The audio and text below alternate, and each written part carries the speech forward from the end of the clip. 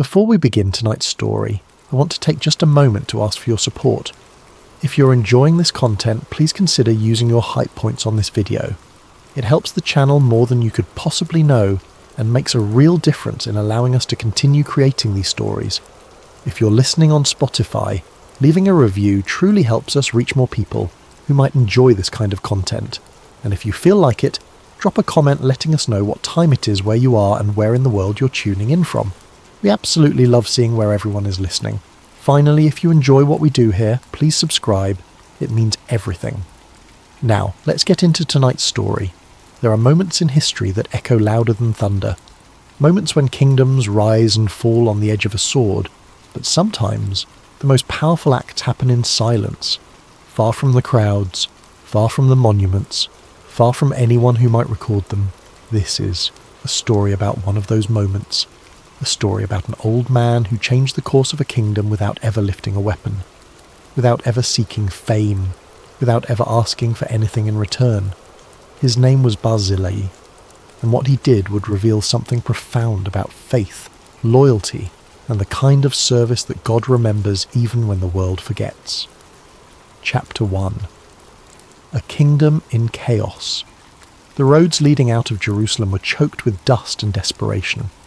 King David, the man who had slain Goliath, the warrior poet who had united a fractured nation, was running for his life. Not from a foreign army, not from invaders at the gate, from his own son. Absalom had turned the hearts of Israel against his father. What began as whispers of dissent had grown into open rebellion. The prince was young, charismatic, beautiful in appearance and persuasive in speech. He had stood at the city gates, listening to grievances, promising justice, slowly building a coalition of the disaffected and ambitious. And then he struck. The rebellion came swiftly. Absalom declared himself king in Hebron, and thousands rallied to his banner. David, caught off guard by the speed and scale of the uprising, made a decision that shocked his closest advisors. He fled. He left Jerusalem behind, taking with him only those who remained loyal. The Cherethites and Pelethites, his personal guard, a few hundred soldiers, priests carrying the Ark of the Covenant, servants, wives, children, a caravan of the displaced moving east through the Kidron Valley, climbing the Mount of Olives with their heads covered in mourning. David wept as he walked barefoot up the mountain, a king without a throne, a father betrayed by his own blood. The city he had claimed for God now belonged to his enemy. The throne he had been promised as eternal now seemed impossibly fragile. Behind him, Jerusalem fell into Absalom's hands without a single arrow fired. The transition was seamless, terrifyingly efficient. Absalom moved into the palace, declared his kingship before the people, and began consolidating power with the kind of brutal pragmatism that left no room for mercy. David's group moved east, toward the wilderness, toward the Jordan River. They were exhausted. Many had fled with nothing but the clothes on their backs. Food was scarce, water was rationed, children cried. The elderly struggled to keep pace. This was not an army on the march. This was a people in exile. The journey toward the Jordan was grueling in ways that went beyond physical exhaustion. Every step away from Jerusalem felt like a step away from legitimacy. The city was not just the capital. It was the symbol of everything David had built, the place where the ark rested, the centre of worship, the seat of God's chosen king.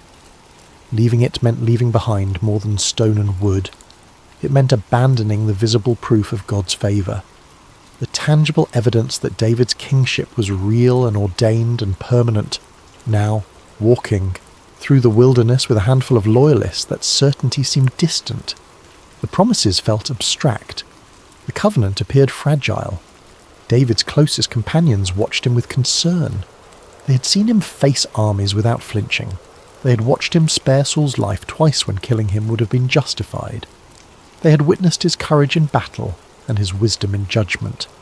But this was different. This was personal in ways that warfare never was. This was his own son, his own flesh, turning against him with a hatred that seemed incomprehensible. How do you fight someone you still love? How do you defend yourself against someone you once held as a child? The questions had no good answers. Among the refugees fleeing with David were people from every level of society. Noble families who had remained loyal, servants who chose exile over serving a usurper, warriors whose allegiance to David transcended political calculation, priests who understood that God's anointing did not transfer just because circumstances changed. They moved through the landscape like ghosts of a former glory. Some walked, some rode donkeys or horses. The elderly were carried.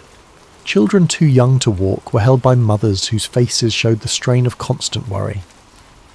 They passed through villages where people watched from doorways, unwilling to offer help but also unwilling to report their movements to Absalom's forces. The neutrality was understandable but still painful. These were people David had protected, whose lands he had secured, whose disputes he had settled with justice. Now they watched him pass without acknowledgement, waiting to see which side would win before committing themselves. The landscape itself seemed indifferent to their plight. The hills rolled on endlessly. The sun beat down without mercy. The nights grew cold. The wilderness that had once been David's refuge when he fled from Saul now became his prison once again, a place of waiting and uncertainty. As they descended toward the Jordan Valley, the reality of their situation became increasingly clear. They had no base of operations, no secure location, no certainty about what would happen next.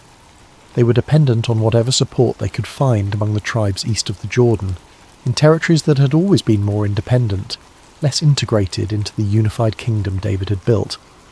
It was a precarious position for a king, and everyone knew it. The whispers began among the refugees, quiet conversations about what would happen if Absalom pursued them, about whether they had enough warriors to mount a defence, about how long they could survive without a steady supply of provisions. David heard these whispers.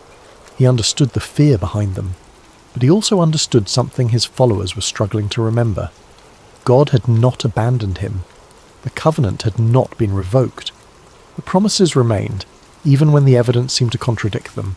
This was a test, not of David's military capability or political acumen, but of faith itself. Would he trust God when everything visible suggested that God's favour had been withdrawn? Would he remain faithful when faithfulness seemed futile? The answer would determine not just David's fate, but the fate of the kingdom God had promised to establish through his line. And the future had never been more uncertain. Chapter 2. An old man by the Jordan east of the Jordan, in the region of Gilead, there lived a man named Barzillai. He was from Rogelim, a settlement that rarely appeared in the records of kings and prophets.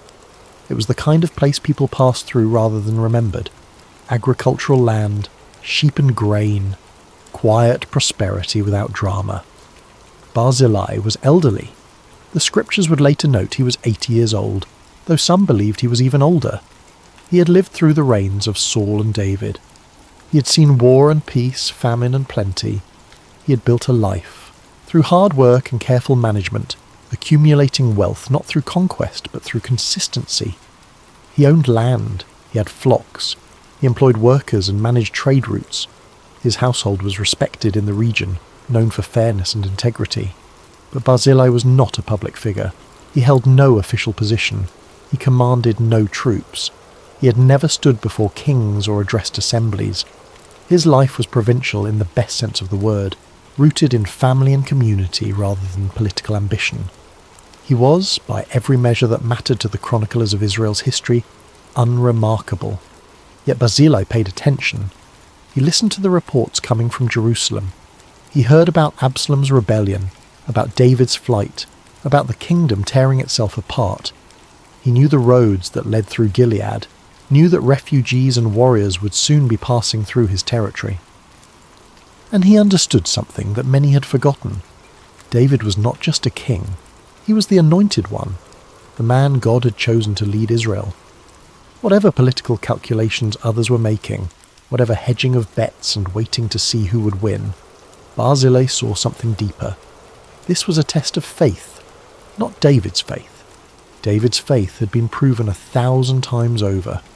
This was a test of everyone else's faith, a test of whether they believed God's promises were real or just convenient stories to tell when times were good. Barzillai watched from his estate as the distant dust clouds approached. He saw the refugees, the soldiers, the desperate caravan making its way toward the river. He saw exhaustion and fear and the kind of weariness that comes when everything you believed was stable suddenly collapses. And he made a decision. The decision was not made lightly. Barzillai understood the implications. Helping David meant declaring allegiance to a fugitive king against a prince who currently held power. It meant risking everything he had built over a lifetime. His property, his family's safety, his standing in the community.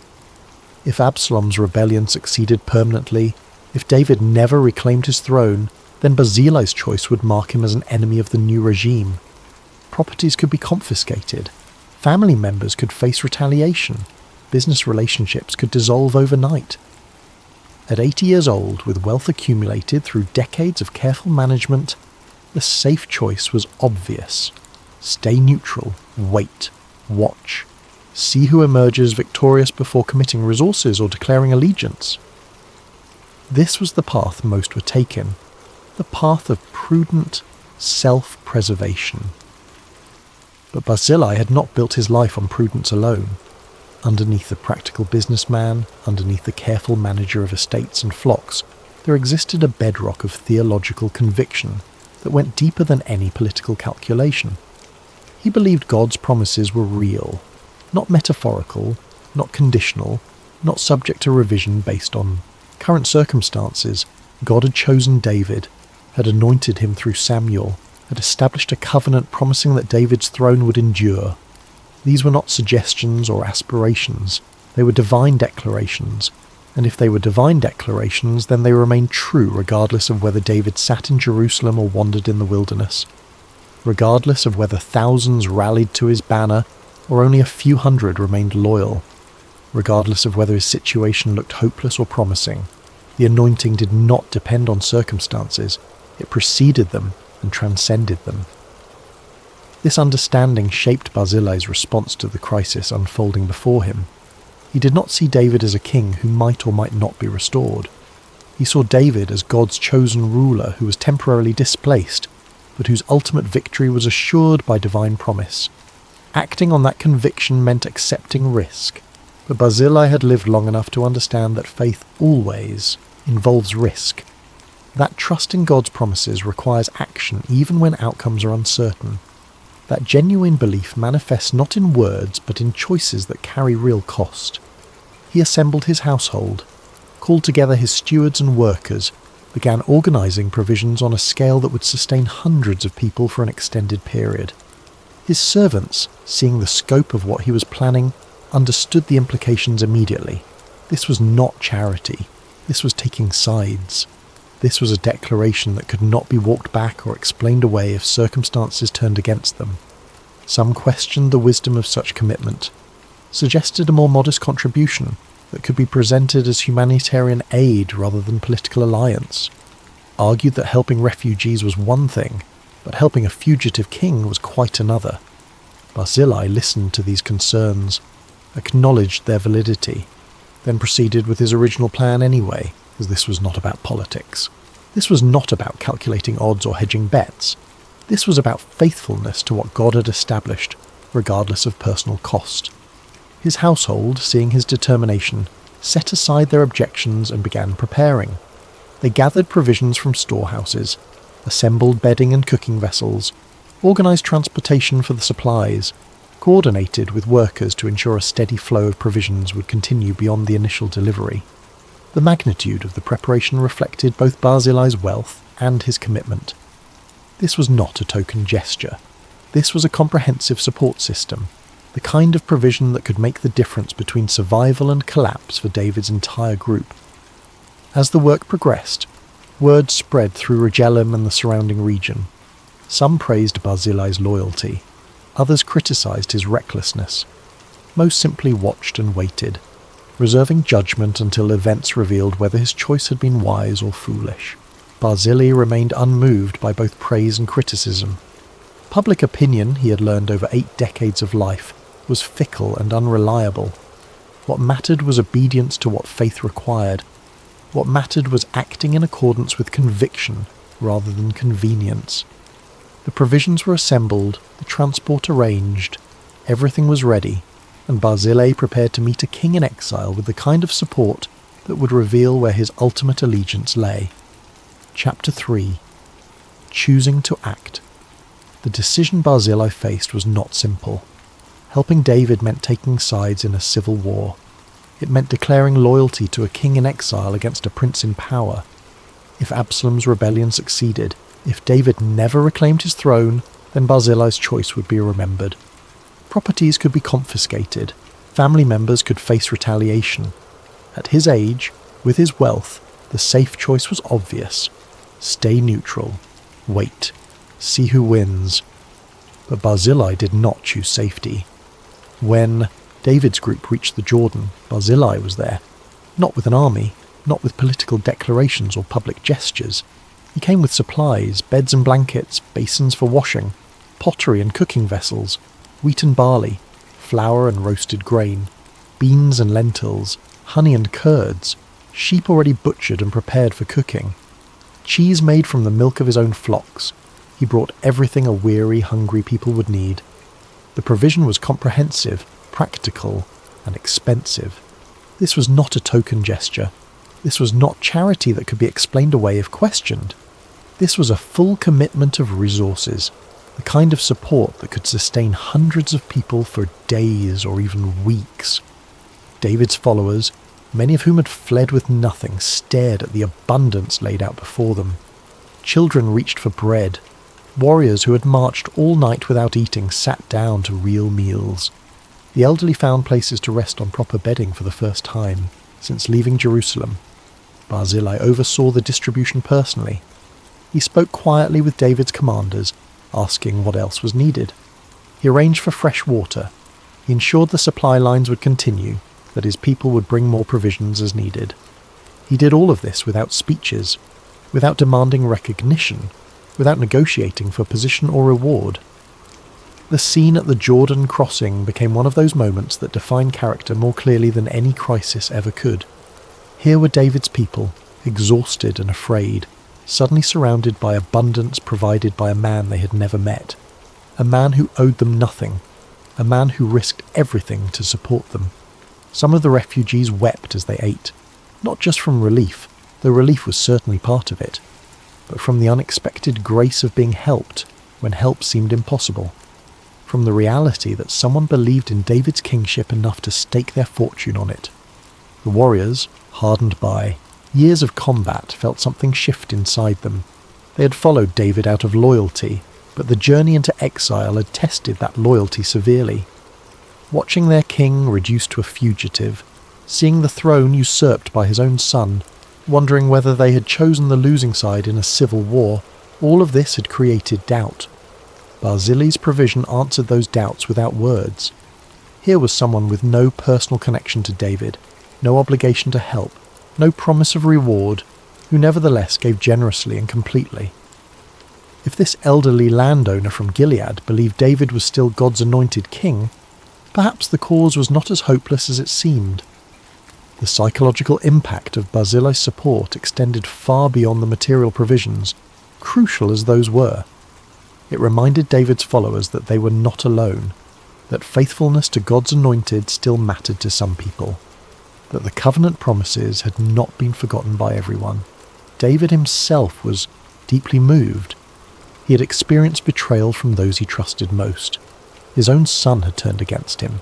His counselor Ahithophel had joined the rebellion. People he had defended and protected had watched him flee without offering assistance. And now this stranger, this elderly man from a provincial town, had provided more support than most of David's supposed allies combined. When David thanked him, Barzillai simply nodded. This was what faithfulness looked like. This was what loyalty meant. Not when it was easy and public and guaranteed to be rewarded, but when it was costly and uncertain and potentially dangerous. The provisions were distributed efficiently. Barzillai's servants worked alongside David's people, ensuring everyone received what they needed. Cooking fires were lit. Tents were erected using the supplies Barzillai had brought. The camp transformed from a desperate refugee situation into something approaching organised stability. Children who had been crying from hunger were fed and settled. The elderly who had been struggling to keep pace found comfortable places to rest. Warriors who had been operating on adrenaline and determination alone finally got proper meals and the promise of more to come. The transformation was remarkable. Within hours of Barzillai's arrival, David's camp went from crisis to sustainability. The provisions bought them time to rest, time to regroup, time to plan their next move without the desperate urgency of immediate survival needs. Barzillai coordinated with his household to ensure the supply line would continue. He arranged for regular deliveries of food and necessities. He made his resources available for as long as David needed them. He committed not to a single gesture of support, but to ongoing provision for the duration of the crisis. This level of commitment went far beyond what anyone could reasonably expect. It represented a complete dedication to David's cause, a willingness to sustain the exiled king's household indefinitely if necessary, and he did it all without negotiating for anything in return, without securing promises of future reward, without even asking for acknowledgement beyond the simple courtesy of acceptance. The people ate, they rested, they regained strength, and Barzillai returned to Rogelim back to his quiet life, leaving behind only the memory of his kindness and the tangible reality of his support. For many in David's camp, that support made the difference between survival and collapse. It provided the foundation they needed to regroup, to plan, to prepare for what came next. But Barzillai did not stay to see it. He had done what needed to be done. The outcome was in God's hands. His servants continued the supply line he had established. Regular deliveries of provisions arrived at David's camp. The support was reliable, generous, and consistent. It allowed David to focus on the military and political challenges ahead without the constant worry of how to feed and shelter his followers. In the days that followed, as David consolidated his position east of the Jordan and began preparing for the inevitable confrontation with Absalom's forces, the stability provided by Barzillai's support proved crucial. Warriors could train, strategies could be developed, alliances could be forged. All of this became possible because one elderly man in Gilead had understood what faithfulness required and had acted on that understanding without hesitation or calculation of personal benefit. The kingdom would remember this moment, but Barzillai would not seek such remembrance. He had simply done what was right, what was required, what faith demanded in that particular moment. And then he had gone home. Chapter 4. Helping the anointed in hiding. The theological weight of what Barzillai had done became clearer as the days passed. David was not just any king. He was the Lord's anointed, chosen by God through the prophet Samuel when he was still a shepherd boy. His kingship was not merely political, it was covenantal. God had promised that David's throne would be established forever, that his lineage would produce the Messiah. But now that promise seemed threatened. The faithful in Israel faced a profound question. Did God's promises depend on circumstances? Did they hold true only when the king was in power, sitting safely in Jerusalem? Or did they remain true even when the king was in exile, hunted by his own son, dependent on the charity of distant supporters? Barzillai's answer was clear. The promises held.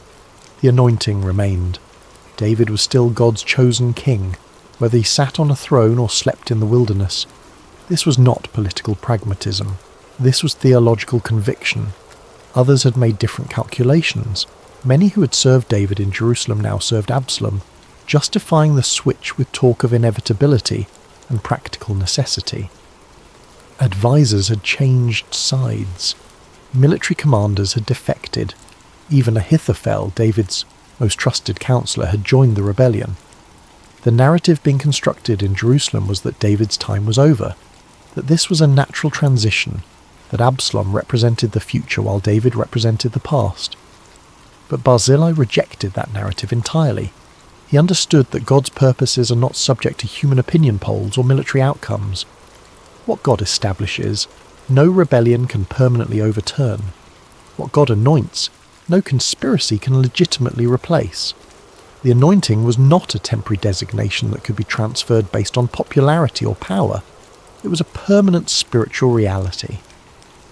When Samuel had poured oil on David's head years ago, declaring him king over Israel, that act had initiated something that transcended politics. It had established David as God's representative, God's chosen instrument for leading the nation.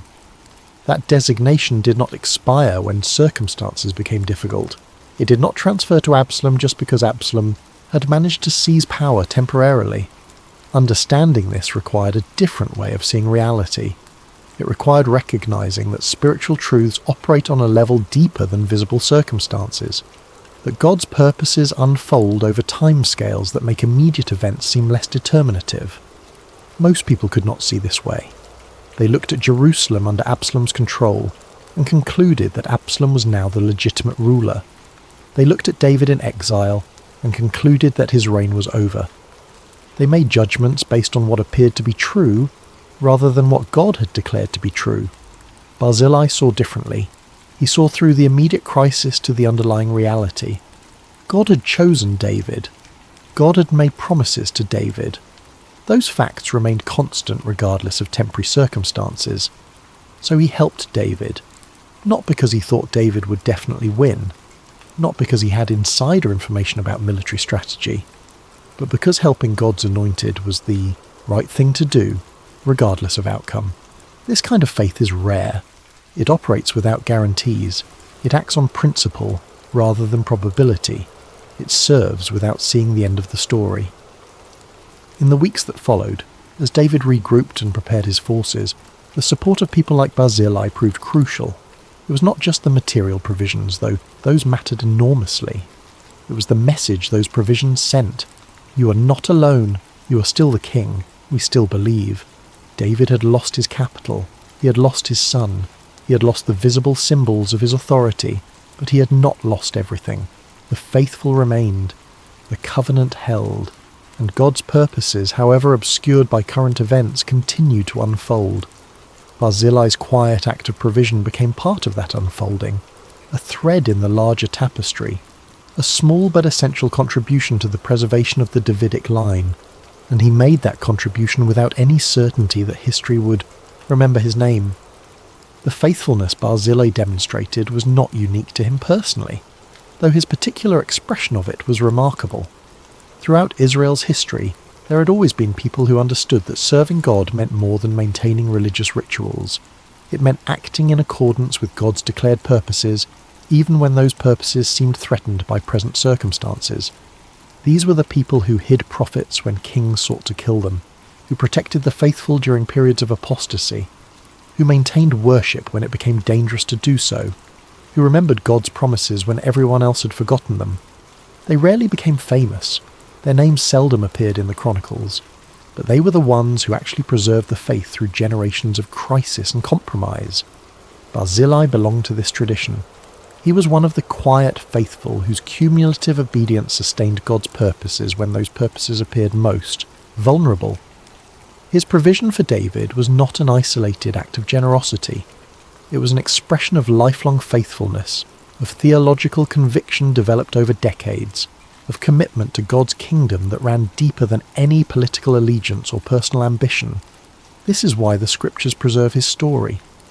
Not because what he did was extraordinary in scale, though the provision was certainly generous, but because what he did was extraordinary in motive. He helped because helping was what faith required. He gave because God's anointed needed provision. He risked everything because the covenant promises were more real to him than any threat Absalom's regime could pose. In a world of calculated allegiances and hedged bets, Barzillai's complete commitment stood out. He didn't help David a little bit. He did not provide token support that could be explained away if circumstances turned against him. He gave fully, generously, without reservation. And in doing so, he demonstrated what it actually means to trust God's promises. Not to give intellectual assent to theological propositions, but to stake everything on the conviction that what God has declared will come to pass, regardless of how things currently appear. This kind of faith changes kingdoms, not through dramatic displays or military might, but through the quiet, persistent obedience of people who understand that God's purposes advance through faithfulness more than through force. David would remember this. The lesson would shape how he understood loyalty, how he valued those who remained faithful during his darkest hours, how he thought about the relationship between covenant and circumstance, and it would shape how future generations understood what true faithfulness looks like. Not the faithfulness that emerges when outcomes are certain and rewards are guaranteed, but the faithfulness that persists when everything is uncertain and the only guarantee is God's word. Barzillai had embodied that kind of faith, and in doing so, he had become far more than just an elderly landowner from Gilead. He had become an example that would endure for thousands of years, teaching each new generation what it means to trust God completely. Chapter 5. The rebellion ends. The civil war that had seemed inevitable did not last as long as many expected. Absalom's support, though initially widespread, proved shallow. His coalition was built on grievances and promises rather than genuine loyalty. When David's forces, now regrouped and reinforced, began moving against the rebellion, that coalition began to fracture.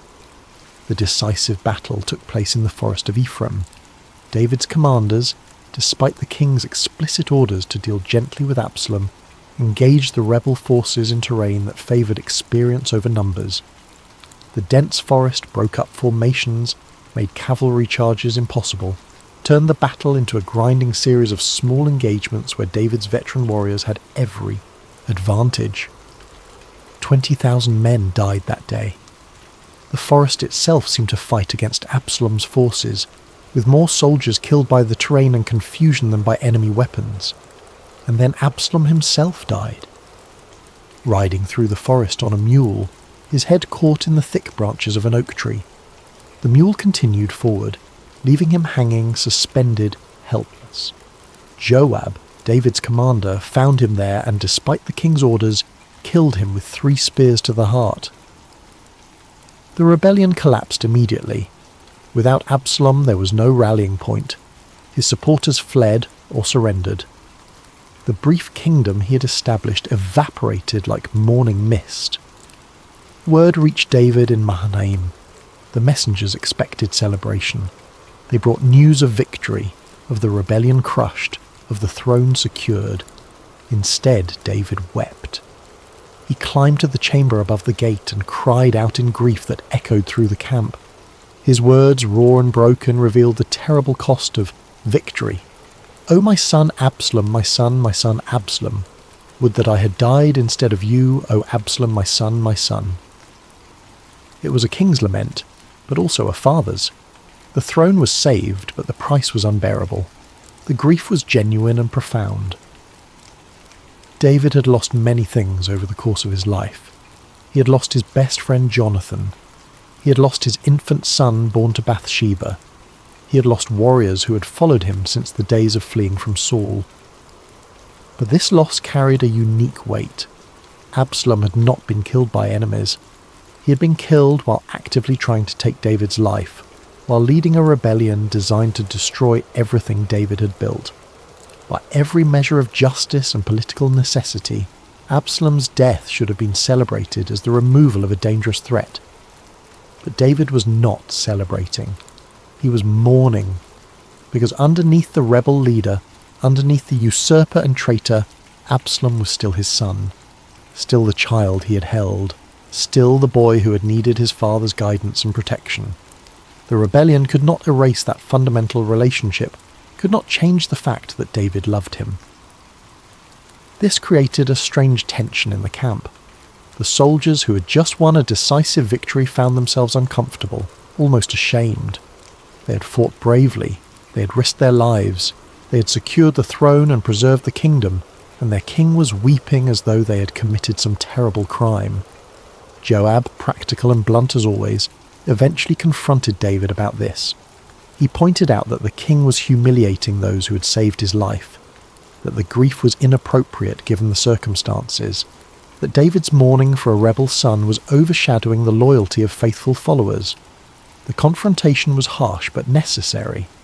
David eventually emerged from his grief enough to acknowledge his people, to thank them for their faithfulness, to begin the process of restoration. But something had changed. The victory felt hollow. The throne was secure, but the cost of securing it had left scars that would never fully heal. Eventually, after days of mourning, David was convinced to return to Jerusalem. The journey back was complicated by politics and reconciliation. Those who had supported Absalom now sought forgiveness. Those who had remained loyal expected reward. Everyone had a calculation, a positioning for the new reality. The tribes argued about who would have the honour of bringing the king back. Political factions manoeuvred for advantage. Old rivalries surfaced. The unity that had briefly existed during the crisis began fragmenting as soon as the immediate threat passed. David navigated these tensions with the wisdom that had made him a successful king, though the joy of return was tempered by everything he had lost along the way. But David remembered something more important than political manoeuvring. He remembered who had helped him when help was most needed. He remembered the beds and blankets in the wilderness, the food when his people were hungry, the quiet man from Rogelim who had risked everything to support God's anointed king. He remembered Barzillai. Among all the people positioning for reward, among all the political calculations and renewed allegiances, David remembered the one person who had helped without any expectation of return, who had provided support when the outcome was uncertain, who had demonstrated faith rather than opportunism. This memory would shape what happened next, because David understood that loyalty shown during crisis is worth more than loyalty offered after victory is assured, that faithfulness demonstrated when the cost is real matters more than faithfulness proclaimed when the danger has passed. Barzillai had been faithful when it cost him something, when it required risk, when the easy path would have been neutrality or even opposition, and David was not going to forget that. Chapter 6. An Offer from the King. When David crossed back over the Jordan, preparing to reclaim his throne in Jerusalem, Barzillai came to meet him. He accompanied the king part of the way, a gesture of respect and continued loyalty. They travelled together toward Gilgal, and David, aware that Barzillai had not sought any reward or recognition for his support, made an offer. "Come across with me, and I will provide for you in Jerusalem."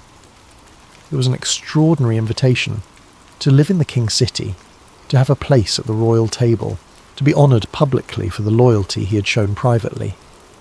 For a provincial landowner from Gilead, this was the kind of opportunity that could transform not just his life, but his family's future for generations. David was offering more than provision. He was offering status, proximity to power, a permanent place in the court of Israel's greatest king. It was the reward that any reasonable person would accept without hesitation. The offer carried enormous implications. To be provided for by the king meant economic security for life. To live in Jerusalem meant access to the centre of power, the ability to influence decisions and shape policy. To be at the royal table meant prestige, honour, recognition as one of the king's most trusted companions. For someone of Barzillai's age, it also meant ensuring his family's future. The connections made in Jerusalem, the favour earned through proximity to David, could establish his descendants for generations. His children and grandchildren would benefit from the honour he had earned through his faithfulness. It was, by any standard, a generous and appropriate reward. David was offering to repay loyalty with loyalty, faithfulness with favour. He was demonstrating that serving God's anointed would not go unacknowledged, that those who helped during crisis would be remembered during restoration. But Barzillai was not interested in reasonable calculations. He looked at the king, at the man he had helped, without expecting anything in return, and he declined. His response was gentle but firm. He pointed to his age, to the limitations that came with 80 or more years of life. "How many years do I have left to live that I should go up with the king to Jerusalem? I am now 80 years old. Can I discern what is pleasant and what is not? Can your servant taste what he eats or what he drinks? Can I still listen to the voice of singing men and singing women? Why then should your servant be an added burden to my lord the king?" It was not false humility. Barzillai was being honest about his circumstances. At his age, the pleasures of court life held little appeal. The music and food and spectacle that others might crave meant nothing to him. His senses were dulled. His energy was limited. He would be, in his own estimation, more of a burden than a benefit. The response revealed something profound about Barzillai's character. He was not declining out of false modesty or theatrical self-deprecation. He was making a genuine assessment of his situation and concluding that accepting David's offer would not actually improve his life in any meaningful way. What would he do in Jerusalem? Sit at banquets where he could barely taste the food? Attend performances where he could barely hear the music? Navigate court politics when he had no interest in power? Spend his final years in a city far from everything familiar, surrounded by people whose motivations he would find alien? The honest answer was that Jerusalem had nothing to offer him, not because David's offer was insincere or insufficient, but because Barzillai had reached a stage of life where the things that motivate most people, recognition, status, comfort, security, had lost their appeal. He had lived 80 years, he had built a successful life, he had raised a family, he had managed his estate well. He had at the crucial moment been faithful to what God required of him. What more did he need? What could Jerusalem add to a life already complete in the ways that actually mattered? But there was something deeper in his refusal, something that revealed the true nature of his character. He had not helped David to gain reward. He had helped because it was right, because faith required it, because loyalty to God's anointed was not conditional on personal benefit. Accepting David's offer would have changed the meaning of everything he had done. It would have transformed an act of pure faithfulness into a calculated investment. It would have suggested that his support had been motivated by the hope of future reward, rather than by simple obedience to what God required. Barzillai would not allow his faithfulness to be reinterpreted that way. His provision for David had been unconditional. He had given without expectation of return. He had risked his fortune without any guarantee that David would even survive, much less be restored to power. To accept reward now would retroactively condition that faithfulness. It would turn a pure expression of faith into a transaction. It would reduce genuine loyalty to calculated self-interest. Barzillai refused to allow that transformation. His faithfulness had been real, had been complete, had been offered without strings attached. And it would remain that way, even if it meant declining the very reward that others would consider the ultimate validation. So he declined, politely, gratefully, but firmly. Instead, he made a request. "Let your servant return, that I may die in my own city near the grave of my father and my mother. But here is your servant Chimham. Let him cross over with my lord the king, and do for him whatever seems good to you." Chimham was likely Barzillai's son, or a trusted servant from his household. By asking David to bless Chimham instead, Barzillai was ensuring that the king's generosity would not be wasted, while simultaneously removing himself from the equation. His family would benefit, his household would be honoured. But he would return to Jerusalem, to the quiet life he had always known. It was a brilliant solution. It honoured David's desire to reward faithfulness, while preserving the purity of Barzillai's original motivation. It secured his family's future without compromising his own integrity. It allowed the blessing to flow forward to the next generation, while allowing Barzillai himself to maintain the simplicity and authenticity that had characterized his entire life. David accepted this arrangement. He blessed Barzillai and sent him home with honour. Chimham crossed the Jordan with the king and was given a place in David's court, representing the faithfulness of the man who had helped save the kingdom. And Barzillai walked back east toward Gilead, leaving behind the court and the capital and all the recognition he could have claimed. He returned to Rogelim, to his estate, to his flocks and fields, to the ordinary rhythms of life that had sustained him for 8 decades, to the place where his parents were buried and where he himself would eventually rest. He went home, and in going home, he completed one of the most remarkable demonstrations of faith recorded in Scripture. Chapter 7. A humble refusal. The journey back to Rogelim gave Barzillai time to reflect. He had watched history unfold. He had played a small but crucial role in preserving the Davidic line. He had met the king, been honoured by him, been offered a place in the story that would be told for generations, and he had walked away. Not because he was ungrateful, not because he doubted David's sincerity, but because his faith did not require external validation. It did not need monuments or positions or public recognition to be real. What he had done for God. The king's gratitude was appreciated but not necessary. The offer of reward was generous but not desired. The entire experience had confirmed what Barzillai had always believed, that faithfulness is its own justification. As he travelled the familiar roads back to his estate, passing the fields he had worked, the villages where he was known, he felt no regret about the choice he'd made. Jerusalem might have been exciting for a younger man, full of possibility and potential, but for him it would have been a distraction from what mattered. His life was in Rogelim, his family was there, his responsibilities, his daily routines, the simple rhythms of agricultural life that had sustained him for 8 decades. These were not lesser things. They were his calling, as real and valid as any royal appointment. God did not need him in Jerusalem. God needed him in Rogelim, being faithful in the place he had been given, among the people he had been called to serve. The landscape of Gilead unfolded around him as he travelled. Rolling hills covered in grass, olive groves, vineyards, small settlements connected by ancient roads. It was not grand or impressive by the standards of Jerusalem, but it was home, and it was enough. Barzillai thought about the life he had built here, the estate he had developed through decades of careful management, the workers he employed, many of whom had been with him for years, some for their entire lives, the relationships he had cultivated in the community, the reputation he had earned for fairness and integrity.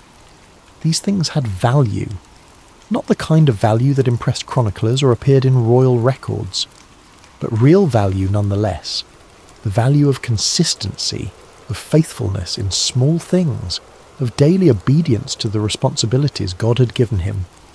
He had never sought greatness, never aspired to influence kings or shape national policy.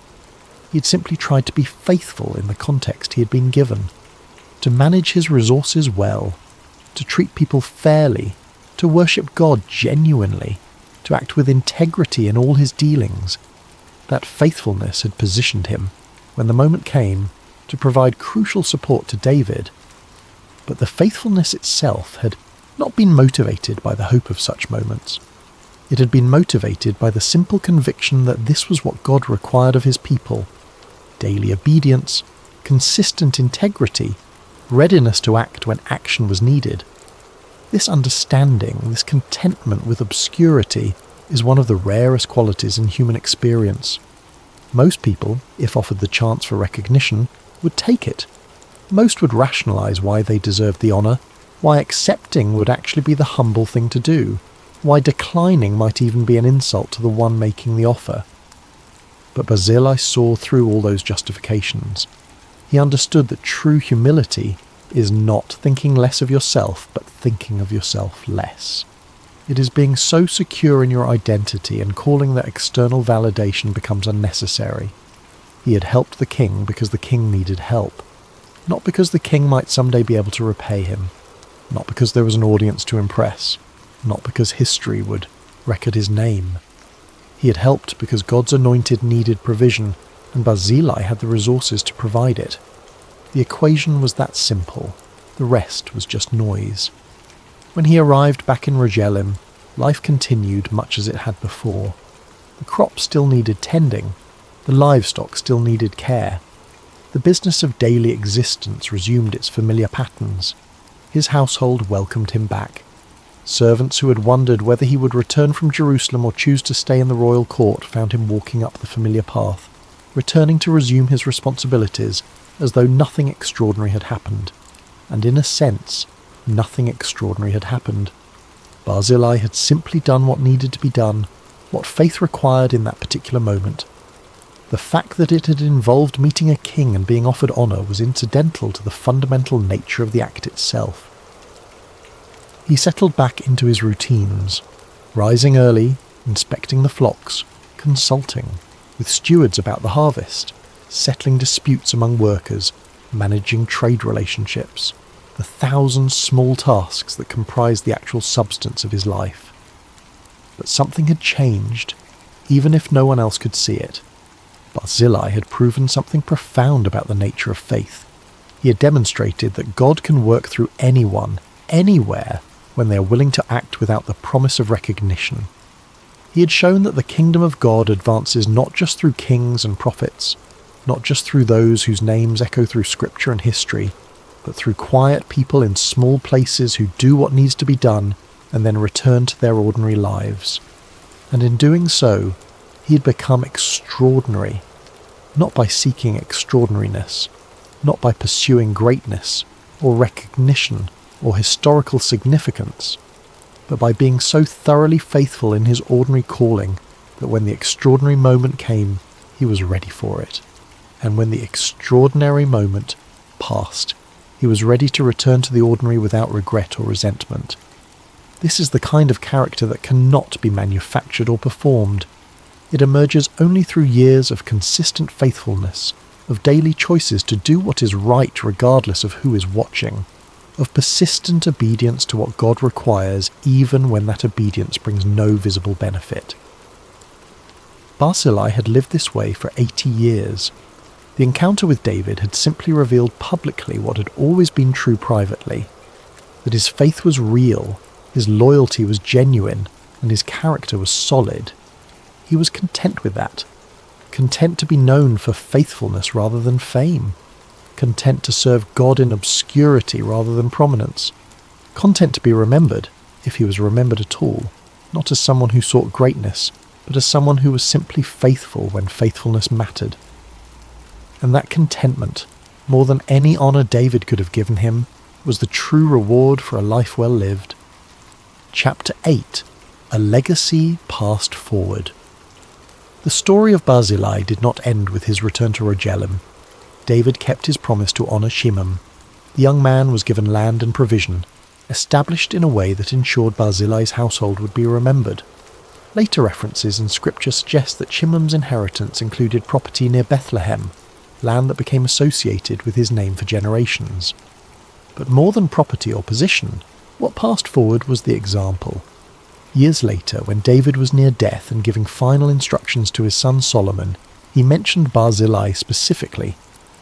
Show kindness to the sons of Barzillai the Gileadite, and let them be among those who eat at your table, for with such kindness they met me when I fled from Absalom your brother. It was a deathbed instruction, a final act of gratitude, ensuring that Solomon would continue to honour the family that had shown such loyalty to David in his darkest moment. The kindness Barzillai had shown was not forgotten, even at the end of David's life. This created a legacy that extended beyond a single generation. Barzillai's faithfulness became a standard, an example cited by kings. His decision to help without seeking reward became a model for what loyalty should look like. The instruction to Solomon was significant in ways that went beyond simple gratitude. David was establishing a principle that would guide his son's reign, that faithfulness should be rewarded, that those who demonstrate loyalty during crisis deserve recognition during prosperity, that a king's memory should be long when it comes to those who helped him. Solomon, who would go on to become known for his wisdom, learned from his father's example. He honoured Barzillai's descendants. He ensured they had a place at the royal table. He maintained the connection between the royal house and the family that had helped preserve it. This meant that Barzillai's faithfulness created opportunities for his children and grandchildren that extended far beyond anything he could have anticipated. His refusal to seek personal reward actually resulted in greater honour for his family line than accepting David's initial offer would have provided. But this outcome was not something Barzillai could have predicted or planned for. It emerged naturally from the character he had demonstrated. Genuine faithfulness, it turns out, creates its own rewards, though those rewards come in forms and at times that cannot be anticipated or controlled. In a culture that valued honour and recognition, that built monuments and wrote chronicles to preserve the names of the notable, Barzillai's story stood as a reminder that God sees and values a different kind of service, the service that happens in secret, the faithfulness that asks for nothing, the loyalty that persists even when the outcome is uncertain. This was the legacy Barzillai passed forward, not through military conquest or political achievement, but through simple obedience to what faith required. He had been given resources and used them to support God's purposes. He had been offered reward and declined it. He had been given the chance for recognition and walked away from it. And in doing so, he had accomplished something that no amount of positioning or ambition could achieve. He had remained faithful to his calling without compromising his character. He had served God's anointed without seeking personal advantage. He had acted righteously without requiring public acknowledgement. The scriptures preserve his story precisely because it exemplifies a kind of faith that is often overlooked but deeply valued by God. A faith that works in obscurity. A faith that serves without expecting applause. A faith that understands that the approval that matters is not from crowds or chroniclers, but from the one who sees everything, even what is done in secret.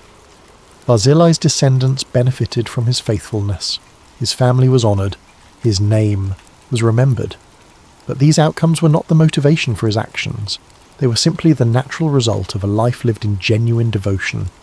And that distinction matters, because faith that serves in order to be rewarded is not really faith at all. It is just another form of transaction, another calculation of cost and benefit. True faith serves because service is what love requires, what loyalty demands, what obedience to God looks like in practical terms. Barzillai understood this, and in understanding it, he became an example that would outlast his lifetime, his children's lifetime, and continue speaking to people thousands of years after his death. The example transcended cultural and temporal boundaries. Whether someone lived in ancient Israel or in the modern world, the principle remained the same. Genuine faithfulness does not depend on circumstances, does not require recognition, and does not calculate returns. It simply does what needs to be done because doing it is right. This is the legacy Barzillai passed forward. Not a legacy of monuments or military victories or political achievements, but a legacy of character, of integrity, of faithfulness that persisted regardless of cost or outcome, and that legacy proved more enduring than any monument ever built. Epilogue. Faith that asks for nothing. There is a type of faith that only emerges in crisis, not the faith that is expressed through religious rituals or theological discussions, but the faith that shows itself when everything is uncertain and the cost of obedience is real. The faith that acts without guarantees. The faith that serves without applause. The faith that remains loyal when loyalty is difficult and dangerous. Barzillai's story reveals this kind of faith. He was not a priest or prophet. He held no religious office. He had no special training in theology or scripture. He was simply a man who understood that God's promises were real, that God's anointed remained anointed regardless of circumstances, and that faithfulness meant helping when help was needed, not when it was convenient or likely to be rewarded. The world tends to remember the dramatic moments. The battles won, the kingdoms conquered, the speeches delivered. History books celebrate the visible achievements, the public triumphs, the accomplishments that can be measured and chronicled. But God's kingdom advances through different metrics. It advances through the faithful provision of an elderly man in Gilead, through the quiet obedience of people whose names barely appear in the historical record, through the countless acts of service that happen far from crowds and cameras, performed by people who understand that God sees what others overlook. Barzillai could have stayed neutral. He could have waited to see who would win before committing his resources. He could have helped David and then demanded recognition, leveraged his support into political position, used his moment of importance to advance his family status.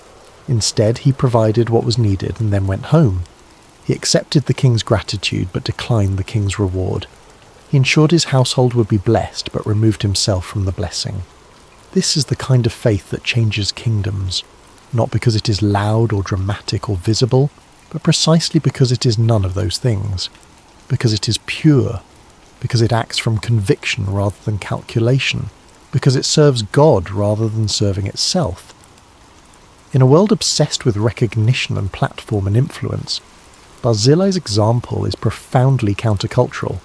It suggests that the most meaningful service often happens in obscurity, that the most important acts of faithfulness may never trend on social media, or make headlines or result in book deals and speaking tours, that God is not impressed by platform but by obedience, not by visibility but by faithfulness, not by recognition but by righteousness. Barzillai lived 80 years, most of them, in complete obscurity. He managed his estate, raised his family, conducted his business, and left virtually no mark on the public record until the moment when David needed help, and Barzillai provided it. That moment defined his legacy, not because it was his only act of faithfulness, but because it was characteristic of how he had always lived. His response to David's crisis was not an aberration or a one-time heroic act. It was simply who he had always been, revealed in a moment when faithfulness was costly and public neutrality would have been safe. The faith Barzillai demonstrated is still needed. In every generation, in every place, there are moments when God's purposes require people who will act without certainty of outcome, who will provide without expectation of reward, who will serve without demanding recognition. These people rarely become famous. Their names do not echo through history.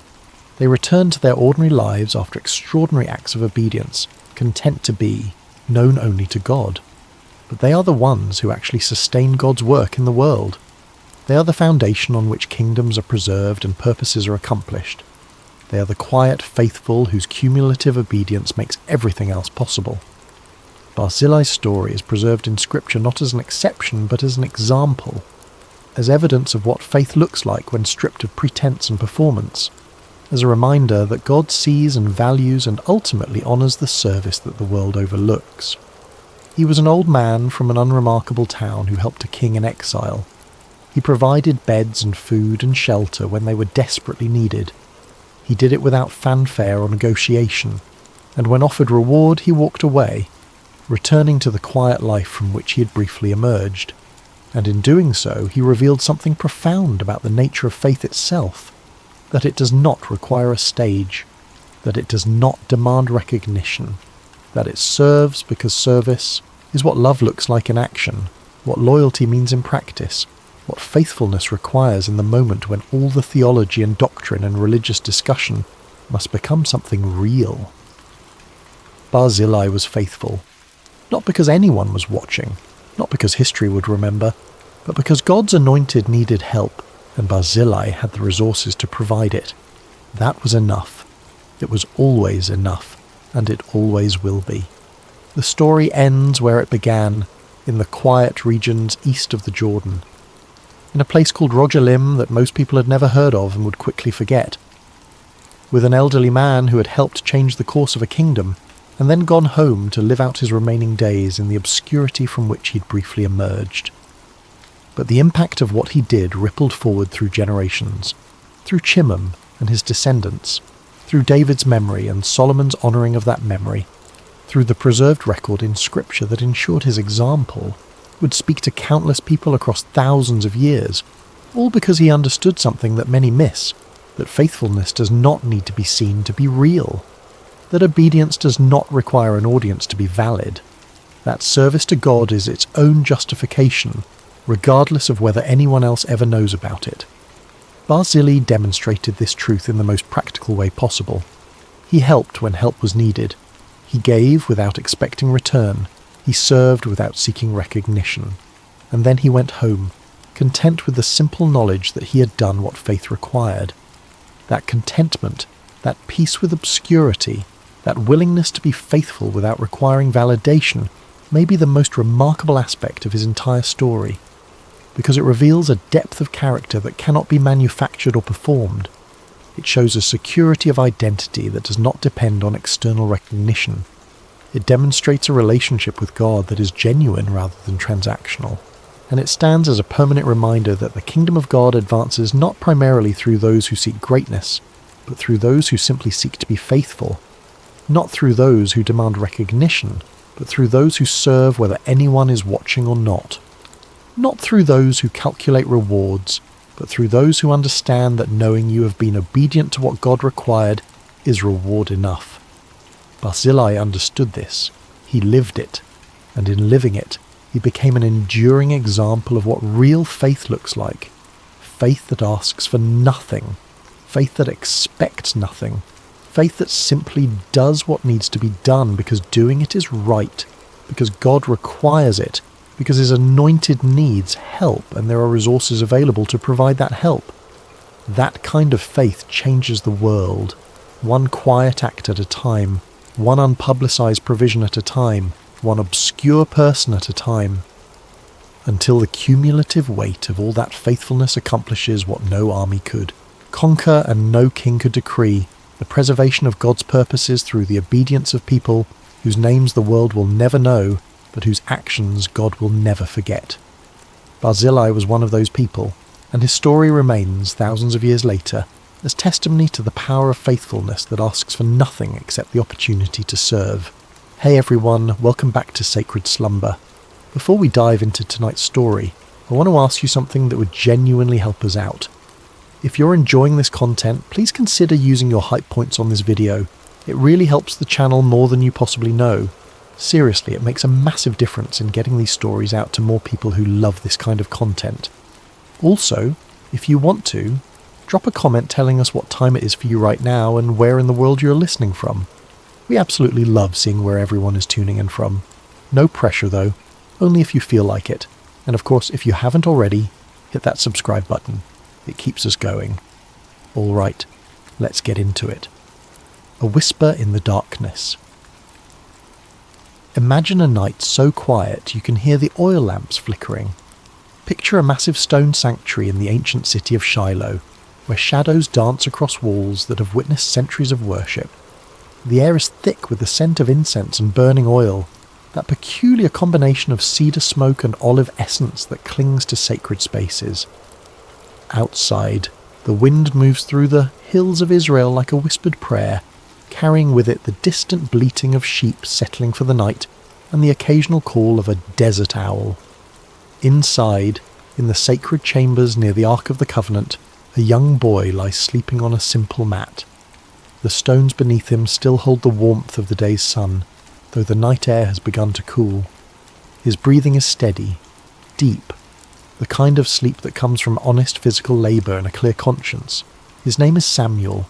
This is not a story about miracles that shake mountains or angels descending in blinding light. This is a story about something quieter, something more intimate, something that happens in the space between waking and dreaming, where the boundaries of reality become permeable.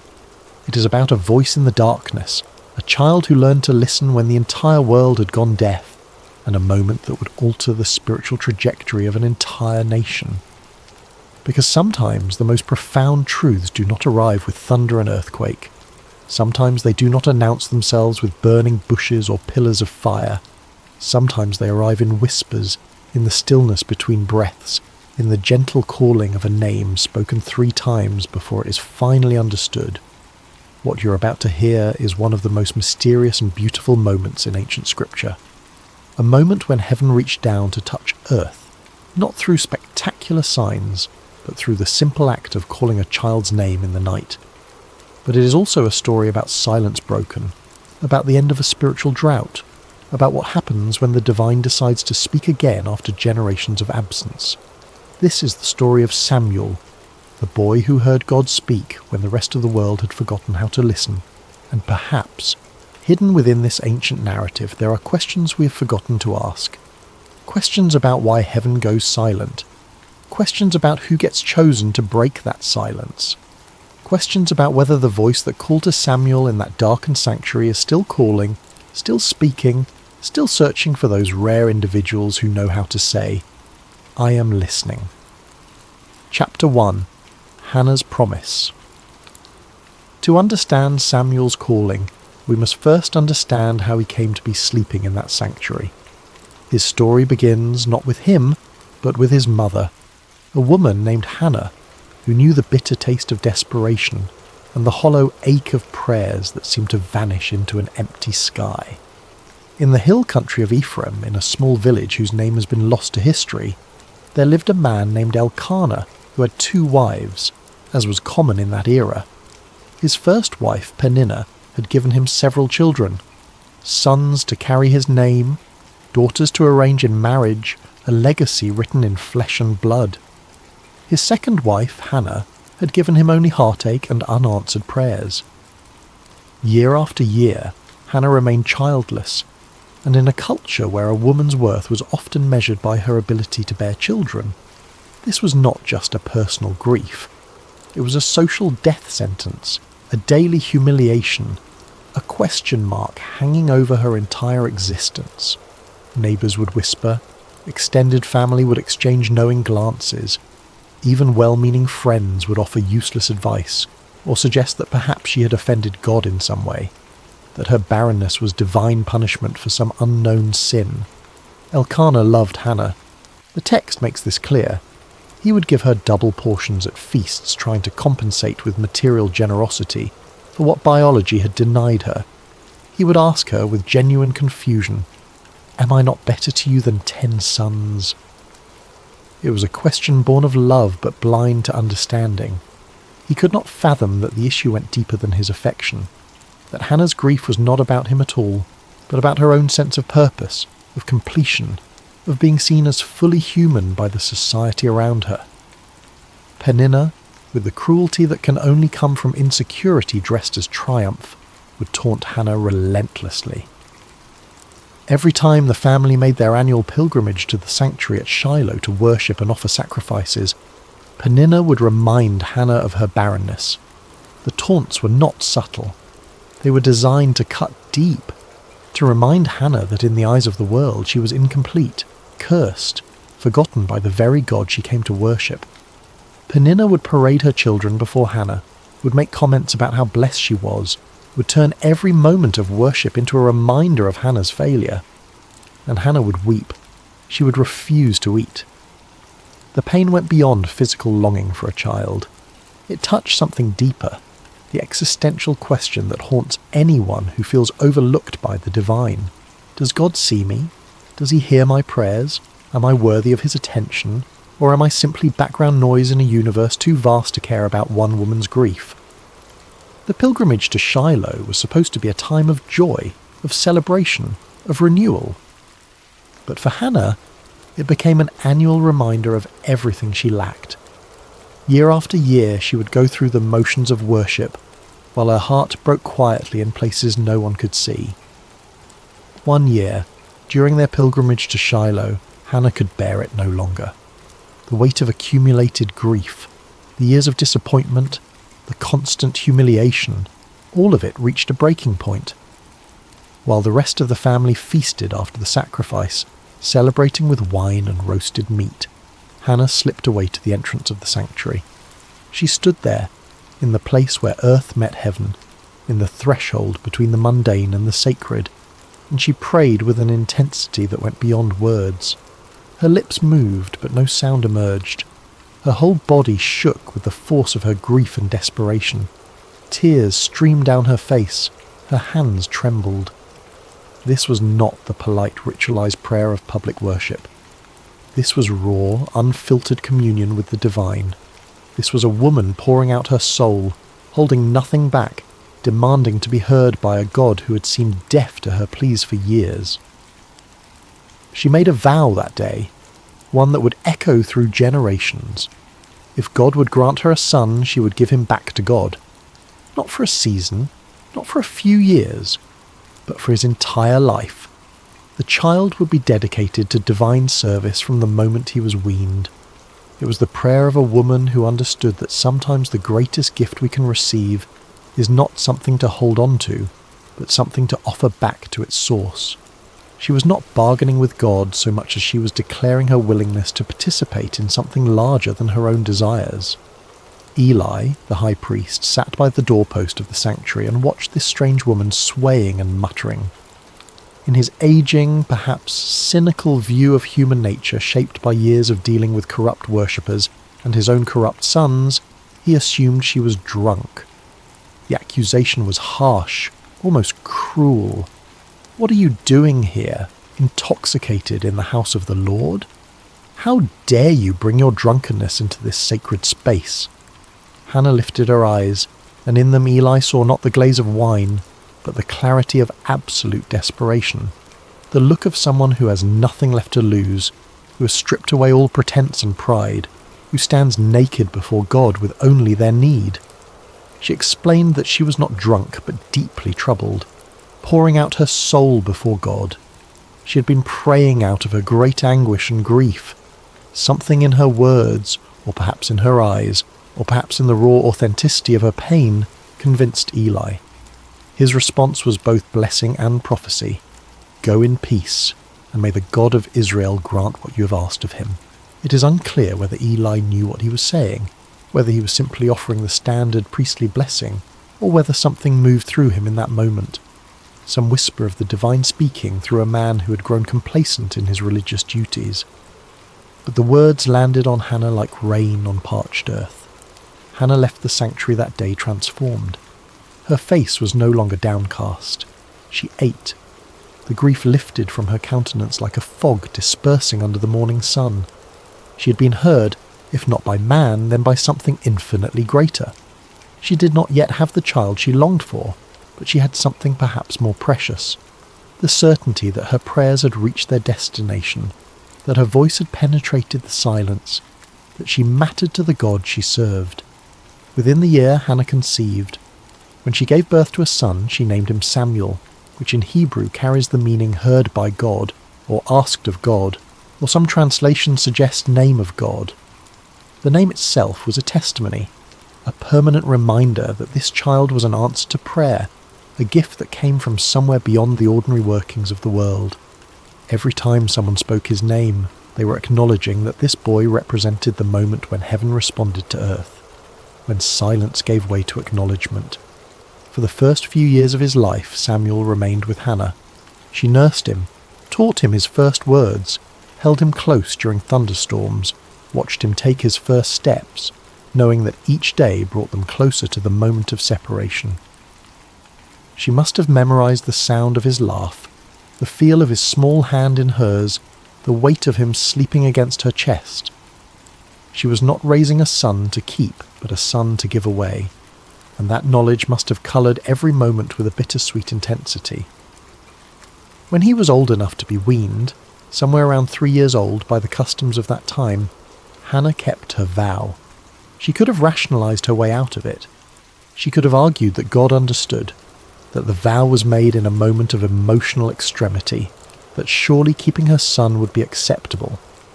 But Hannah was a woman who understood that integrity means keeping promises even when they cost you everything. She took Samuel to Shiloh. She brought him before Eli, the same priest who had blessed her years earlier, and she said words that must have torn her heart even as she spoke them. I am the woman who stood here praying. I prayed for this child, and the Lord has granted me what I asked. So now I give him to the Lord. For his whole life he will be given over to the Lord.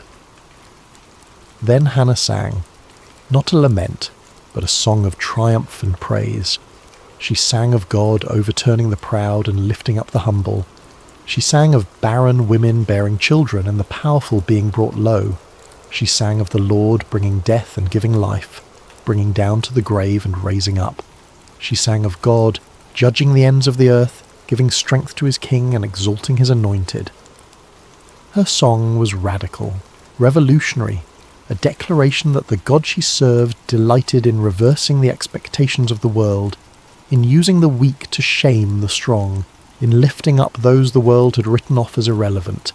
And then she left her son in that sanctuary and went home. Imagine being that child, too young to fully understand why your mother brought you to this vast, echoing building filled with strange smells and unfamiliar faces and then walked away. Too young to grasp that you had become the physical embodiment of a promise, a living prayer offered back to its source. You watch her figure receding, growing smaller, disappearing down the road back to the only home you have ever known, and you are left in the care of an old man whose eyes can barely see you, whose own sons are corrupt, in a place that will become your entire world. Samuel's childhood was unlike any other in Israel. While other boys played in fields and learned their father's trades, running through olive groves and swimming in streams, Samuel grew up in the sacred space of the tabernacle. His world was one of ritual and reverence, of ancient objects and whispered prayers, of shadows and lamplight, and the constant awareness that this place was different from all other places. He opened the doors of the sanctuary each morning, flooding the holy space with light. It was his job to unlock the heavy wooden doors that sealed the sacred from the profane, to let in the dawn and with it the worshippers who would come seeking connection with the divine.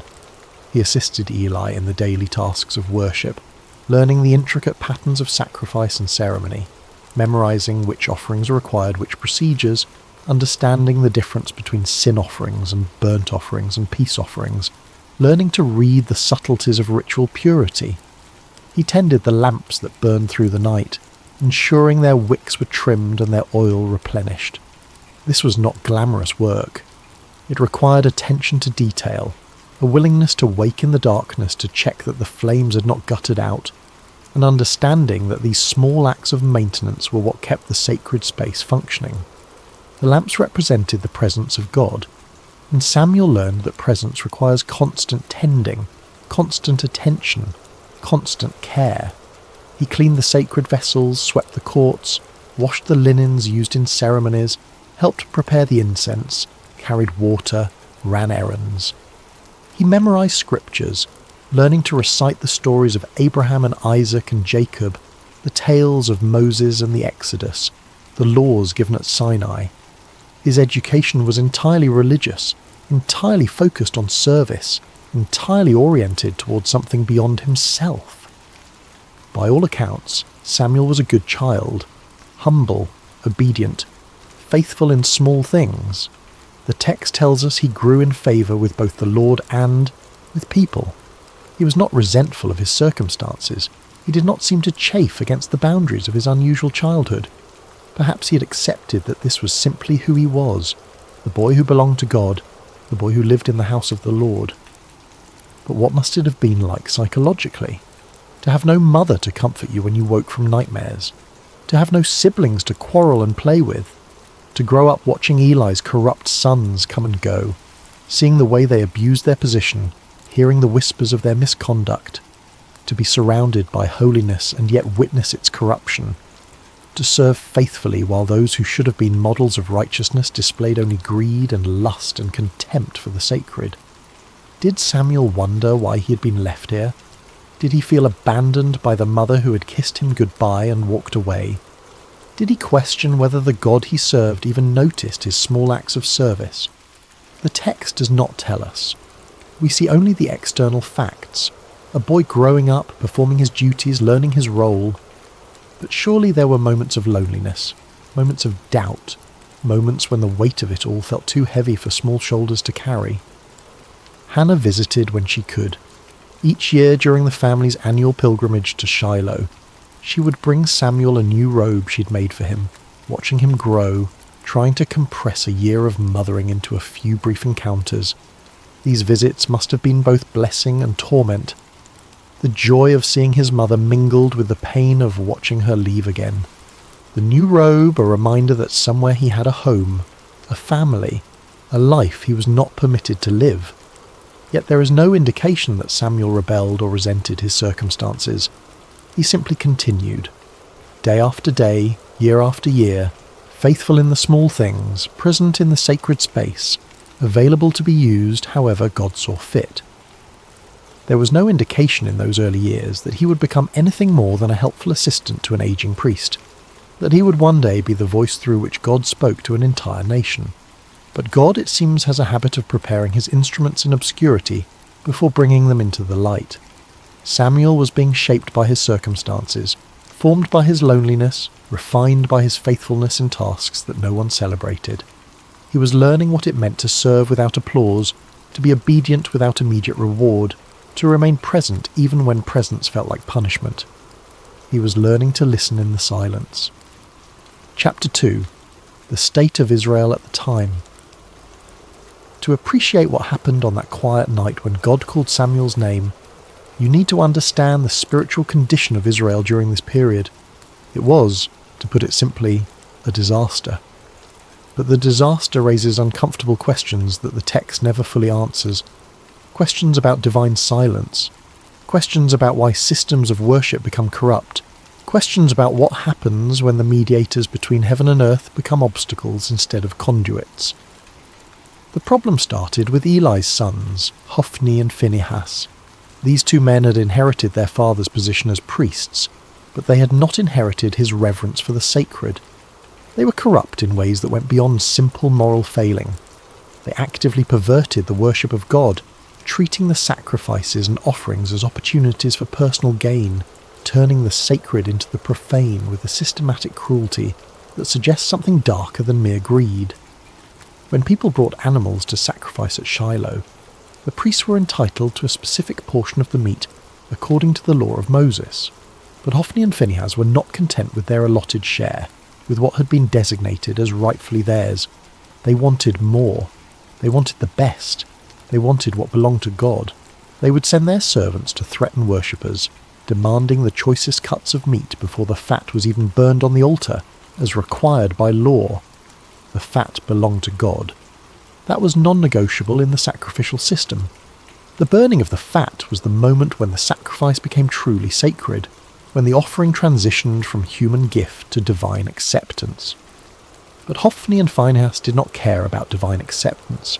They cared about their appetites. If people objected, if they tried to follow the proper procedures and insist that the fat be burned first, the servants would respond with threats of violence. We will take it by force if necessary. The priests were literally stealing from God, taking what belonged to the altar and consuming it themselves. They were turning worship into extortion, using their position of spiritual authority to exploit the vulnerable and the faithful. But their corruption went even darker, into territories that the text only hints at with uncomfortable brevity. They engaged in sexual immorality with women who served at the entrance to the sanctuary. These were women who had dedicated themselves to service at the tabernacle, who came to worship and serve with sincere devotion, and Hophni and Phinehas exploited them, used their authority and position to prey upon those who should have been under their protection. They turned the house of God into a place of exploitation and abuse, where the very people who were supposed to represent divine holiness became perpetrators of trauma. Worship became a source of fear rather than transcendence. People stopped coming, or when they came with cynicism and resentment, going through the motions but empty of faith. How could you trust a system where the gatekeepers were predators? How could you believe in the holiness of a place where the priests defiled it daily?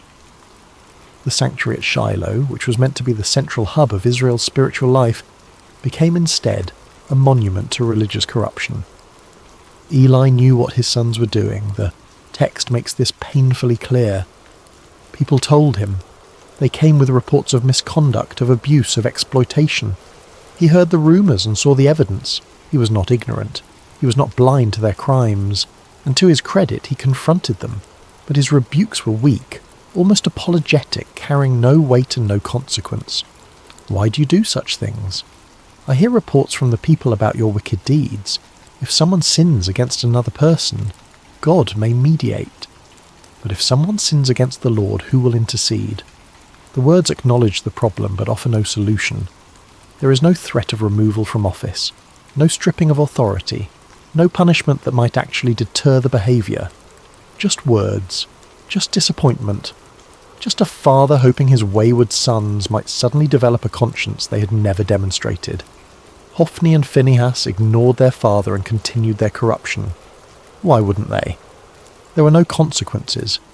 Eli's position as high priest gave him the authority to remove them, to appoint others, to enforce standards. But he did nothing, and his inaction was itself a form of action, a choice that enabled the continued degradation of worship. The impact on Israel's spiritual life was catastrophic.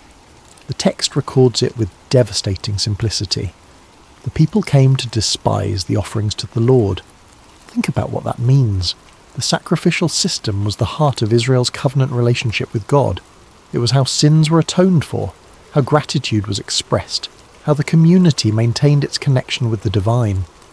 And people were learning to despise it, to see it as corrupt and meaningless, to associate worship with exploitation rather than with holiness.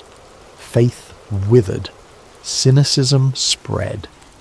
A generation was growing up believing that God either did not care about corruption in his own house, or that he was powerless to stop it, or worse, that he did not exist at all, and the whole system was simply a mechanism for priestly power and exploitation.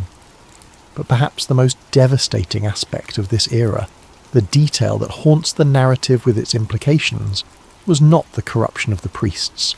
It was the silence of heaven. The scripture records it with haunting simplicity. In those days, the word of the Lord was rare. There were not many visions. Think about what that means. In a culture where prophets and priests were meant to be the conduits between God and humanity, the channel had gone quiet. God was not speaking. Or if he was, no one was hearing. Prophecies were scarce to the point of being legendary. Divine visions were so uncommon that when someone claimed to have received one, it was met with skepticism rather than expectation. But why? The text does not explain. It simply records the fact of divine silence as if it were weather, as if the absence of God's voice was as natural and unremarkable as a drought. But this raises uncomfortable questions. Had God withdrawn because of the corruption? Was the silence a form of judgment, a divine turning away from a people who had corrupted worship? Or had the people simply stopped listening? Had they become so cynical and so wounded by a religious hypocrisy that they could no longer hear what was being said? Or was there another possibility, one that the text does not explore but that hangs in the air like smoke? Perhaps the priests, who were supposed to be the mediators between God and people, had become such effective blockers of communication that divine messages simply could not get through. Perhaps Hophni and Phinehas were not just corrupt individuals, but symptoms of a systemic failure, a spiritual infrastructure that had collapsed under the weight of its own contradictions. Israel was spiritually adrift, navigating by dead reckoning through waters where the stars had gone dark. There were no prophets to consult, no clear word from God about how to proceed, no divine guidance about which way to turn, just the daily grind of existence, the hollow rituals performed without meaning, the slow death of a people's faith in the face of institutional betrayal. This was the world into which Samuel was growing up, a world where the representatives of God were corrupt, where worship had become hollow, where heaven seemed distant and disinterested. If you were a young person in that era, what would you believe about the divine? Would you expect God to speak? Would you even know what his voice sounded like? Would you be able to distinguish a divine call from your own imagination or from the voice of a very human priest? Samuel cleaned the lamps each evening, ensuring the light would burn through the night. It was a practical task, a maintenance duty, nothing spiritual about it. He trimmed the wicks, refilled the oil reservoirs, ensured the flames were steady. But in that small act, there was a symbol that perhaps Samuel himself did not fully understand. The lamp of God had not yet gone out. Somewhere in the darkness a light still burned, and into that darkness, cutting through the silence that had lasted for generations, a voice was about to break through. Chapter 3. The night God spoke. The night began like any other. Samuel had completed his duties for the day, working through the familiar routines that structured his life. The sanctuary was clean, the floors swept, the vessels washed and arranged in their proper places. The lamps were lit, their flames steady, casting dancing shadows across the ancient stones. The sacred space was prepared for the silence of the evening hours, for the long watch through darkness toward dawn.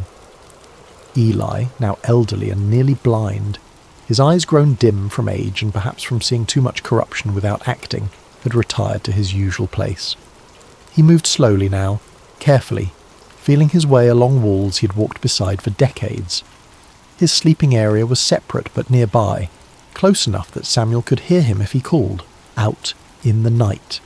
Samuel lay down in his customary sleeping spot somewhere near the chamber where the Ark of the Covenant rested.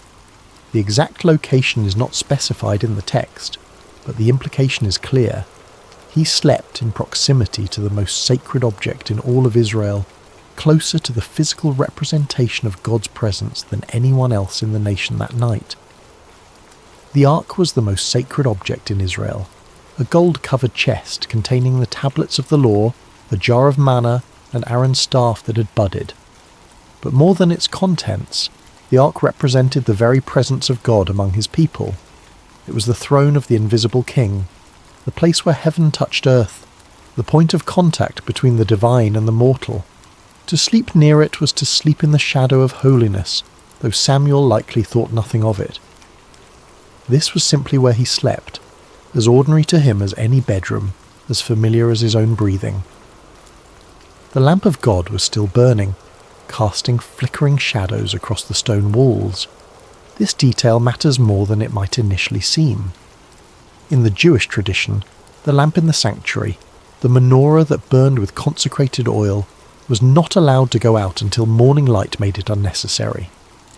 It represented the presence of God, the light that persisted even in darkness, the hope that had not yet been extinguished. The phrase, "the lamp of God had not yet gone out," carries within it both promise and warning. Not yet, but it could. The light was still burning, but barely. The presence was still there, but fading. As long as the lamp burned, there was hope. As long as the light persisted against the encroaching darkness, God had not abandoned his dwelling place entirely. Samuel drifted into sleep, a boy exhausted from the honest labour of serving in the house of God. His breathing slowed, his muscles relaxed. He sank into that deep, dreamless sleep that comes from physical work and a clear conscience. The sanctuary around him settled into its nighttime sounds. The creak of cooling stone, the whisper of wind through high windows, the distant cry of a night bird, the soft flutter of the lamp flames. And then, in the darkness, cutting through the silence like a knife through cloth, he heard his name. Samuel. The voice was clear, distinct, personal. Not a shout that would echo through the halls, but not a whisper that could be mistaken for imagination either. It had the quality of someone standing nearby, speaking with intention and purpose, with the certainty that they would be heard. It was a voice that expected a response. Samuel's eyes snapped open. His heart leaped in his chest. There was no confusion, no moment of disorientation. He knew immediately that someone had called him.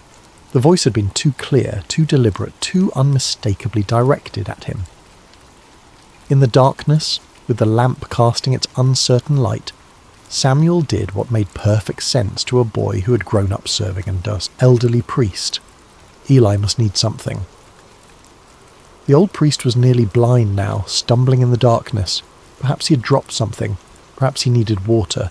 Perhaps he was unwell and required assistance. Samuel threw off whatever covering he used against the night chill and ran to where Eli slept. "Here I am. You called me?" The response was immediate, instinctive. "Here I am." Two words that would become the defining posture of Samuel's entire life. Not, "What do you want?" Not, "Can it wait until morning?" Just presence. Just availability. Here I am. Eli, pulled from sleep and confused, his mind foggy with the remnants of dreams, looked in the direction of Samuel's voice with eyes that could barely make out shapes in the darkness. "I did not call. Go back and lie down."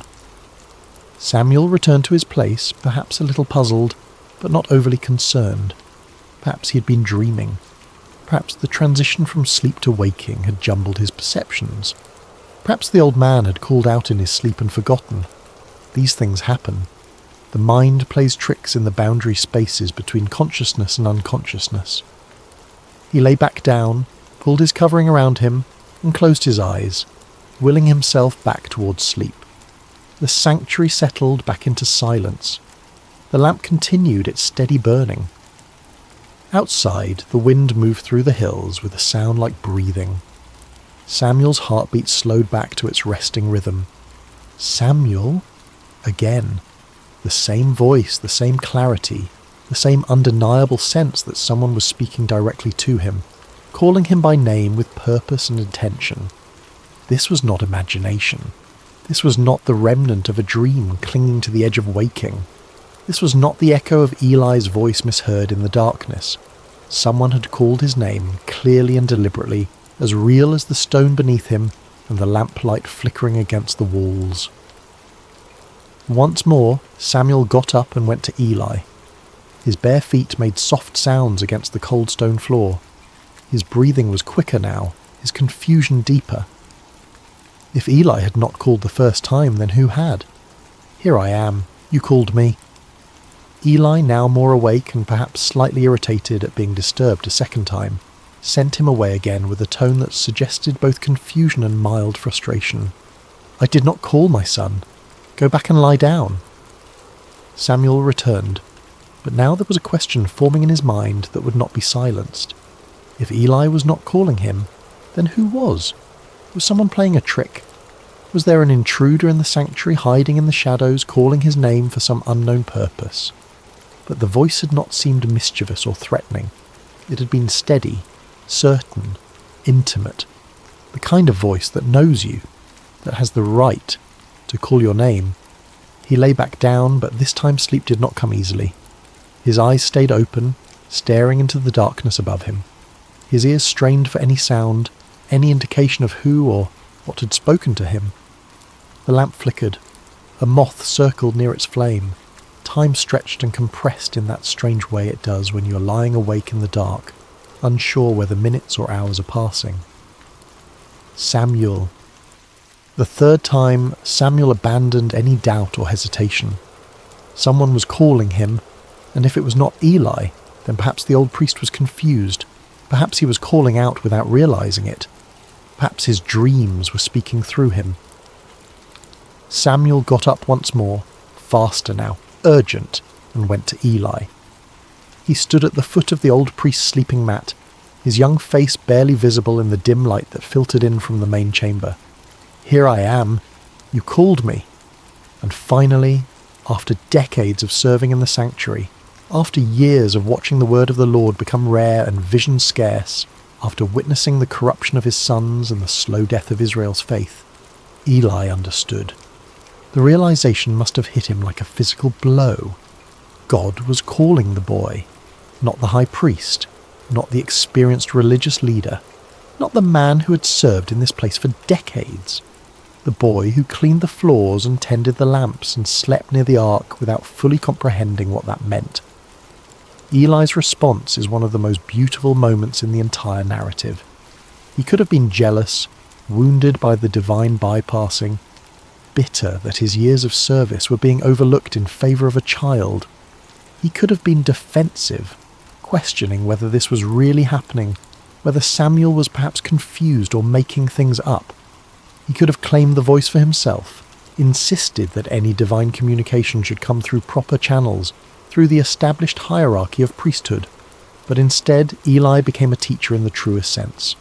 He gave Samuel the gift of understanding and the words that would change everything. He put aside whatever personal feelings he might have had, and focused entirely on helping Samuel navigate what was about to happen. "Go and lie down," Eli said, and you can hear in those words both resignation and hope, both the sadness of being passed over and the wonder that God was speaking again at all. And if he calls you, say, "Speak, Lord, for your servant is listening." Those words, "Speak, Lord, for your servant is listening," not "Who are you?" not "What do you want?" not "Prove yourself to me." Just openness, just availability, just the humble acknowledgement that if God is speaking, the only appropriate response is to listen. Samuel returned to his place one more time. He lay down in the darkness, the lamp of God still burning nearby, casting its uncertain light across ancient stones, and he waited. His heart must have been pounding so hard he could hear it in his ears. His mind must have been racing with questions and fears and wonder. What does the voice of God sound like? What will he say? Am I worthy to hear it? What if I do not understand? What if I get it wrong? The silence stretched. The lamp flickered. Outside, the night continued its slow progression toward dawn. And then, for the fourth time, the voice came. But this time there was a difference. This time the name was repeated, spoken twice, with an intimacy and urgency that had not been there before. "Samuel! Samuel!" The repetition is significant. In Hebrew, when a name is called twice, it indicates intimacy, urgency, importance. Abraham, Abraham, Moses, Moses. Now Samuel, Samuel. This was not a casual summons. This was personal, direct, unmistakable. This time, the boy was ready. Following Eli's instructions exactly, word for word, he responded with the words that have echoed through millennia as the perfect posture of faith, the ideal response to divine initiative. "Speak, for your servant is listening." And God spoke. What happened next was not what a child would want to hear. God did not give Samuel a message of encouragement or blessing. He did not reveal some beautiful mystery or share some cosmic secret about the nature of reality or the structure of heaven. He did not offer comfort or promise Samuel a glorious future. Instead, God gave Samuel a prophecy of judgment, and the judgment was against Eli's household, against the man who had been like a father to him, against the only family he had truly known. God told Samuel that he was about to do something in Israel that would make the ears of everyone who heard it tingle. That phrase, ears tingling, suggests something shocking, something that would reverberate through the nation like a physical sensation. This was not going to be a quiet judgment, a private correction. This was going to be public, unmistakable, impossible to ignore. He was going to carry out against Eli everything he had spoken concerning his family, from beginning to end. There had been warnings before. A prophet had come to Eli years earlier with a similar message, speaking of judgment to come, of the priesthood being taken from his lineage, of his sons dying on the same day. That prophecy had been spoken and then seemingly forgotten, filed away as one of those uncomfortable truths that people acknowledge but never really expect to see fulfilled. But God was saying now that the time of fulfillment had come. The warnings were over. The judgment was at hand. The reason was clear and devastating. Eli knew about the sins of his sons. He knew they were blaspheming God, treating the sacred as profane, exploiting women, stealing from the altar, corrupting worship itself. He had heard the reports. He had seen the evidence. He had confronted them, yes, but his rebukes were empty, carrying no weight, leading to no consequences. He had failed to restrain them, failed to use his authority to stop them, failed to choose God's honour over his son's comfort, and that failure, that complicity through inaction, meant that the guilt of Eli's house would never be atoned for by sacrifice or offering. Think about what that means. In a religious system built entirely around sacrifice and atonement, where every sin could theoretically be covered by the blood of animals and the proper rituals, God was declaring that some corruption runs too deep for ritual to reach. Some betrayals are so fundamental that the system itself cannot address them. Eli's family would carry their guilt to the grave and beyond, marked forever by their choice to prioritize family loyalty over divine justice. Imagine being Samuel in that moment. You are a child, perhaps 11 or 12 years old, lying in the darkness of a sanctuary, having just heard the voice of God for the first time in your life. And the message you have been given is not one of blessing or calling or future glory. It is a message of doom for the man who has raised you, who has taught you everything you know about worship and service, who has been your only father figure in a life marked by abandonment and loneliness. The weight of it must have been crushing. How do you speak words of judgment to someone you love? How do you become the bearer of bad news that will break someone's heart? How do you look into the eyes of a man who has shown you kindness and tell him that his family line is cursed, that his sons will die, that everything he has built will crumble? This was the cost of prophecy that no one talks about. This was the burden of truth that cannot be softened or avoided or delayed. Samuel had been given a message, and whether he wanted to deliver it or not was irrelevant. The truth had been spoken to him, and now he was responsible for speaking it to others. This is what it means to be a prophet. Not visions and mystical experiences and spiritual heights, but the grinding, awful responsibility of speaking truths that wound you as deeply as they wound those who hear them. The rest of the night must have been agony for Samuel. The text tells us he lay there until dawn, too afraid to tell Eli what he'd heard. He did not sleep. How could he? His mind must have raced through possibilities. Maybe he had misunderstood. Maybe there was a way to soften the message to make it less harsh. Maybe if he just kept quiet, the whole thing would fade like a dream, and he could go back to his simple life of tending lamps and sweeping floors. But deep down, he knew. The voice had been too clear. The message had been too specific.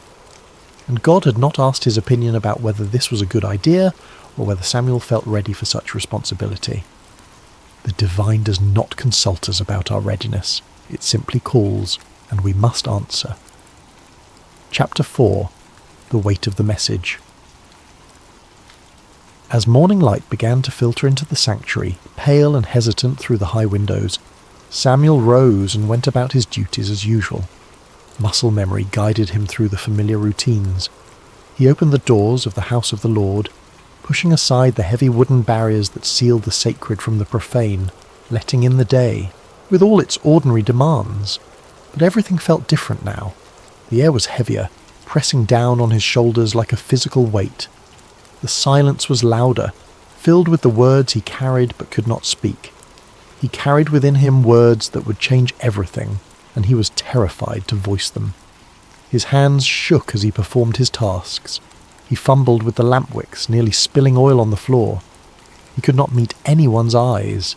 Every sound made him jump, expecting Eli to call for him, to demand the message, to force him to speak the unspeakable. Eli, however, knew something had happened. Years of serving in the sanctuary had given him an intuition about spiritual matters that his failing eyesight could not diminish. He could sense the change in Samuel, could feel the weight the boy was carrying. He called Samuel to him, his voice gentle but insistent, and when the boy came, reluctant and pale, the old priest asked him directly, "Samuel, my son, what was it he said to you? Please do not hide it from me." Then he added words that carried the weight of both authority and desperation. "May God deal with you, be it ever so severely if you hide from me anything he told you." It was an oath, a binding formula that made concealment impossible. Eli was not giving Samuel an easy out. He was demanding truth, however painful, however devastating. And in doing so, he was teaching Samuel one of the most important lessons of prophetic ministry. That truth matters more than comfort, that integrity requires speaking even when silence would be kinder. There is something deeply moving about this moment. Eli was giving Samuel permission to speak truth, even painful truth. He was not demanding a comfortable answer. He was not pressuring the boy to lie or soften the message. He was not using his position as high priest to intimidate or manipulate. He was simply asking for honesty, for the faithful delivery of whatever word had been given, regardless of personal cost. Samuel, to his credit, did not hold back. He told Eli everything, every word of the judgment, every detail of the coming consequences, every aspect of the doom pronounced against his house.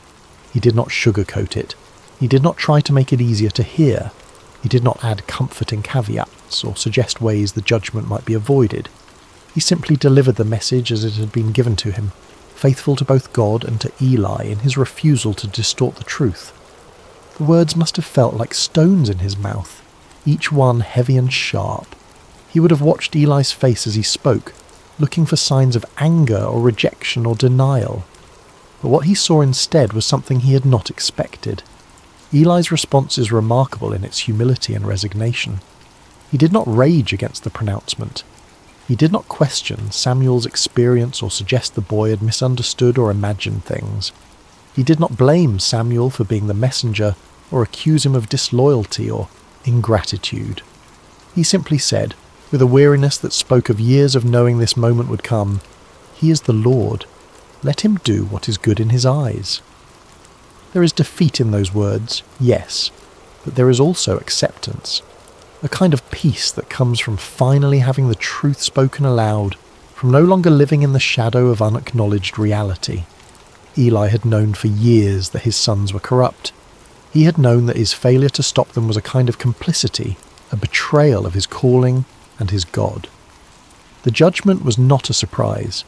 It was an inevitability finally spoken aloud, a truth that had been hovering unspoken in the air for years finally given voice and substance. And perhaps in some way, Eli was relieved that the silence had been broken, even if the words spoken were words of judgment. Perhaps there is a relief that comes from knowing, from having certainty, even when that certainty is terrible. Perhaps after years of wondering when the hammer would fall, there was a strange comfort in finally hearing it fall, in knowing the shape of the future even when that future was dark. What Samuel learned that night and that morning, was something most of us spend a lifetime avoiding. That truth is not always comfortable, that faithfulness sometimes means delivering hard words, and that love does not require us to hide reality from those we care about. Samuel could have lied to Eli. He could have softened the message or claimed he did not remember the details, or suggested that perhaps he had misunderstood what God was saying, but he chose honesty, and in doing so he established the pattern that would define his entire ministry. He would be a prophet who spoke the word of the Lord without compromise, without concern for how it would be received, without fear of the consequences. Not because he was harsh or unfeeling, but because he understood that truth, however painful, is ultimately an act of respect. To lie to someone even to spare their feelings is to treat them as less than fully human, as incapable of bearing reality. Samuel gave Eli the dignity of truth, and Eli received it with the dignity of acceptance. Chapter 5. Samuel becomes a prophet. After that night, everything changed for Samuel. The text tells us that he grew, and the Lord was with him, letting none of his words fall to the ground. That phrase, letting none of his words fall to the ground, is the ancient way of saying that everything Samuel prophesied came true. He was not speaking his own opinions or making educated guesses or offering the kind of vague predictions that could be interpreted multiple ways, depending on how events unfolded. He was speaking with divine authority, and reality itself confirmed his words with uncomfortable precision. The prophecy about Eli's house came true exactly as Samuel had spoken it. The details are grim and worth recounting because they establish Samuel's credibility as a true prophet in a time when false prophets were common and people had grown cynical about divine communication. Israel went to war against the Philistines, their perennial enemy. In the first battle, the Israelites were defeated and thousands of soldiers died. In desperation, the elders decided to bring the Ark of the Covenant from Shiloh to the battlefield, believing that God's physical presence would guarantee victory. Hophni and Phinehas accompanied the Ark, treating it like a magical talisman rather than the throne of the living God. The Israelites shouted when the Ark arrived, a roar so loud that the ground shook. The Philistines were terrified at first, knowing the stories of what the God of Israel had done to Egypt. But they fought anyway, and in the battle that followed, Israel was utterly defeated. 30,000 soldiers died, and on that same day, exactly as prophesied, both Hophni and Phinehas were killed. The Ark of God was captured by the Philistines, carried off as a trophy of war. When a messenger brought the news to Shiloh, Eli was sitting by the road, his heart trembling for the Ark of God. When he heard that the Ark had been captured and his sons were dead, the 98-year-old priest fell backward off his chair, broke his neck, and died. The priesthood of his line ended in that moment, cut off exactly as God had declared. It was a devastating fulfillment, but it established beyond doubt that Samuel spoke with divine authority. He had predicted these events when he was just a child, and they had come to pass exactly as he said. The word of the Lord through Samuel was reliable, trustworthy, deserving of attention. As Samuel matured from boy to young man, his reputation spread throughout Israel like wildfire. From Dan in the far north to Beersheba in the deep south, spanning the entire geographical extent of Israel's territory, everyone knew that Samuel had been established as a prophet of the Lord. The word that had been rare, the visions that had been scarce, now flowed through this young man who had learned to listen in the darkness. But Samuel was more than just a prophet delivering occasional messages. God continued to appear at Shiloh, revealing himself to Samuel through his word on a regular basis. Samuel became the primary channel of divine communication for the entire nation. The silence had been broken. The channel between heaven and earth, clogged by corruption and complacency for generations, had been cleared. And the instrument God chose was not a powerful warrior or a cunning politician or even an experienced priest with decades of religious training. It was a boy who had learned to say 5 simple words: "Speak, for your servant is listening." Samuel's influence on Israel cannot be overstated. He became the bridge between the chaotic era of the judges and the establishment of the monarchy. standing at one of the most critical transitions in the nation's history. He was the last judge, travelling on a circuit through Bethel, Gilgal and Mizpah, settling disputes and administering justice with a wisdom that people recognised as coming from God. He was also the first of the great prophets, the founder of a prophetic tradition that would produce Elijah, Elisha, Isaiah, Jeremiah, and all the voices that would call Israel back to God throughout its history. When the people demanded a king like the surrounding nations, it was Samuel who anointed Saul, a tall and handsome man from the tribe of Benjamin, as Israel's first king. And when Saul proved disobedient and unfaithful to God, it was Samuel who had to deliver yet another hard message of judgment, who had to watch another man he had elevated fall under divine displeasure. Later, it was Samuel who anointed David, the youngest son of Jesse, a shepherd boy with no apparent qualifications except that God had chosen him. That shepherd boy would become Israel's greatest king, the man whose lineage would eventually produce the Messiah. But beyond the political role, beyond the anointing of kings and the settling of disputes, Samuel represented something Israel desperately needed: spiritual integrity in a world corroded by compromise. In a time when the priesthood had become corrupt, when worship had become hollow, when the word of the Lord was rare, Samuel embodied what it meant to hear from God and speak his truth faithfully regardless of personal cost. He reformed religious life throughout Israel, establishing schools of prophets where young men could learn to listen for God's voice and speak his word. He called the people back to authentic worship, challenging them to put away their foreign gods and serve the Lord only. He led the nation in repentance at Mizpah, where they fasted and confessed their sins, acknowledging that they had abandoned God. And when the Philistines attacked during that gathering, Samuel interceded for the people, and God threw the enemy into confusion with thunder and lightning, giving Israel a decisive victory. Samuel demonstrated that God had not abandoned his people, that the silence had been circumstantial rather than permanent, that divine presence and power were still available to those who would seek them with integrity. The boy who once cleaned floors and trimmed lamp wicks became the conscience of a nation. The child who slept near the ark became the voice through which God spoke to kings and commoners alike. His authority came not from position, or political power, or military might, but from the simple fact that he had learned to listen and had the courage to speak what he heard, even when speaking cost him dearly. Chapter 6. The Legacy of the Story. So what do we take from this ancient narrative? What does it mean for us, centuries removed from oil lamps and tabernacles and sleeping near the Ark of the Covenant? And perhaps more intriguingly, what questions does this story raise that it never fully answers?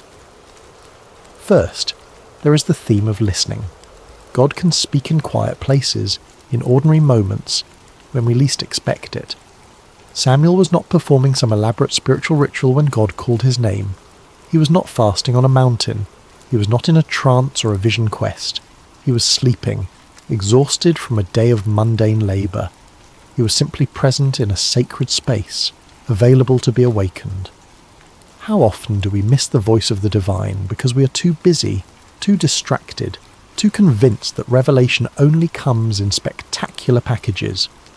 We wait for burning bushes and angelic visitations, for dramatic signs and unmistakable interventions, while the still small voice speaks in the darkness and we mistake it for our imagination, or for human conversation, or for nothing at all. Samuel teaches us that sometimes the most profound moments arrive softly, in the space between waking and sleeping, in the darkness when our defences are down and our minds are quiet enough to hear what has always been speaking. But this raises uncomfortable questions. How many times has that voice spoken and we have ignored it? How many times have we attributed divine communication to coincidence or psychology or wish fulfillment because we have lost the ability to recognize it for what it is? Second, there is the theme of obedience. Samuel's first response when he heard his name was immediate and complete. Here I am. No hesitation, no calculation, no weighing of options or considering whether this was a good time, just presence and availability. Not, "What do you want?" but "Here I am." Not, "Let me think about it," but immediate response. Later, when Eli gave him the words to use, Samuel followed the instruction exactly. He did not improvise or try to improve on the formula or insert his own personality into the exchange. He simply said what he had been taught to say: "Speak, for your servant is listening." Obedience in this story is not about blind submission to authority. It is about being teachable, about recognizing when someone knows more than you do, about trusting guidance even when you do not fully understand where it is leading. But there is something deeper here, something that troubles the waters of easy interpretation. Samuel was obedient to a voice he had never heard before, to a presence he could not see, based entirely on the instruction of a priest whose own family was corrupt, and whose judgment had been compromised by his failure to discipline his sons. What made Samuel so certain that this was God speaking and not some other voice? What internal compass guided him toward trust when skepticism would have been equally reasonable? Third, there is the theme of humility. Samuel's greatness began in small acts of service. He was faithful in opening doors, in cleaning, in tending lamps, in all the unglamorous work that keeps a sacred space functioning. He did not despise the small things, or consider himself above menial tasks. He swept floors with the same attention he later brought to anointing kings. He trimmed lamp wicks with the same care he would later exercise in delivering prophetic words, and it was in that posture of humble service, in the daily repetition of small faithful acts, that God found him. How different this is from our modern obsession with platform and visibility, with making a name for ourselves and ensuring everyone knows our accomplishments, with treating service as a stepping stone to something better rather than as its own reward. Samuel reminds us that true influence is built in obscurity, that character is formed in the small decisions no one sees, that greatness is the fruit of faithfulness in little things rather than the result of ambitious self-promotion. But again, there is a mystery here. Why Samuel? What was it about this particular boy that made him suitable for this calling? The text gives no indication that he was exceptional in any way. He was simply there, simply faithful, simply available. Which raises the question, are there others who are equally faithful, equally available, who never heard their name called? Is divine calling arbitrary, or is there some hidden criteria that determines who hears the voice and who does not? Fourth, there is the theme of responsibility. Sometimes truth is hard but necessary. Samuel's first message from God was a message of judgment, and he had to deliver it to someone he loved. This is the cost of being a conduit for truth. You do not get to choose which messages are convenient and which are difficult. You do not get to edit reality to make it more palatable. You do not get to withhold hard truths, because speaking them might damage relationships or cost you social capital. If you are going to be a voice for something beyond yourself, whether you call that voice God or conscience or truth, or simply what is, you have to be willing to speak even when the words cut you as deeply as they cut those who hear them. Samuel could have spared Eli. He could have lied or softened the message or claimed he did not remember the details. But he chose the harder path of honesty, and in doing so he honoured both Eli and himself. Yet this raises ethical questions that the narrative does not resolve. What is the balance between truth and compassion? When does speaking hard truths become cruelty disguised as honesty? Samuel was a child delivering a message he did not create and could not change. But what about us? When the truths we must speak are filtered through our own perceptions and biases and limited understanding, how do we know when to speak and when to remain silent? Fifth, there is the theme of hope. The lamp of God had not yet gone out. Even in the darkest period of Israel's spiritual life, when the priesthood was corrupt and the word of the Lord was rare and the nation was spiritually adrift, there was still a light burning somewhere in the darkness. God had not abandoned his people. He was simply waiting for someone who would listen, someone who would respond, someone who would be faithful with what was given to them. Samuel represents the truth that it is never too late for renewal, that no matter how far things have fallen, no matter how corrupt the systems or how cynical the people, There is always the possibility of a voice in the darkness calling us back to what matters. The light may be flickering, the wick may be nearly consumed, the oil may be running low. But as long as there is any light at all, there is hope for rekindling, for replenishment, for the dawn that follows even the longest night. But this optimistic reading sits uncomfortably with the historical reality. The lamp did eventually go out. The sanctuary at Shiloh was destroyed. The ark was captured and never returned to that place. The line of Eli ended in blood and disgrace. Samuel's calling did not prevent disaster. It only narrated it before it happened. So what kind of hope is this? Is it simply the hope that truth will be spoken, even if it changes nothing? Is it the hope that someone will bear witness, even in the midst of collapse? Finally, there is something unspoken in this narrative that deserves attention. God bypassed the entire religious hierarchy to speak to a child. He did not go through official channels. He did not honour the established order. He did not consult with the high priest or seek permission from religious authorities. He simply called out in the darkness to a boy who had no status, no authority, no credentials beyond faithfulness in small things. This is either deeply encouraging or deeply unsettling, depending on your perspective. It suggests that divine communication is not controlled by institutions, that truth can emerge from the margins, that the voice of God might speak to those we least expect rather than to those we have designated as official intermediaries. But it also raises anarchistic questions about authority and order, about how we distinguish genuine divine calling from delusion or manipulation, about what happens when everyone claims to hear the voice of God speaking contradictory messages. Samuel's story is ultimately about availability. He was not the most powerful person in Israel. He was not the most educated or the most connected. He was simply present, attentive, and willing to respond when he heard his name called. And that was enough. That has always been enough. But it invites us to ask, what are we available for? What sacred spaces do we inhabit, whether physical or spiritual or psychological, where we might be found by whatever calls to us in the darkness? And when that call comes, will we recognize it, or will we mistake it for something ordinary, something explainable, something that requires no response? Epilogue: The Voice in the Night. Close your eyes and imagine that sanctuary again. The vast stone building in Shiloh, the oil lamps casting their gentle light, the shadows dancing on walls that have witnessed generations of worship and neglect. Imagine the boy lying near the ark, exhausted from a day of simple service, drifting into sleep with no expectation that this night will be different from any other. And then the voice, clear, personal, undeniable, a voice that breaks through the silence of heaven and calls a child by name. Samuel's story is a reminder that the divine does not always announce itself with thunder and lightning. Sometimes it comes as a whisper in the darkness.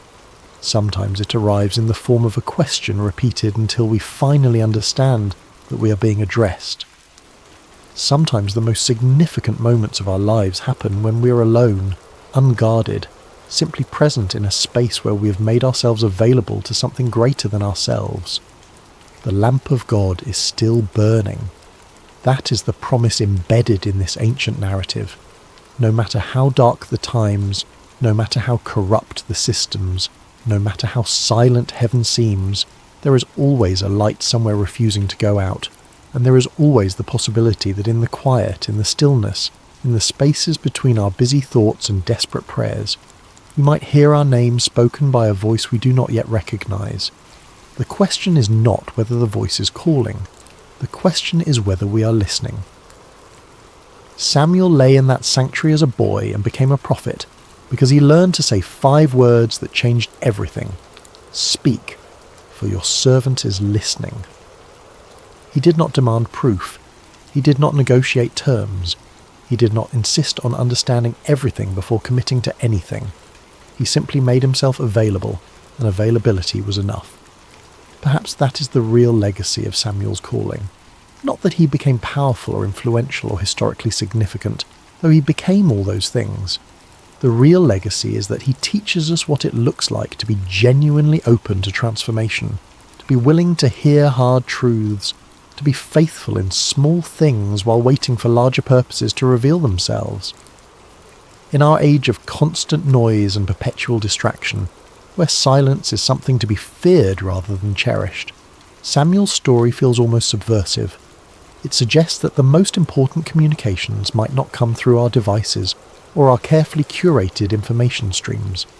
They might come in the quiet, in the dark, in the moments when we stop performing and simply exist in the presence of something that knows our name. So tonight, as you drift towards sleep, consider the possibility that you, too, might be lying in a sacred space, even if you do not recognize it as such. Consider the possibility that there might be a voice, gentle and persistent, calling your name in the darkness. Consider the possibility that the most profound transformation of your life might not begin with a grand revelation or a spectacular sign, but with the simple decision to respond to that voice with 5 words. Speak, for your servant is listening. The lamp is still burning. The voice is still calling. The only question is whether we have ears to hear. Before we begin tonight's story, if you're enjoying this content, using hype points on this video helps the channel more than you could possibly know. It truly makes a difference in ways that go beyond what most people realise. If you're listening on Spotify, leaving a review helps out so much, and we genuinely appreciate every single one. Also, if you want to, comment what time it is for you and where in the world you're listening from. We love seeing where everyone is tuning in from. It's amazing to know this community spans the globe. And of course, if you enjoy these stories, subscribing really helps us continue creating this content. Now, let's begin. There's a kind of courage that doesn't announce itself. It doesn't gather crowds or make speeches in the public square. It doesn't wear armour or carry banners. This courage appears in a moment, quiet, deliberate, and often unnoticed by history until much later, if at all. It's the courage of the person who sees something wrong and decides, against every instinct of self-preservation, to act. Tonight's story takes place in Jerusalem during one of the darkest periods in its history. The city is collapsing under the weight of its own corruption, divided leadership, and the looming threat of Babylon. Fear governs every decision. Silence is survival. And in the middle of this chaos, a man most people would never remember made a choice that saved a life. His name was Ebed-Melech. He was a servant, a foreigner, a man with no power, no influence, and every reason to stay quiet. But he didn't. This is his story. Chapter 1. A City Under Judgment. Jerusalem in the late 7th century before the Common Era was a city living on borrowed time.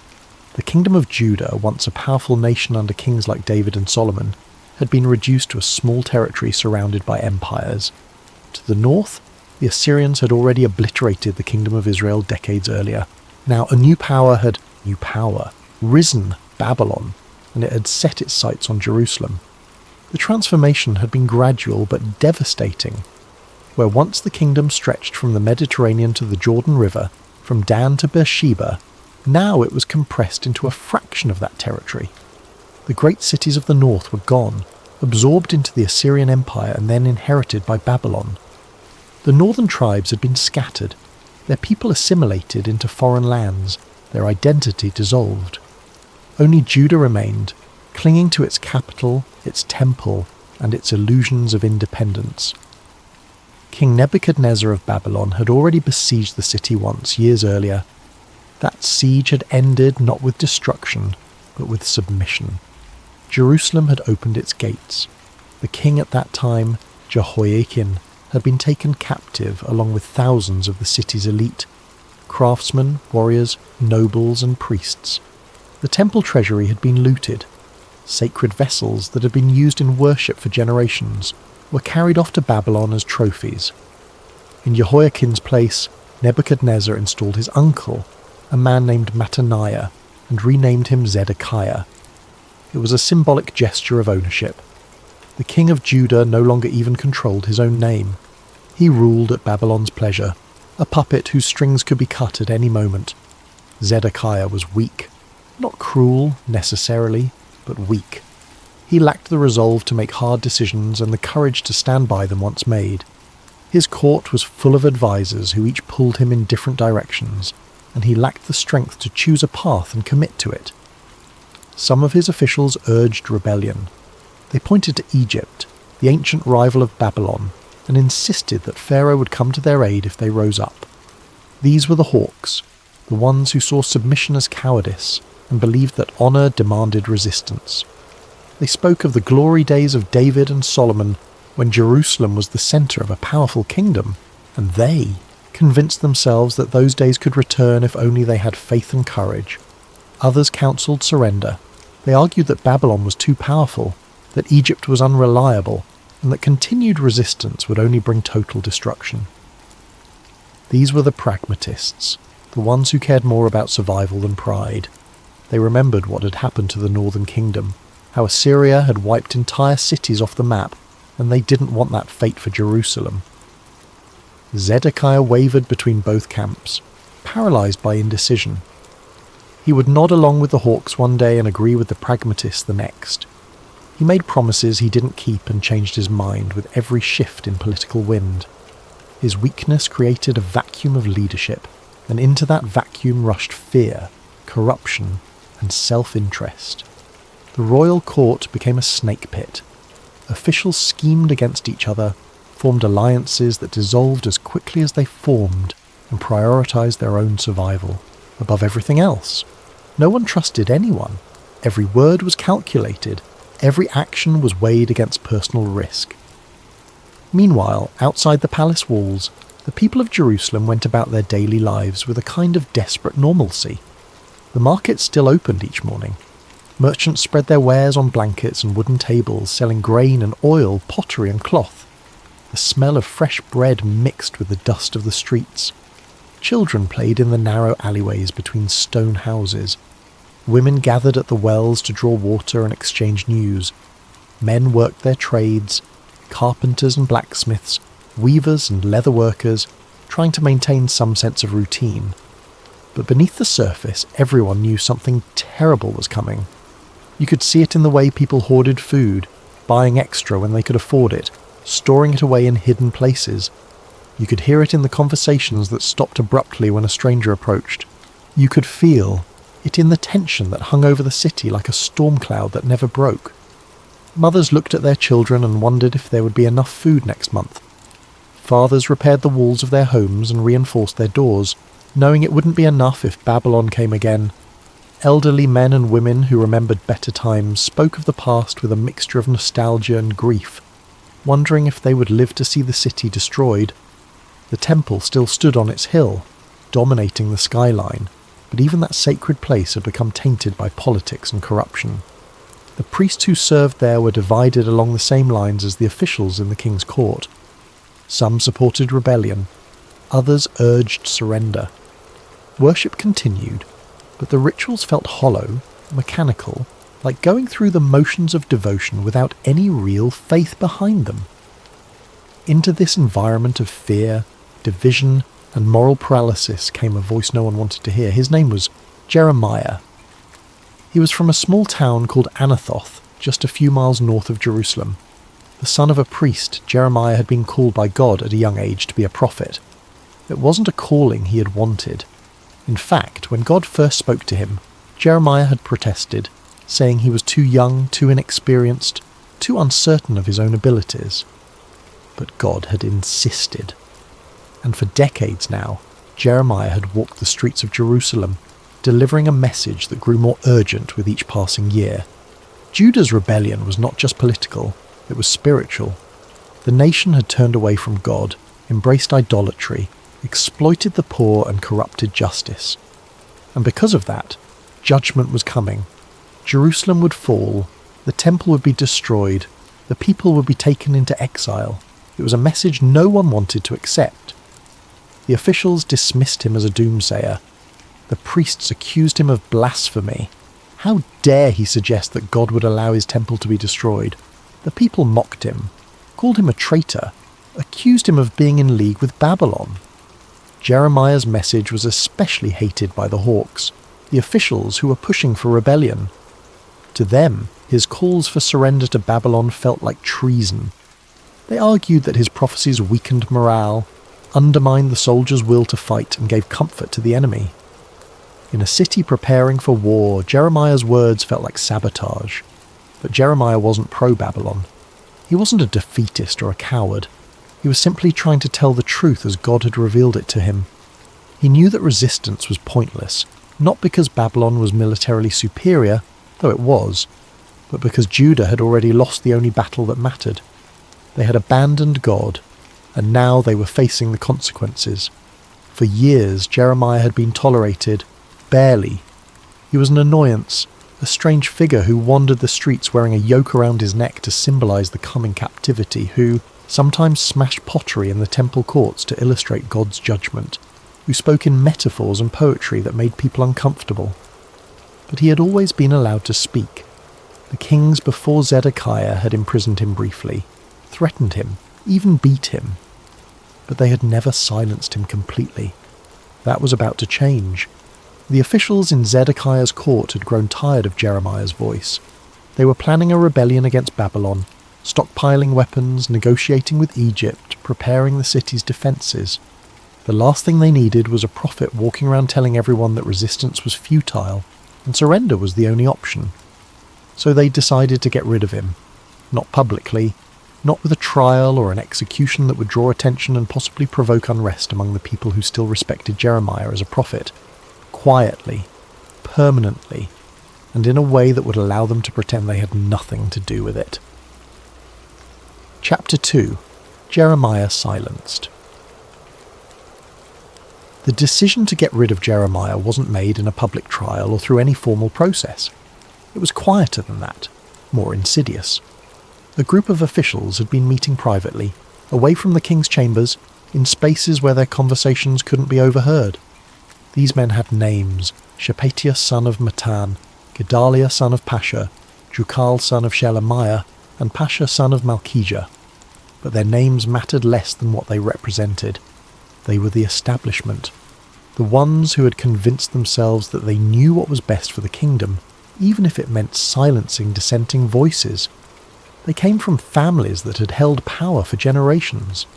Their fathers and grandfathers had served in the royal court. They owned land, controlled trade routes, had influence with the temple priesthood. They were educated, wealthy, and certain of their own righteousness. And they saw Jeremiah as a threat that needed to be eliminated. The problem from their perspective was simple. Jeremiah's prophecies were undermining their plans. They had been working for months to prepare for a rebellion against Babylon. They had sent secret envoys to Egypt, negotiating promises of military support. They had been stockpiling weapons, fortifying the city walls, training soldiers. Everything was in place for one final attempt to break free from Babylonian control. But Jeremiah kept telling anyone who would listen that rebellion was doomed, that Babylon would crush them, that the only way to survive was to surrender. From a purely military standpoint, the officials might have dismissed him as an old fool, out of touch with reality. But the problem was that some people still listened to Jeremiah. Not the majority, perhaps, but enough. Soldiers heard his words and began to doubt whether the fight was worth it. Citizens who might have supported the rebellion started to waver. In the minds of these officials, Jeremiah wasn't just wrong. He was dangerous. His words were weakening morale. His prophecies were giving aid and comfort to the enemy. In a time of war, or preparations for war, that was treason. So they decided to act. They went to King Zedekiah as a united group, presenting a formal complaint. Their argument was carefully constructed, designed to appeal to the king's fears while giving him political cover for whatever happened next. This man should be put to death, they said, standing before the king in his chamber. He is discouraging the soldiers who are left in this city, as well as all the people, by the things he is saying to them. This man is not seeking the good of these people, but their ruin. It was a clever accusation. They weren't attacking Jeremiah's message directly. They weren't engaging with his prophecies or trying to prove him wrong. Instead, they were framing the issue in terms of public safety and national security. Jeremiah's words, regardless of whether they were true or false were having a negative effect on the city's ability to defend itself. Therefore, he needed to be stopped. Zedekiah listened to their argument. He had heard it all before, of course. This wasn't the first time officials had complained about Jeremiah. Over the years, the prophet had been arrested, beaten, put in stocks, imprisoned in dungeons. But he had always been released eventually. Previous kings had been reluctant to actually kill a prophet, even one as inconvenient as Jeremiah. But Zedekiah was not a strong king. He didn't have the moral courage to stand up to his advisors when they presented a united front. He didn't have the political capital to protect an unpopular prophet against the will of his own officials, and so, in a moment of weakness that would haunt him for the rest of his life, he made a choice. "He is in your hands," Zedekiah said. His voice was flat, emotionless. "The king can do nothing to oppose you." It was a coward's response. Zedekiah was granting permission for injustice while pretending he had no power to prevent it. He was washing his hands of the matter, making himself complicit in Jeremiah's death, while maintaining the fiction that he had no control over what happened next. The officials didn't waste time. They had the permission they needed, and they moved quickly before the king could change his mind, or before anyone could raise an objection. They went to the courtyard of the guard, where Jeremiah was being held under a kind of loose house arrest. He wasn't in chains, but he wasn't free to leave either. The courtyard was part of the palace complex, a walled area where prisoners of a certain status were kept, people who weren't common criminals but who needed to be controlled. When the officials arrived, Jeremiah was sitting in the shade of a wall, his face weathered and tired. He had been a prophet for more than 40 years by this point. He had spent decades delivering messages no one wanted to hear, enduring mockery and persecution and imprisonment. He was exhausted, physically and emotionally, but he had never stopped speaking the truth as God had given it to him. The officials didn't explain what they were doing. They simply grabbed him, pulled him to his feet, and dragged him toward a cistern in the corner of the courtyard. Cisterns were common in Jerusalem. The city was built on a hill, and water supply was always a concern, especially during a siege. So people dug deep pits into the limestone bedrock, lining them with plaster to make them watertight, and used them to collect rainwater during the wet season. This particular cistern, however, had no water in it, only mud. Thick, heavy mud that had accumulated at the bottom over months or years. It was the kind of mud that clung to everything, that made it impossible to move, that could suffocate someone slowly if they sank deep enough into it. It was, in other words, the perfect place to make someone disappear without technically executing them. The officials tied ropes around Jeremiah's body and lowered him into the cistern. He didn't fight them. What would have been the point? He was an old man, unarmed, surrounded by guards and officials who had the authority of the king, or at least the king's permission, behind them. As he was lowered down, the darkness of the pit swallowed him. The opening above grew smaller, a circle of light that receded as he descended. The air was damp and foul. The walls were slick with moisture and moss, and then his feet touched the mud. It wasn't solid. It gave way beneath his weight and he began to sink. Slowly at first, then faster. The mud came up to his ankles, then his knees, then his thighs. He tried to move, but every movement only made him sink deeper. The mud was cold and heavy, pressing against his body, making it hard to breathe. Above him, the officials untied the ropes and pulled them back up. The last thing Jeremiah saw before the darkness became complete was their faces looking down at him from the mouth of the cistern, expressionless, businesslike, already moving on to their next task. Then they walked away. They didn't post a guard. They didn't seal the cistern. They simply left him there. Because they knew that the mud would do the work for them. Jeremiah would sink deeper over time. He would exhaust himself trying to move. He would suffocate slowly as the mud pressed against his chest, making it harder and harder to draw breath. And when he finally died, it would be from natural causes: starvation, exhaustion, exposure. The officials could claim they had simply imprisoned him, not executed him. Their hands would be clean, or so they thought. Jeremiah, alone in the darkness, pressed into the cold mud of the pit, didn't call out. He didn't curse his captors or cry out to God in anger. He had been in situations like this before, though never quite this desperate. He had survived beatings, stocks, dungeons. He had learned, over 40 years of prophetic ministry, that his survival was not up to him. God had called him to speak. God had sustained him this long. If God wanted him to die in this pit, then that was God's choice. But if God wanted him to live, then someone, somehow, would come. And so Jeremiah waited in the darkness, sinking slowly into the mud, and prayed for deliverance, or for the strength to endure whatever came next. Above ground, the city continued on as if nothing had happened. The officials returned to their meetings, discussing strategies for rebellion and negotiating with foreign powers. The soldiers drilled in the courtyards, preparing for a siege that might never be winnable. The priests carried on with their rituals in the temple, offering sacrifices and reciting prayers that had become empty of meaning. King Zedekiah sat on his throne, troubled by what he had allowed to happen, but too weak to do anything about it. And the people of Jerusalem, merchants and farmers, craftsmen and servants, mothers and children, went about their daily lives, unaware that a prophet was dying slowly in a pit just yards away from where they walked. Life in Jerusalem went on, but one man had heard what had been done, and he couldn't let it stand. Chapter 3. Ebed-Melech, the Outsider. Ebed-Melech was not someone you would expect to be a hero. His name in Hebrew literally means servant of the king, a title more than a personal name, which tells you something about his status. He was a eunuch, a court official who served in the royal household. More importantly, he was a Cushite, a foreigner from the region south of Egypt, in what is now Sudan or Ethiopia. In other words, Ebed-Melech was an outsider in every sense that mattered. He wasn't Jewish. He didn't worship in the temple.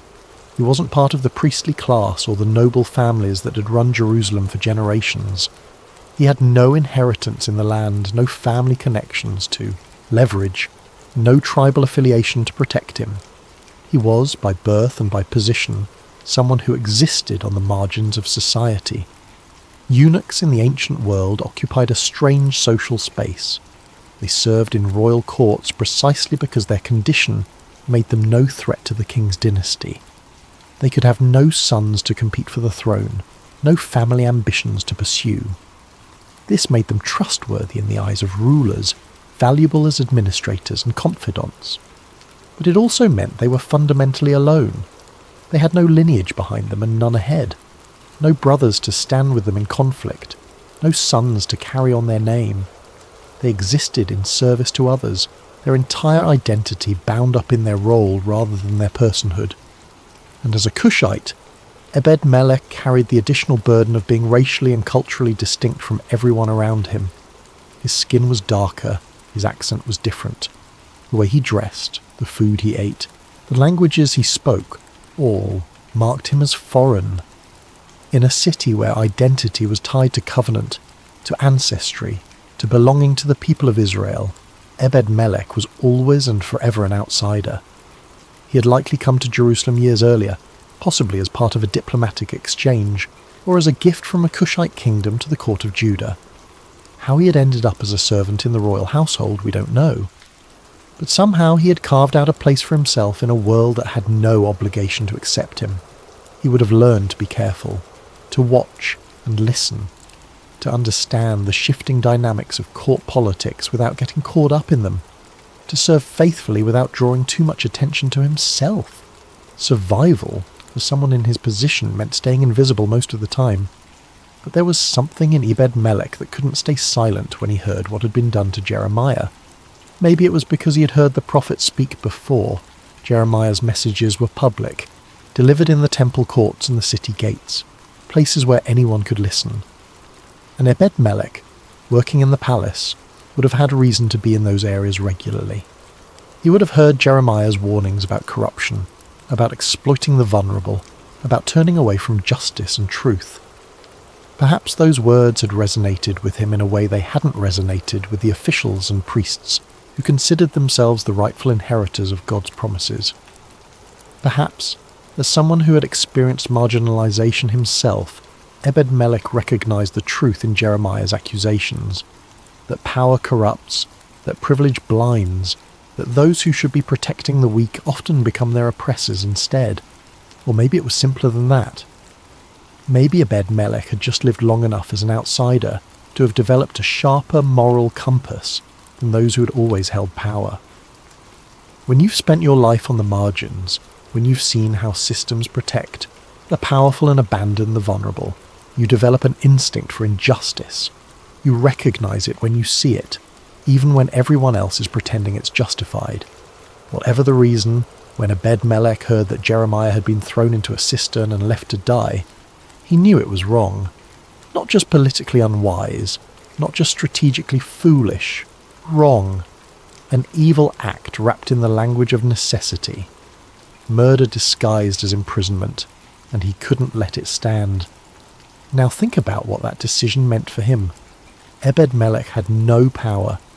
He wasn't one of the king's advisors.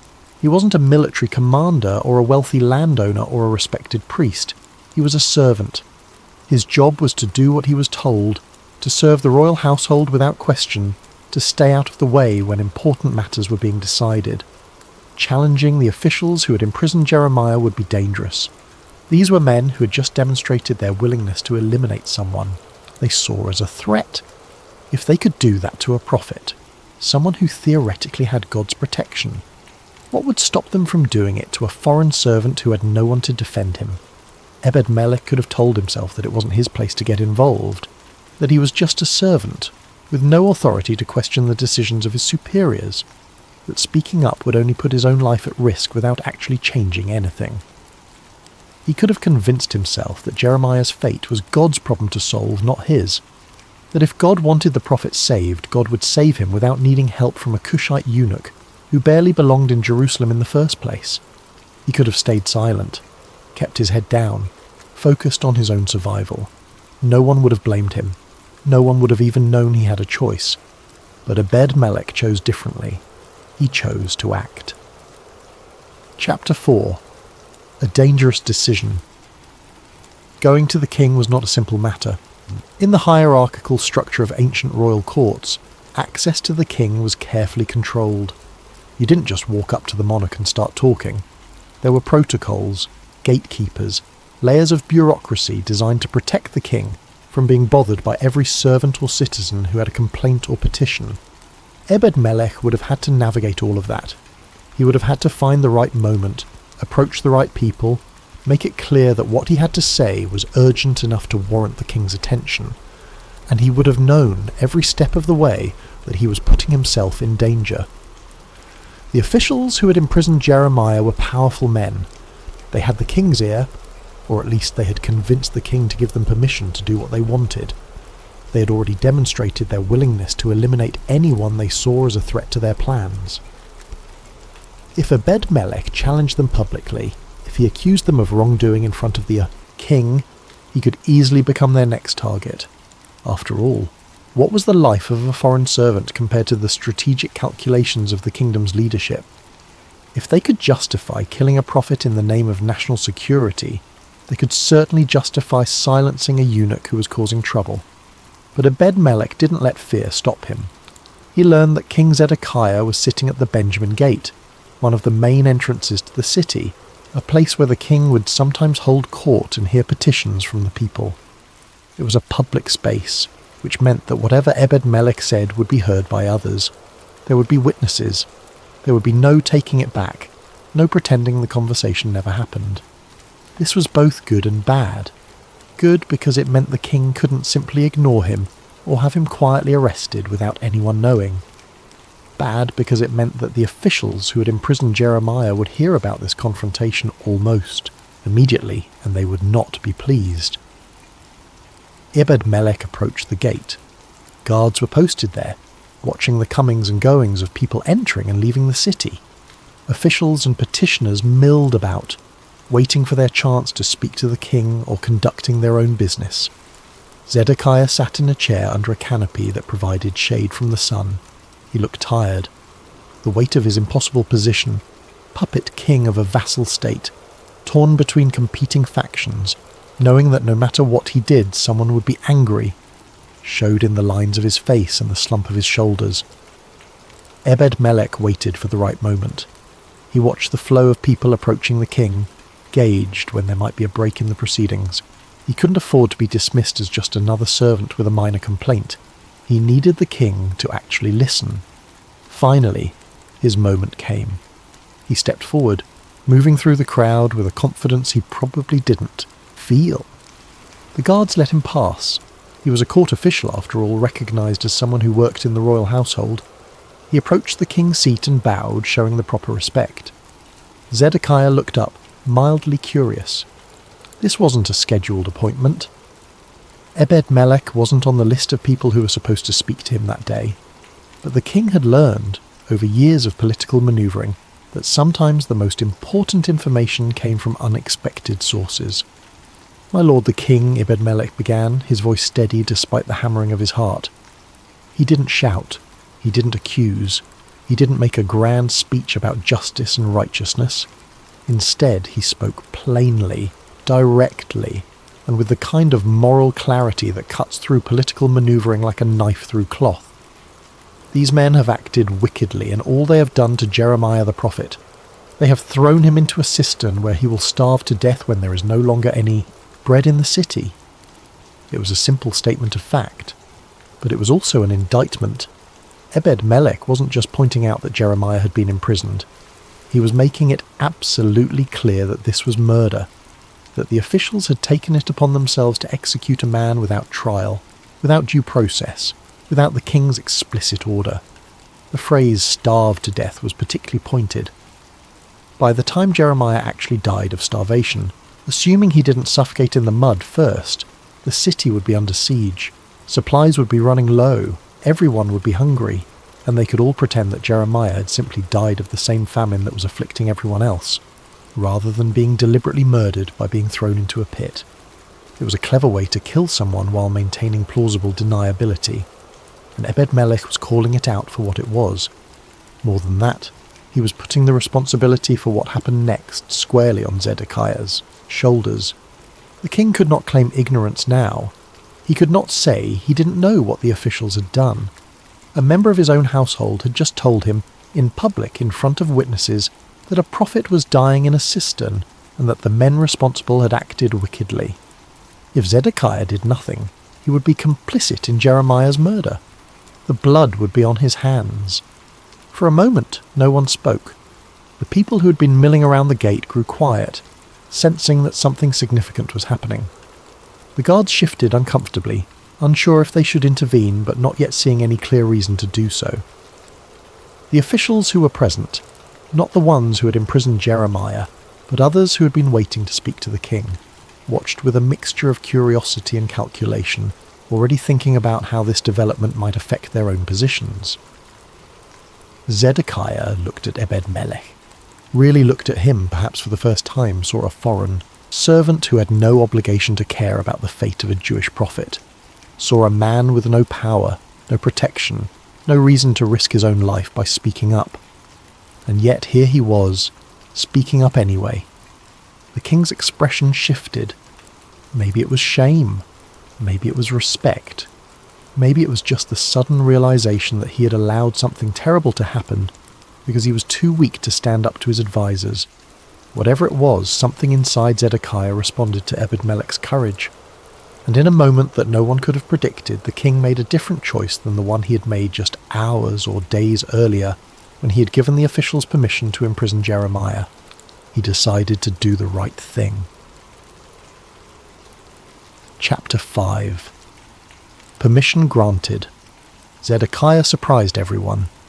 "Take 30 men from here with you," he told Ebed-Melech, his voice firmer than it had been in a long time, "and lift Jeremiah the prophet out of the cistern before he dies."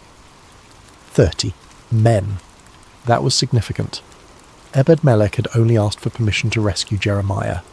He hadn't specified how many people he would need, but Zedekiah, perhaps in a rare moment of political shrewdness, was giving him enough manpower to make a statement. 30 men meant this wasn't a secret operation. It wasn't something that could be undone or covered up later. With 30 witnesses, word would spread throughout the palace and the city. The officials who had imprisoned Jeremiah would have to accept that their decision had been overruled. They might still be angry, but they would be less likely to retaliate against Ebed-Melech if the rescue was carried out with the king's full authority and in front of dozens of witnesses. It was, in its own way, a form of protection. Zedekiah was weak, but he wasn't stupid. He knew that by giving Ebed-Melech 30 men, he was making it harder for the officials to punish the servant for doing what the king had authorized. Ebed-Melech bowed and accepted the order. He didn't waste time celebrating or thanking the king profusely. Every moment that passed was another moment that Jeremiah was sinking deeper into the mud, losing strength, possibly dying. He gathered the men quickly. Some were guards, others were servants like himself. A few were workers from the palace grounds. The important thing was that they were there, ready to help and operating under the direct authority of the king. But here's where something remarkable happens, something that reveals the kind of person Ebed-Melech truly was. He didn't just rush to the cistern and start pulling Jeremiah out. He didn't let urgency override thoughtfulness. Instead, he took the time to prepare properly. He went to the palace storeroom first. This was a space where old materials were kept, things that were no longer useful for their original purpose, but hadn't been thrown away yet. Worn-out clothing, torn fabric, rags that had been used for cleaning and then set aside. Ebed-Melech gathered armfuls of these materials, old rags, worn-out clothes, anything that was soft and could provide padding. Then he took ropes, strong ones, the kind used for hauling water or lifting heavy loads, and brought everything to the cistern. By this time, word had spread. People were starting to gather. Servants and guards who had heard about the confrontation at the Benjamin Gate. Citizens who had seen the group of 30 men moving through the palace complex with purpose. Even some of the officials who had been in Zedekiah's court, curious about what was happening. The cistern was in the courtyard of the guard, a space that had suddenly become very public. Ebed-Melech ignored the onlookers. He focused on the task at hand. When he reached the edge of the cistern and looked down, he could barely see Jeremiah in the darkness below. The prophet was still alive, but barely. He had sunk deep into the mud, which was now up to his chest. His face was pale, covered in grime. His breathing was laboured. "Jeremiah," Ebed-Melech called down, "we're going to get you out, but I need you to do exactly as I say." His voice was calm, authoritative. This was a rescue operation, and it needed to be done carefully. If they just threw a rope down and tried to pull Jeremiah up by his arms or around his torso, they could injure him. The rope could cut into his skin. His joints could be wrenched. He was already weakened by exposure and lack of food. A careless rescue could cause as much harm as the imprisonment itself. So Ebed-Melech explained what he wanted Jeremiah to do. "I'm going to lower rags and old clothes down to you," he said. "Put them under your arms, around your torso, anywhere the rope will touch your body. Pad yourself as much as you can. Then I'll lower the ropes and we'll pull you up slowly." It was a brilliant solution. The cloth would act as cushioning, protecting Jeremiah's body from the ropes and distributing the pressure more evenly. It would make the process safer and less painful. Ebed-Melech lowered the bundle of cloth first. Jeremiah, exhausted and barely able to move in the thick mud, did his best to follow the instructions. He stuffed the rags under his arms, wrapped pieces of cloth around his torso, created as much padding as he could manage. Then Ebed-Melech lowered the ropes. The men positioned themselves around the cistern, taking hold of the ropes, ready to pull in a coordinated effort. They couldn't just yank on the ropes. They needed to pull steadily, evenly, giving Jeremiah time to be lifted out of the sucking mud without being injured in the process. "Ready?" Ebed-Melech asked the men. They nodded. "Pull slowly." Chapter 6. The Rescue. They pulled. The ropes went taut. There was resistance at first. The mud didn't want to let go of its victim. It clung to Jeremiah's body, sucking at his legs, his torso, trying to pull him back down. But the men were strong, and there were 30 of them. Slowly, inch by inch, Jeremiah began to rise. The mud released him gradually, reluctantly. First his legs became visible, covered in thick, dark sludge. Then his torso, wrapped in the rags and old clothes that Ebed-Melech had so carefully provided. Then his arms. The men pulled steadily, pacing themselves. This wasn't a race. This was a careful extraction of a man who had been through an ordeal and whose body was fragile after days in a pit. Ebed-Melech supervised the whole operation, watching the ropes, watching Jeremiah, making sure nothing went wrong. He called out instructions when necessary. Steady now, keep it even, not too fast, coordinating the effort like a conductor leading an orchestra. And finally, after what felt like an eternity but was probably only a few minutes, Jeremiah emerged from the cistern. They laid him on the ground gently. He was covered in mud, exhausted, barely able to speak. But he was alive. For a moment everyone just stood there. Everyone just looking at the prophet they had pulled from what should have been his grave. Some of the onlookers were silent, perhaps ashamed that they had allowed this to happen in the first place. Others murmured prayers of thanks. A few of the men who had helped with the rescue clapped each other on the back, relieved that they had succeeded. Ebed-Melech knelt beside Jeremiah. He didn't make a speech. He didn't announce to everyone present that he had saved the prophet's life. He simply helped Jeremiah sit up, made sure he could breathe properly, and asked if he was injured. Jeremiah shook his head weakly. He was battered, exhausted, traumatized by the experience, but he had no major injuries. The padding had worked. The careful, methodical rescue had prevented additional harm. Water was brought. Someone found a clean cloth to wipe the mud from Jeremiah's face. The prophet drank slowly, his throat raw from thirst and from breathing the damp, foul air of the cistern. When he could finally speak, Jeremiah looked at Ebed-Melech. Their eyes met. The prophet's gaze was full of gratitude, but also something else. Recognition, perhaps.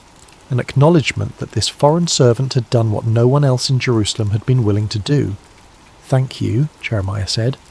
His voice was barely a whisper, but it carried more weight than any of the speeches he had delivered in the temple courts. Ebed-Melech just nodded. He didn't need thanks. He had done what needed to be done. By the king's order, Jeremiah was taken to the courtyard of the guard, the same place he had been held before, but now with explicit instructions that he was to be protected and cared for. He was still technically a prisoner, still not free to leave or continue his public prophecies. But he was alive. He had food. He had water.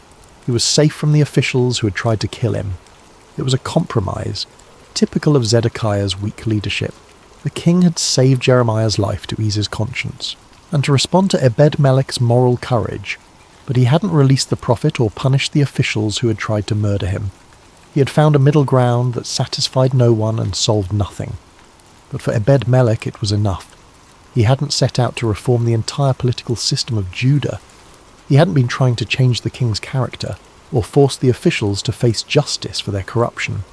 He had simply been trying to save one man's life, and he had succeeded. The crowd dispersed gradually. The guards returned to their posts. The servants went back to their duties. Life in the palace complex returned to normal, or as normal as anything could be in a city waiting for destruction. Ebed-Melech, the Cushite servant who had risked everything to speak truth to power, returned to his own duties as well. He didn't receive a promotion. He wasn't honoured or celebrated. His name didn't become famous throughout Jerusalem. He had acted not for recognition or reward, but because it was the right thing to do. And in a city where everyone else had chosen silence or self-interest or political calculation, that made him extraordinary. But the story wasn't over, because consequences were still coming. For Jerusalem, for Judah, for everyone who lived in that city, whether they were powerful officials or foreign servants or prophets who spoke uncomfortable truths, judgment was still approaching, and nothing, not even one man's courage, could stop it. Chapter 7. Consequences still come. Jeremiah's rescue didn't change the course of history. Babylon still came. King Zedekiah, unable to make a firm decision, eventually did try to rebel against Nebuchadnezzar. It was a disastrous choice. The Babylonian army laid siege to Jerusalem, cutting off food and supplies. The city starved. When the walls were finally breached, Zedekiah tried to flee under cover of darkness. He was captured near Jericho and brought before Nebuchadnezzar. The Babylonian king forced Zedekiah to watch as his sons were executed. Then they gouged out his eyes, chained him, and took him to Babylon, where he would die in captivity. Jerusalem was destroyed. The temple, the centre of Jewish worship, the symbol of God's presence among his people, was burned to the ground. The city walls were torn down. Most of the population was either killed or taken into exile. Everything Jeremiah had warned about came to pass. Faith does not prevent suffering. It does not guarantee safety or comfort or earthly reward. But it does shape how we respond to suffering, and it does matter, even when the consequences seem inevitable. Ebed-Melech had saved one life in a city that was about to lose thousands. In the scope of history, it might seem like a small thing. But it wasn't small to Jeremiah, and it wasn't small to God. Chapter 8. A Promise Remembered. Before the fall of Jerusalem, God spoke to Ebed-Melech through Jeremiah. It's recorded in the book of Jeremiah, chapter 39. After the city had fallen and chaos reigned, Jeremiah was given a message specifically for the Cushite servant who had saved his life. "Go and tell Ebed-Melech the Cushite," God said. "This is what the Lord Almighty, the God of Israel, says. I am about to fulfill my words against this city, words concerning disaster, not prosperity. At that time they will be fulfilled before your eyes. But I will rescue you on that day, declares the Lord. You will not be given into the hands of those you fear. I will save you. You will not fall by the sword, but will escape with your life, because you trust in me, declares the Lord." Read that again. God didn't promise Ebed-Melech wealth. He didn't promise him power or recognition or a place in history. He promised him survival, safety, life. And he said it was because Ebed-Melech trusted in him. Think about what that means. Ebed-Melech's act of courage, approaching the king, speaking up for a prophet, risking his own safety, was an act of faith. He trusted that doing the right thing mattered, even when it was dangerous, even when it seemed futile, even when no one else was willing to act. And God saw it. In a city full of officials who were corrupt, a king who was weak, and a population that had turned away from justice, one man stood out. A foreigner, a servant, a man with no power except the power to choose, and his choice was remembered. Epilogue. The faith that intervened. Ebed-Melech's name appears only briefly in the Bible, a few verses in Jeremiah chapter 38 and 39. If you weren't paying attention, you might miss him entirely. He wasn't a prophet like Jeremiah. He didn't perform miracles. He didn't lead armies or write scriptures or found movements. He was just a man who saw injustice and couldn't stay silent. And yet, his faith saved a life.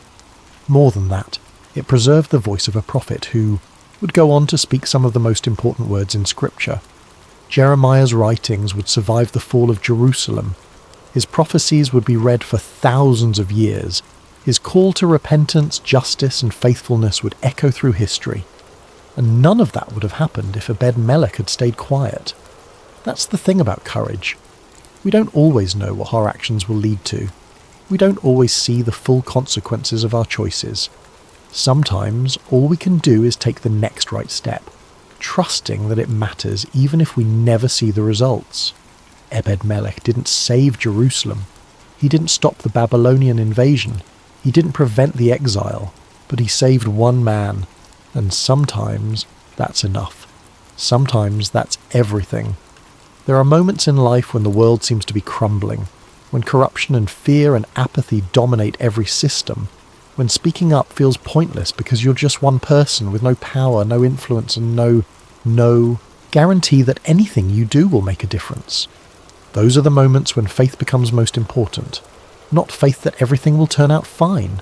Not faith that your courage will be rewarded with success or safety or recognition. But faith that doing the right thing matters. That justice is worth pursuing even when it's costly. That one voice, speaking in the right moment, can change everything for at least one person. Ebed-Melech didn't know that his name would be remembered in Scripture. He didn't know that thousands of years later people would still be talking about what he did. He just knew that a man was dying in a pit, and he couldn't let that stand, and so he spoke, and God saw, and a life was saved.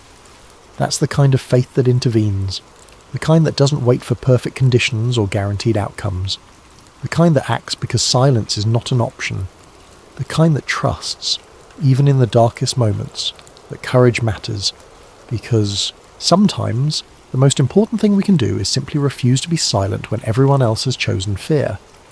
Ebed-Melech was a servant, a foreigner, a man with no power, but when it mattered most, he was the one person in all of Jerusalem who had the courage to speak. And because of that, a prophet lived, a voice was preserved, and a story of faith, quiet, humble, and unshakable, was written into history. Closing reflection. Not every act of faith changes the world, but every act of faith changes something. Ebed-Melech didn't stop a war, he didn't prevent a tragedy, he didn't save a city, he saved one man, and in doing so, he demonstrated a truth that echoes through every generation. That courage doesn't always look like power, that faith doesn't always look like victory, and that sometimes the most important thing we can do is simply act when everyone else has chosen to look away. God sees the faith that intervenes. He remembers the ones who speak when silence would be safer, and he keeps his promises to those who trust him, even when the world is falling apart around them. Ebed-Melech is proof of that, a forgotten servant who became an unforgettable example of what it means to act in faith, to speak when no one else will, to intervene when injustice demands it, to trust that doing the right thing matters, even when the outcome is uncertain. Because in the end, that's what courage is, not the absence of fear, but the refusal to let fear have the final word. Ebed-Melech refused to be silent, and because of that, the voice of a prophet survived. The faith that intervenes doesn't need to be loud, it just needs to be willing to act. That's the lesson of Ebed-Melech. That's the story worth remembering, and perhaps if we're paying attention, it's the kind of faith we're all called to embody. One act of courage at a time. There are stories in the ancient texts that shake the foundations of kingdoms.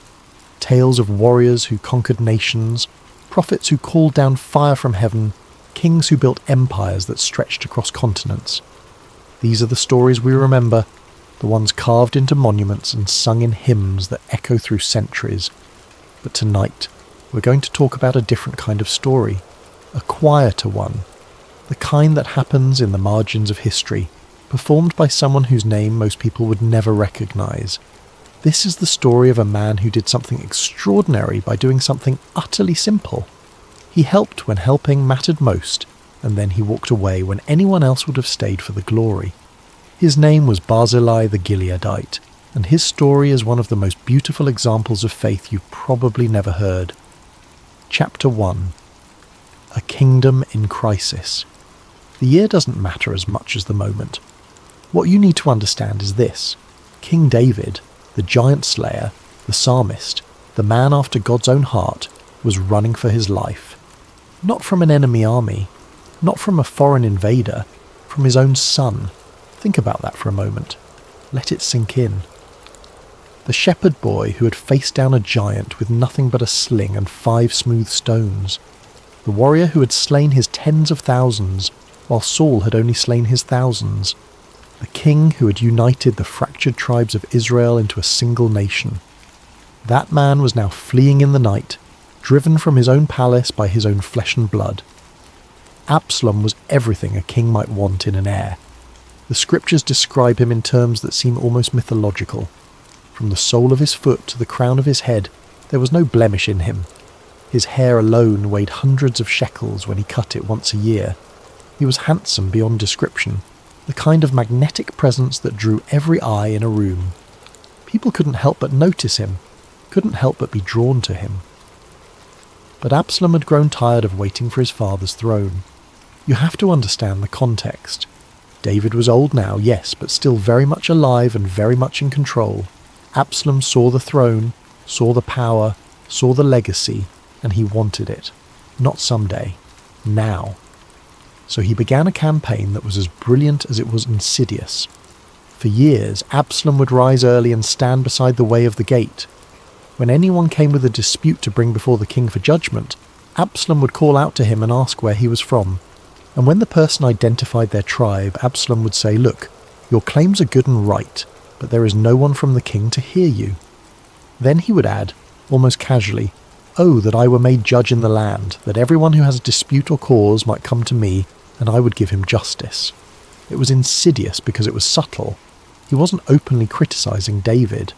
He was just suggesting that justice could be more accessible, more immediate, more personal, and whenever anyone approached to bow down to him, showing him the respect due to a prince, Absalom would reach out his hand and take hold of him and kiss him. He would treat them like equals, like friends, like he truly cared about their problems.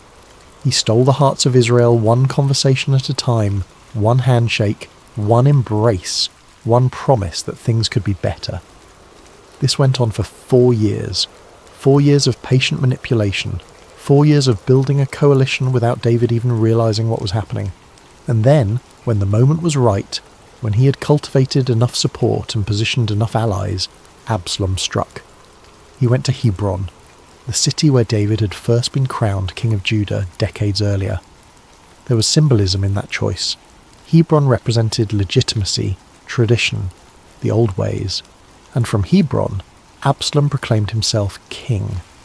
The conspiracy grew strong. The people who had once praised David now turned to his son. It wasn't universal, but it was substantial. Substantial enough that David, hearing the news, realized immediately that he was in mortal danger. The rebellion came swift and brutal. Word reached Jerusalem that Absalom had declared himself king, that he was gathering an army, that he was marching on the capital. David had to make a choice, and he had to make it quickly. He could stay and fight, fortify Jerusalem, turn the city into a fortress and dare Absalom to take it. But David was a military genius, and he understood immediately what that would mean. Jerusalem was not designed to withstand a siege from within. If he stayed, the city would become a battlefield. Blood would run through the streets where David had walked in worship. Buildings would burn. Innocent people would die. The city he had made the capital of Israel, the city where he had brought the Ark of the Covenant, would be destroyed in a civil war. So David made a choice that must have torn his heart in two. He fled. Picture the scene, and really try to see it in your mind. The king who had defeated Goliath, who had united a fractured nation, who had brought the Ark of the Covenant to Jerusalem with dancing and celebrations so exuberant that his wife Michal had despised him for it, now walking out of his own city in shame. His household followed him, his loyal servants, the soldiers who had fought beside him for decades. They left in the night, a procession of the faithful and the fearful, abandoning the palace, the throne, everything David had built over a lifetime of warfare and diplomacy. David was old now, not ancient, but worn. The years of warfare had taken their toll.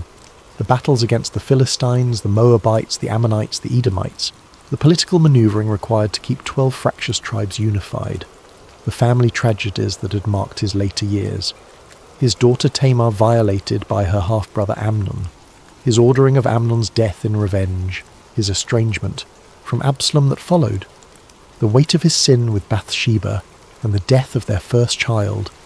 All of it had carved deep lines into his face. His joints ached in the morning now. His wounds from decades of combat troubled him in cold weather. His heart was heavy not just with fear, but with a grief that ran deeper than any wound he had received in battle. This wasn't just a military defeat.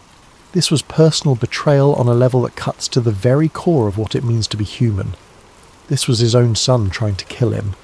His own son whom he loved despite everything, whom he had forgiven for killing Amnon, whom he had welcomed back to Jerusalem after years of exile.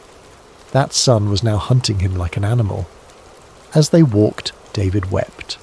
The scriptures tell us he went up the Mount of Olives, weeping as he went, his head covered, walking barefoot as a sign of mourning. It was the posture of ultimate humiliation, of grief so profound that normal comportment was impossible. And all the people who were with him covered their heads and went up weeping. It was a procession of sorrow, of loss, of fear. Imagine being there. Imagine being one of the servants who had spent years in the palace, comfortable and secure, now walking into the wilderness with nothing but what you could carry. Imagine being one of the soldiers who had fought for David through countless battles, now facing the prospect of fighting against other Israelites, maybe even friends and relatives who had sided with Absalom. There's something about that image that cuts through time, that speaks to something universal in the human experience. The most powerful man in the kingdom reduced to a refugee. The king who had everything, now with almost nothing. It's the kind of reversal that makes you question everything you thought you understood about power and security and success. The uncertainty must have been suffocating. Questions with no good answers swirled through every mind. Would Absalom pursue them immediately? How many of David's supporters had secretly switched sides? Who could be trusted? Where would they go? How long could they survive in the wilderness? How would they feed this many people? What if Absalom's forces caught them before they could establish a defensive position? These weren't abstract philosophical questions. These were matters of life and death, being considered by exhausted people with empty stomachs and uncertain futures. Every mile they travelled away from Jerusalem was a mile deeper into vulnerability, a mile farther from the resources and defences of the capital city. Chapter 2. The Journey into Exile. They crossed the Jordan River on a day that must have seemed to mark the end of everything David had built. That boundary between the heartland of Israel and the territories beyond represented more than just geography. It was the line between civilization and wilderness, between kingdom and exile, between everything and nothing. The Jordan wasn't always an easy crossing. Depending on the season and recent rainfall, it could be treacherous. But even when the waters were calm, crossing it with hundreds of people, carrying what possessions they could manage, herding what animals they had brought, was a logistical challenge that must have taken hours. Hours during which David and his commanders would have been acutely aware that they were vulnerable, exposed, strung out along the riverbank with no defensive position. Think about what it means to cross a river like that. You can't take wagons heavy with supplies across easily. You can't bring the comforts of palace life. You have to prioritise, make hard choices about what matters enough to carry and what has to be left behind. Food and water, weapons and armour, basic bedding. Everything else becomes negotiable. David's company was substantial. The scriptures don't give us exact numbers, but we're talking about his household, which included multiple wives and concubines, their children, their servants, his personal guard, the mighty men who had been with him since his outlaw days in the wilderness fleeing from Saul, additional soldiers loyal to him, administrators and advisors. We're probably talking about hundreds of people, possibly more than 1,000 when you count everyone. And they were unprepared. You don't flee a palace with supply wagons and months of provisions carefully packed and organised. You leave with what you can grab in the chaos of evacuation. You hope that what you're carrying will be enough to reach somewhere that you can resupply. You pray that you'll find allies willing to help. The Jordan crossing marked a psychological boundary as much as a physical one.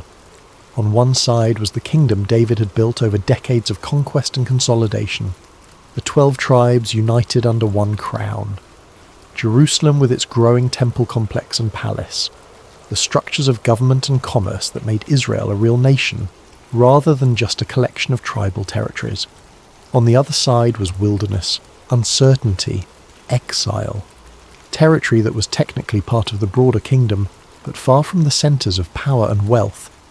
He had been here before, decades earlier, running from King Saul. Back then he'd been young, in his 20s or early 30s, strong and fit and fast. He had been able to live on the run for years, hiding in caves, gathering a band of warriors, surviving through his wits and his sword arm and God's protection. But then he'd been young, with everything ahead of him, with the promise of the throne waiting in his future. Samuel had anointed him as a boy. He knew somehow that if he could just survive, he would be king. Now he was old, probably in his 60s or 70s. The future was far less certain. Yes, he had been anointed by God. Yes, he was the legitimate king. But Absalom was young and charismatic, and had the momentum of rebellion behind him. History is full of legitimate kings. who died in exile, their thrones taken by usurpers who managed to hold on to power long enough to become the new legitimate authority.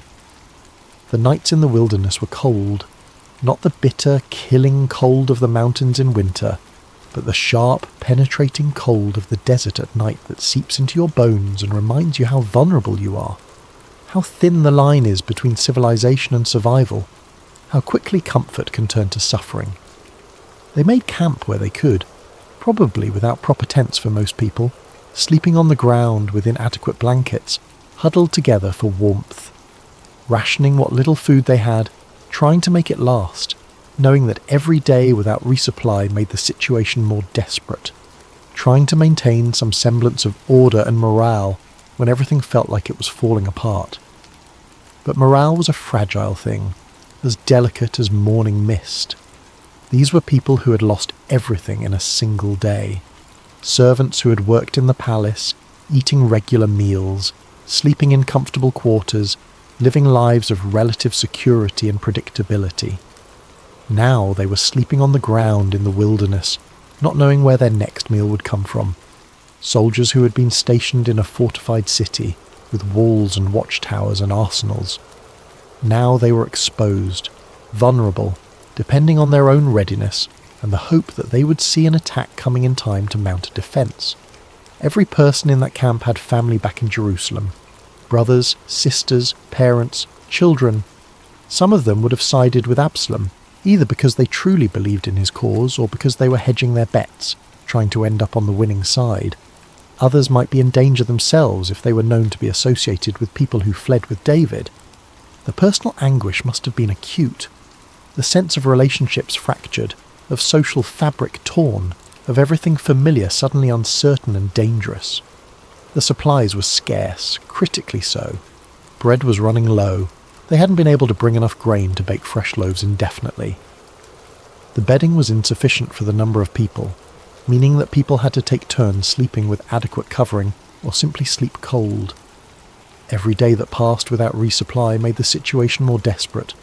Hunger gnaws at morale, cold saps strength, uncertainty breeds fear. And hanging over everything was the question that nobody wanted to voice, but everyone was thinking, what happens if Absalom's forces catch up to us? If Absalom had moved quickly, if he had sent fast-moving cavalry units ahead of his main army, they could have struck David's company while they were exhausted, disorganized, demoralized. It would have been a slaughter. David's mighty men would have fought, certainly, but they couldn't protect everyone. Hundreds of civilians would have died. David himself might have been captured or killed. David couldn't show his fear. Couldn't let his people see the despair that must have gripped him in the quiet moments. He had to project strength, confidence, faith that God would deliver them. He had to be the king, the commander, the man who made decisions and gave orders and kept everyone moving forward. But late at night, lying on the hard ground, staring up at the stars that had once seemed like promises of God's covenant, did he wonder if this was how his story would end? Not in glory, but in exile, defeated by his own son, remembered as the king who lost everything because of his own sins and failures as a father.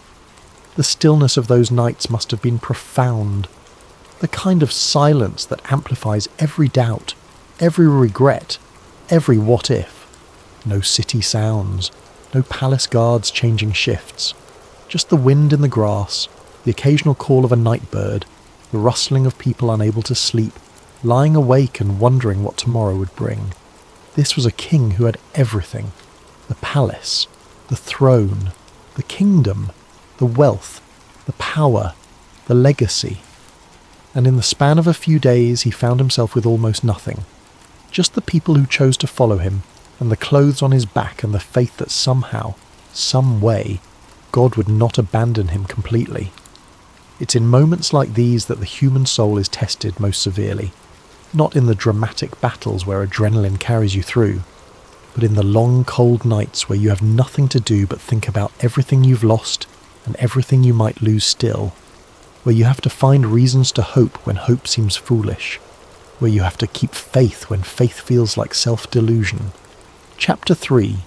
The Arrival of Barzillai. It was into this desperate moment that an old man arrived. and with him came hope in its most practical form. His name was Barzillai, and he came from Rogelim, a town in Gilead, east of the Jordan. If you're not familiar with the geography, Gilead was the mountainous region east of the river, a land of hills and valleys, of shepherds and farmers, of people who lived at some remove from the centres of power in Jerusalem and Samaria. It wasn't the frontier exactly, but it wasn't the cosmopolitan heart of the kingdom either. It was provincial, traditional, the kind of place where families lived in the same towns for generations, where everyone knew everyone else's business, where life moved at a slower pace than in the cities. Barzillai was not a soldier, not a prophet, not a political figure of any significance in the broader story of Israel.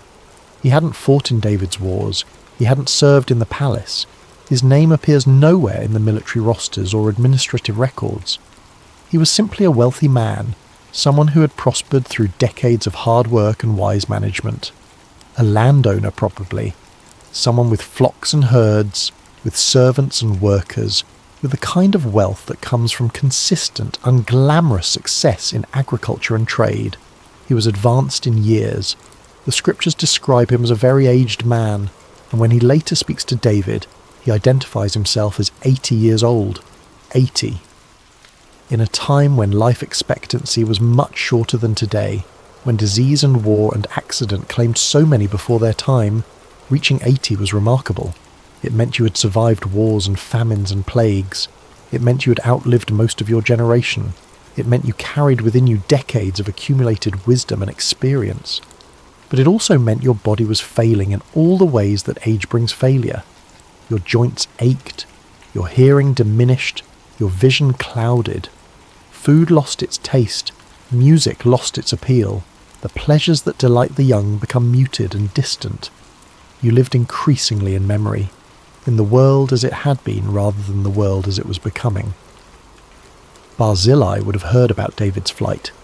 News travelled through the region, carried by travellers and traders, by refugees fleeing the coming civil war, by messengers spreading word of the rebellion.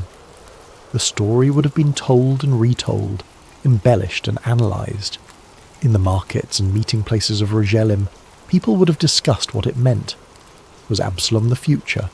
Should the towns of Gilead prepare to send tribute to the new king? Was David finished, his glory days behind him, destined to die in exile like so many fallen monarchs? For most people, this would have been interesting gossip, perhaps fodder for speculation about who would ultimately win the civil war. It might have been discussed over evening meals, debated in marketplaces, used as an excuse to talk politics and predict outcomes.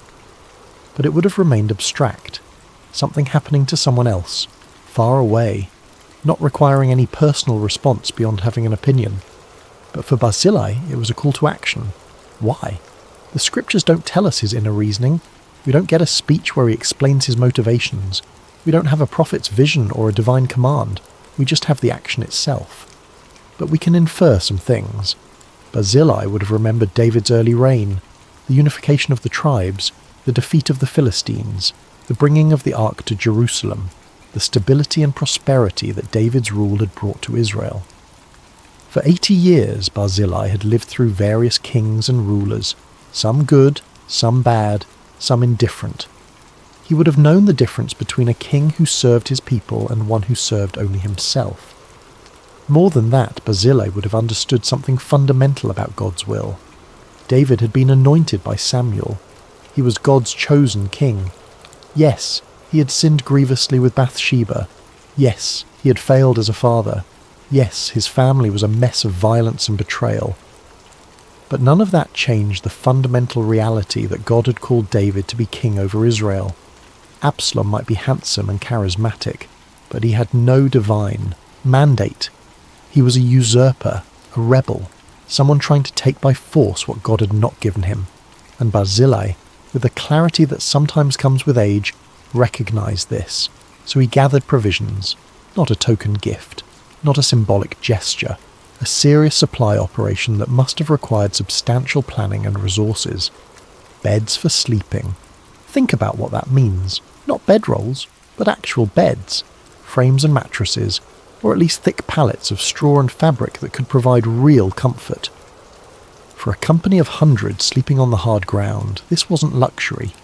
This was basic human dignity. This was the difference between waking up exhausted and in pain versus waking up with enough rest to face another day. Basins for washing. Again, not luxury but necessity. When you're travelling in the wilderness, when you're sweating and dusty and grimy, the ability to wash becomes essential not just for comfort but for health. Cleanliness prevents disease. It maintains morale.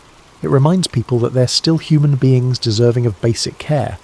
Earthen vessels for cooking and storage, pots and jars and containers. Without these, you can't prepare food properly. You can't store water. You can't maintain the basic infrastructure of feeding hundreds of people day after day.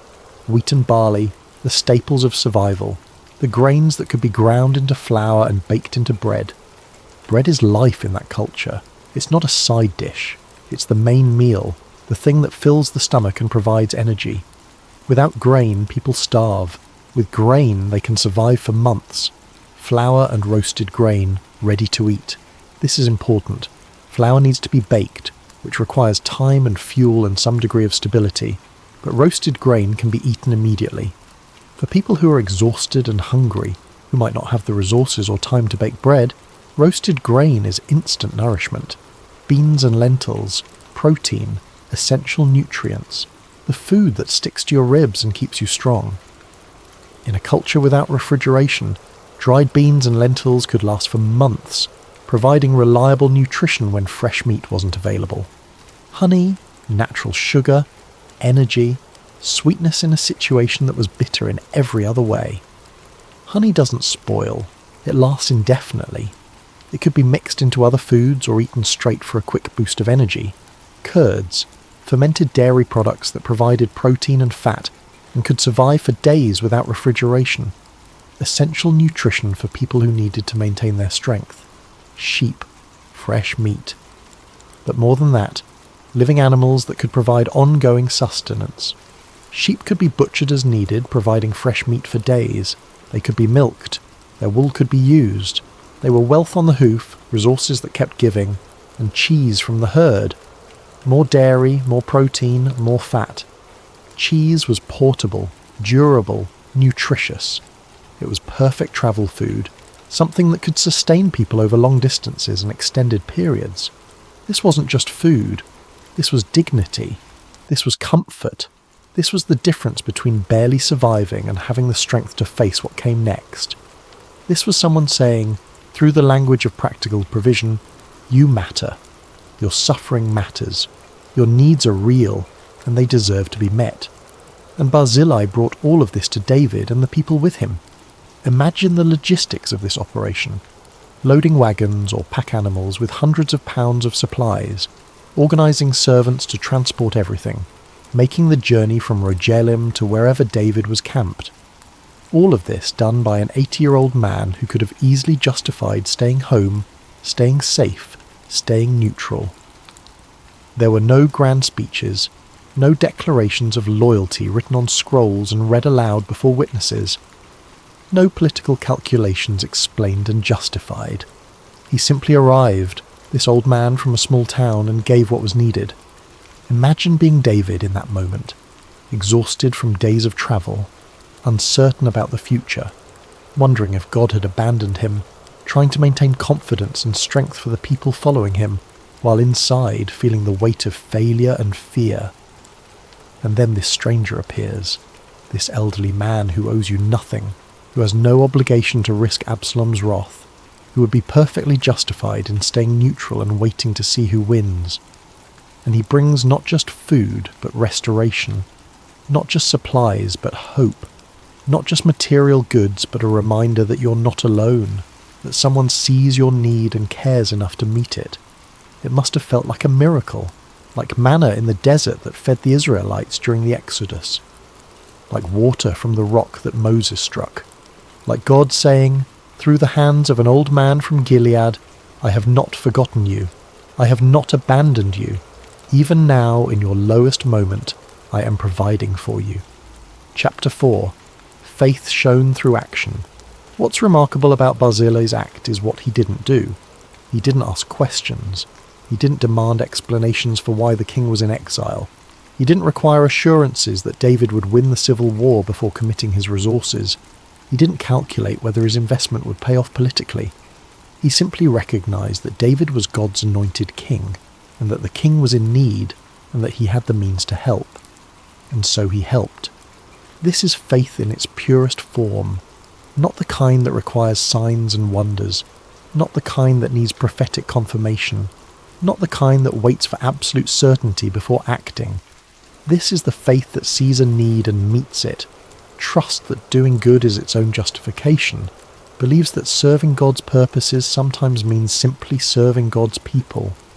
Barzillai didn't need to understand the full picture. He didn't need to know how the story would end. He just needed to know what was right in that moment and then do it. There's a Christian principle here that's easy to miss in our modern context. We often think of faith as being about belief, about intellectual assent to certain propositions about God and the universe, and belief matters. But biblical faith is always about action. It's about what you do when belief encounters reality.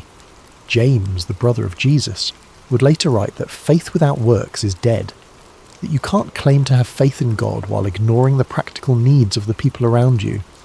Barzillai embodied this truth centuries before James wrote those words. He saw the king in exile, hungry and exposed, and he brought food and shelter. That was his sermon. That was his testimony. That was his worship. Sometimes the most profound spiritual acts are the most practical. A cup of cold water given in Jesus' name, a meal provided to the hungry, shelter offered to the homeless, comfort extended to the grieving. These aren't lesser forms of ministry. They're often the most important kind. Barzillai understood something that many people of faith forget. God doesn't just care about our souls. He cares about our bodies too. He cares whether we have food to eat and places to sleep. He cares about our physical well-being as much as our spiritual condition. And sometimes the most spiritual thing you can do is meet a physical need. David would remember this. Long after the crisis passed, long after he returned to Jerusalem and re-established his kingdom, he would remember the old man from Gilead who helped when helping mattered most. Chapter 5. The Return of the King. The rebellion didn't last. Absalom's charisma couldn't overcome the fundamental problem at the heart of his coup. He was fighting against God's chosen king. David had been anointed by Samuel as a boy.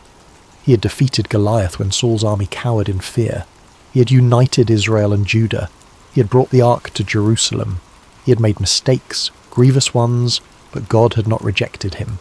The battle came, inevitable and brutal. Absalom's forces met David's loyal troops in the forest of Ephraim. The fighting was fierce, but Absalom's army broke. 20,000 men died that day, many of them killed not by swords, but by the forest itself, lost in the dense woods, falling into ravines, caught in the treacherous terrain. Absalom himself died in a way that seemed almost mythological. Riding his mule beneath the thick branches of a great oak, his hair, his magnificent hair that he had been so proud of, caught in the tree. The mule went on without him, leaving Absalom hanging between heaven and earth. And there Joab found him and killed him, against David's explicit orders. When David heard his son was dead, he wept. The victory was complete, but it tasted like ashes. He had his kingdom back, but at the cost of his son. The scriptures record his grief. "Oh, my son Absalom, my son Absalom! Would God I had died for thee, oh, Absalom, my son, my son!" But the kingdom needed a king, not a mourner. Eventually David had to pull himself together, accept the congratulations of his supporters, and begin the journey back to Jerusalem, back across the Jordan, back to the palace, back to the throne. As he prepared to return, David thought about the people who had stood by him, the soldiers who had fought for him, the servants who had followed him into exile, and especially those who had helped him when help was most needed. He thought about the old man from Rogelim. Chapter 6. An unexpected offer. Barzillai came to meet David at the Jordan as the king prepared to cross back into the heartland of Israel. It was a moment of transition, of restoration. The exile was over. The rightful king was returning. David, surrounded by his advisors and supporters, saw Barzillai approaching. This elderly man who had asked for nothing, who had given everything, who had sustained them in their darkest hour. And David made him an offer that would have seemed like a dream to almost anyone in that situation. "Come with me to Jerusalem," David said. "Come across the Jordan. Be with me. I will provide for you. You will have a place at my table. You will live in the palace, honoured and cared for all your remaining days." This was an extraordinary offer. To live in the royal court, to eat at the king's table, to be part of the inner circle of power and influence. This was the kind of reward that people schemed and fought for. This was access, prestige, comfort, security. For an old man who had spent his life in a provincial town, this would have represented the culmination of a lifetime. To end your days in the royal palace, honoured by the king, remembered in the annals of the kingdom. This was immortality, in a sense. This was the kind of legacy that would echo through generations. Anyone else would have said yes immediately. Anyone else would have seen this as God's blessing, the reward for faithfulness, the open door that should never be closed. But Barzillai was not anyone else. Chapter 7. Barzillai's gentle refusal. Barzillai's response is one of the most beautiful moments in Scripture, though it's often overlooked in favour of more dramatic stories. He said to the king, "How long do I have left to live that I should go up with the king to Jerusalem? I am now 80 years old. Can I tell the difference between what is enjoyable and what is not? Can your servant taste what he eats and drinks? Can I still hear the voices of male and female singers? Why should your servant be an added burden to my lord the king?" There's no bitterness in these words, no false humility, no manipulation, just honest, gentle clarity about where he was in life. Barzillai knew himself. He knew his limitations. He knew that at 80 years old the pleasures of the royal court would be lost on him. The fine foods would taste like nothing. The music would be difficult to hear. The social dynamics would be exhausting. What seemed like a blessing to a younger person would be for him a burden.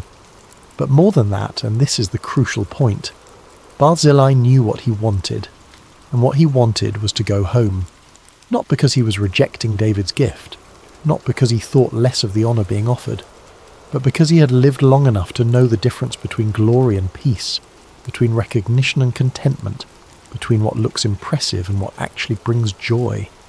He wanted to die in his own town, near the grave of his father and mother.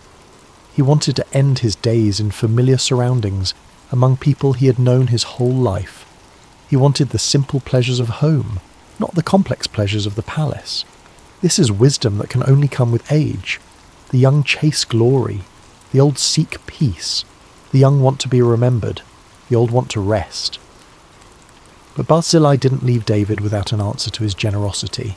He said, "Here is your servant Chimham. Let him cross over with my lord the king. Do for him whatever you wish." Chimham was likely Barzillai's son or servant, someone younger who could actually benefit from the king's offer. Someone who had years ahead of him, who could taste the food and hear the music and build a life in Jerusalem. Barzillai was passing the blessing forward, taking nothing for himself but ensuring that his household would be connected to the king's favour. It was perfect, selfless, wise, peaceful. David could have been offended. Some kings would have been. But David understood. He blessed Barzillai, agreed to take Chimham, and let the old man go home. Chapter 8. Contentment over glory. Let's pause here and consider what Barzillai chose, because it goes against almost everything our culture tells us to value. He chose home over honour. He chose rest over recognition. He chose peace over reward. He chose the familiar over the prestigious. He chose dying well over living gloriously. In our modern world, this seems almost incomprehensible. We're taught to always say yes to opportunity, to maximise every advantage, to never turn down a promotion, an upgrade, an access pass to a better life. We're taught that contentment is just another word for settling, that peace is what you accept when you can't achieve glory. But Barzillai knew something that we've forgotten. Not every blessing must be accepted to be appreciated. Not every door that opens needs to be walked through. Not every gift needs to be unwrapped to be valued. He appreciated David's offer deeply. He recognised it as the genuine honour it was. But he also recognised that it wasn't right for him. and he had the wisdom and self-knowledge to say so. This is spiritual maturity of the highest order. It's easy to want what you can't have. It's much harder to not want what you can have. It's easy to chase opportunities.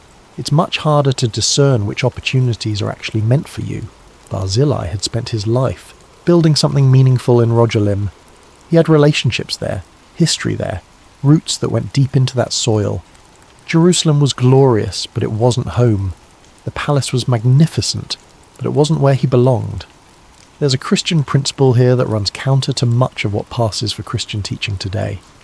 We often act as if God's blessings always look like advancement, promotion, increase, expansion, more money, more influence, more recognition, more everything. But sometimes God's greatest blessings look like permission to stay put, permission to be content with enough, permission to choose peace over prestige, permission to walk away from opportunity without guilt or regret. Barzillai embodied this truth. He had helped the king, and the king wanted to reward him, and he said, essentially, "Thank you, but I have everything I need. I did what I did because it was right, not because I wanted something in return, and now I want to go home." This is faith that has moved beyond transaction, beyond the expectation that good deeds earn rewards, beyond the need for recognition or validation. This is faith that serves because serving is its own reward, that gives because giving is its own joy, that helps because helping is its own purpose. Chapter 9. A quiet farewell. The goodbye happened at the Jordan River, that same boundary Barzillai had crossed to bring provisions to David in exile. David now crossed to return to his kingdom, and Barzillai went back the other way, back to Rogelim, back to his normal life. David kissed him, the gesture of respect and affection between men who understood each other, the blessing of a king upon a servant who had served perfectly without ever claiming to be anything more than what he was. There was no crowd, no public ceremony, no monument erected in Barzillai's honour. Just two men parting ways at a river, one returning to power and glory, the other returning to obscurity and peace. And yet, there's something profoundly beautiful about this moment, something that captures the essence of true faithfulness. Barzillai had done what needed doing. He had helped when helping mattered. He had expected nothing. And now he was walking away, not in bitterness or disappointment, but in contentment. The scriptures tell us that David did provide for Shimon, though the details are sparse. Barzillai's household was cared for. His kindness was remembered and rewarded, even if he himself didn't stay to experience that reward personally. But Barzillai went home, back to Rogelim, back to his own bed, his own table, his own town, back to the graves of his parents and the land he knew, back to the life he'd built over 80 years, and when he died, which could not have been many years later given his age, he died at home, surrounded by family and friends, remembered in his own community as the man who had helped a king. But more than that, remembered as a good man, a faithful man, a man who knew who he was and what mattered. Epilogue. The faith that leaves no monument. Most people have never heard of Barzillai the Gileadite. His name doesn't echo through history like David's or Solomon's. There are no churches named after him, no famous paintings depicting his deeds, no theological traditions built on his words, but his story is recorded in scripture, preserved for thousands of years, passed down through generations. Why? Because God values faithfulness even when it goes unnoticed by the world. Because the kingdom of heaven operates on different principles than earthly kingdoms. Because sometimes the most important thing you can do is simply help when someone needs help, without calculating what you'll get in return. Barzillai teaches us several profound truths about faith and faithfulness. First, that the right action at the right moment can change everything. David might not have survived his exile without provisions. The entire history of Israel might have been different. One man's generosity rippled through centuries. Second, that faithfulness doesn't require recognition. Barzillai helped because it was right, not because he wanted to be remembered. And yet he is remembered, recorded in the eternal word of God, precisely because he didn't seek that recognition. Third, that wisdom sometimes means walking away from reward. Not every blessing needs to be claimed. Not every honour needs to be accepted. Sometimes the greatest blessing is permission to go home, to rest, to be content with enough. Fourth, that passing blessings forward is as important as receiving them. Barzillai didn't need David's patronage, but Shimon did. So Barzillai made sure the blessing went to someone who could use it. Generosity doesn't end with receiving, it continues with giving. Fifth, and perhaps most importantly, that a life lived in quiet obedience is never forgotten by God. The world may not know your name, history books may not record your deeds, but God sees, God knows, God remembers, and that is enough. As you drift off to sleep tonight, consider Barzillai's example. Not the dramatic moments of your life, but the quiet ones.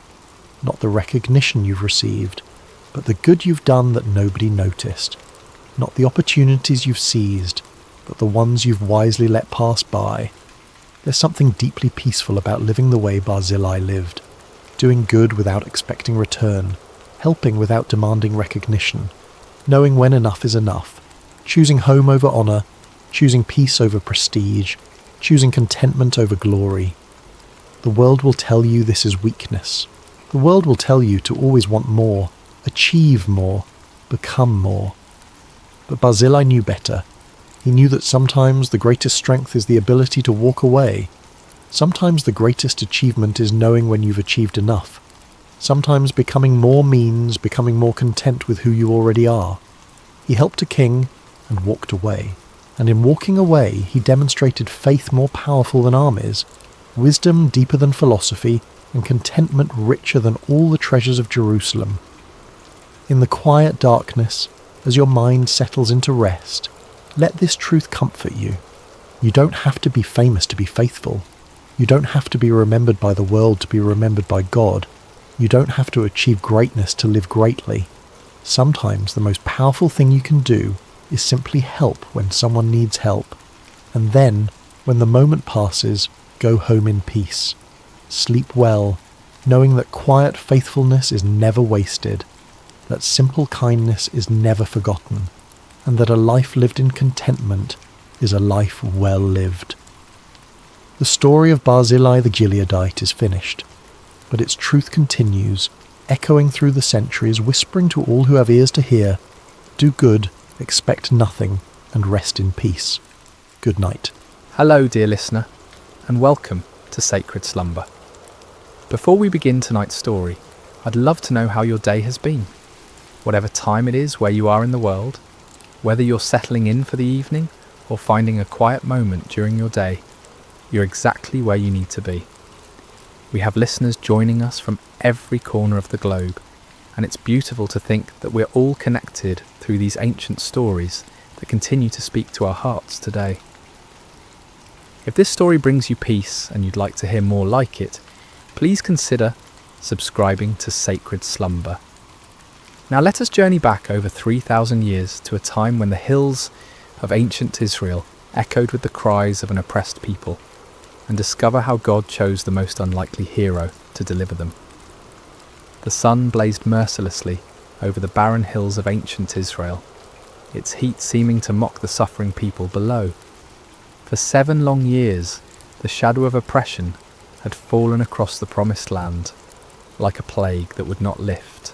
The Midianites, fierce nomadic warriors from the desert, had swept down upon Israel like locusts, devouring everything in their path. In caves carved into limestone cliffs, families huddled in darkness, their faces gaunt with hunger and hollow with despair.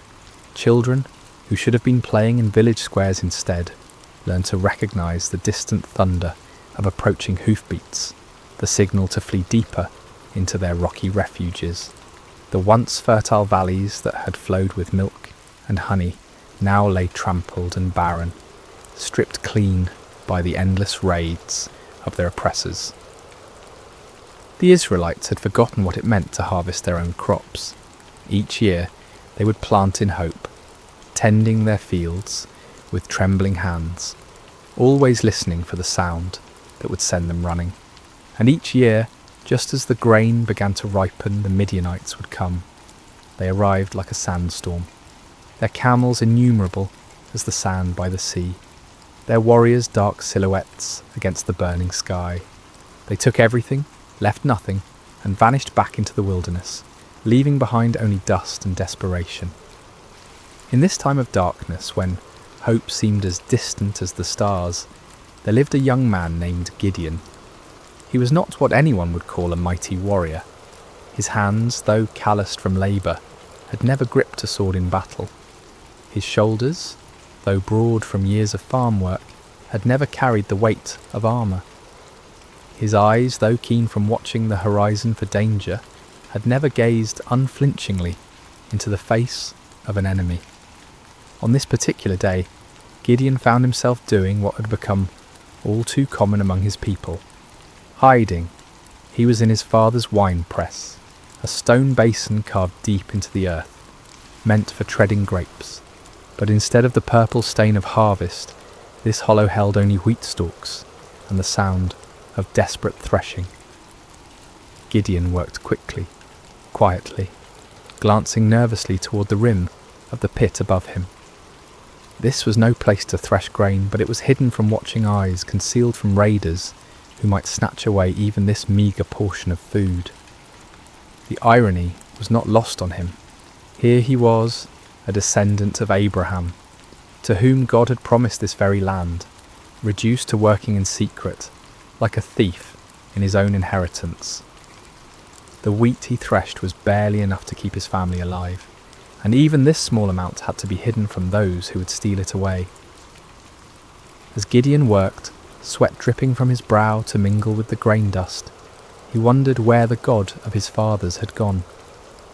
The elders still told stories around carefully concealed fires, stories of a time when the Lord had parted the sea, when he had brought down the walls of Jericho, when his presence had dwelt among them in power and glory. But those seemed like tales from another world, stories of a God who had perhaps grown tired of his people and turned his face away. The rhythmic sound of the flail striking grain filled the small space, a lonely percussion that seemed to echo the beating of his own discouraged heart.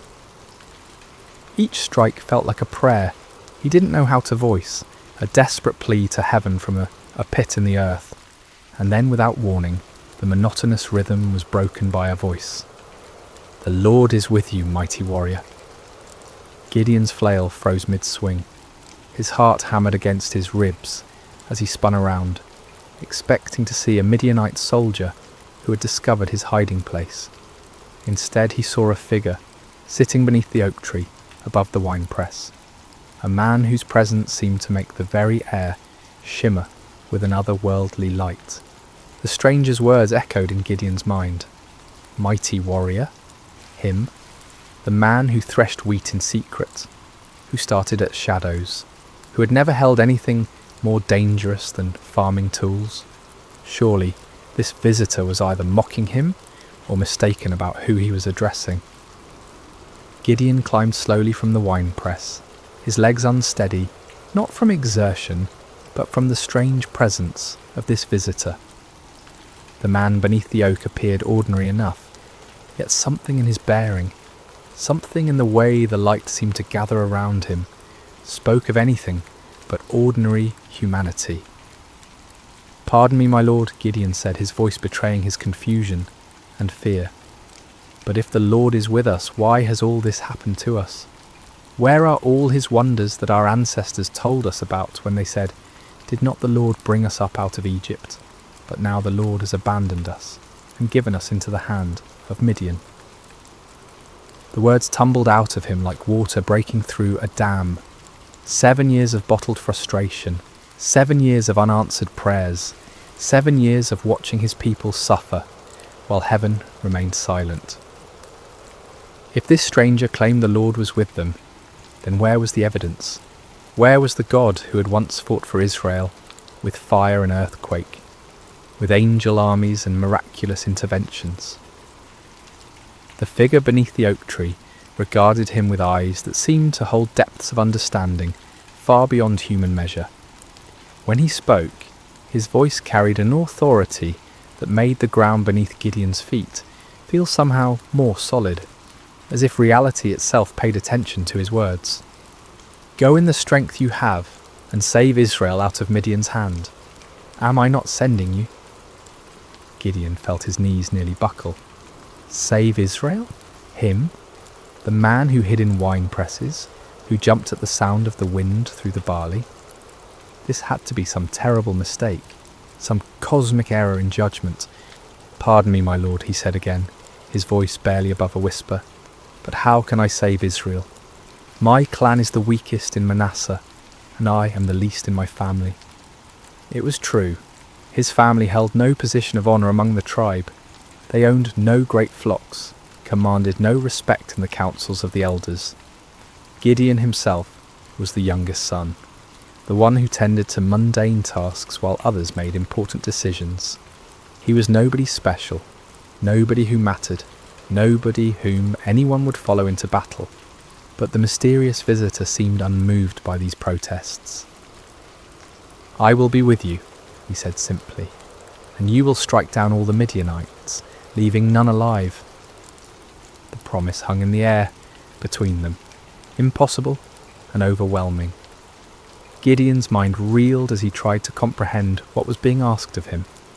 But if this was truly a messenger from the Lord, if this was indeed the God of his fathers speaking to him, then surely he could ask for some sign, some proof that this wasn't merely the product of too much sun and too little food.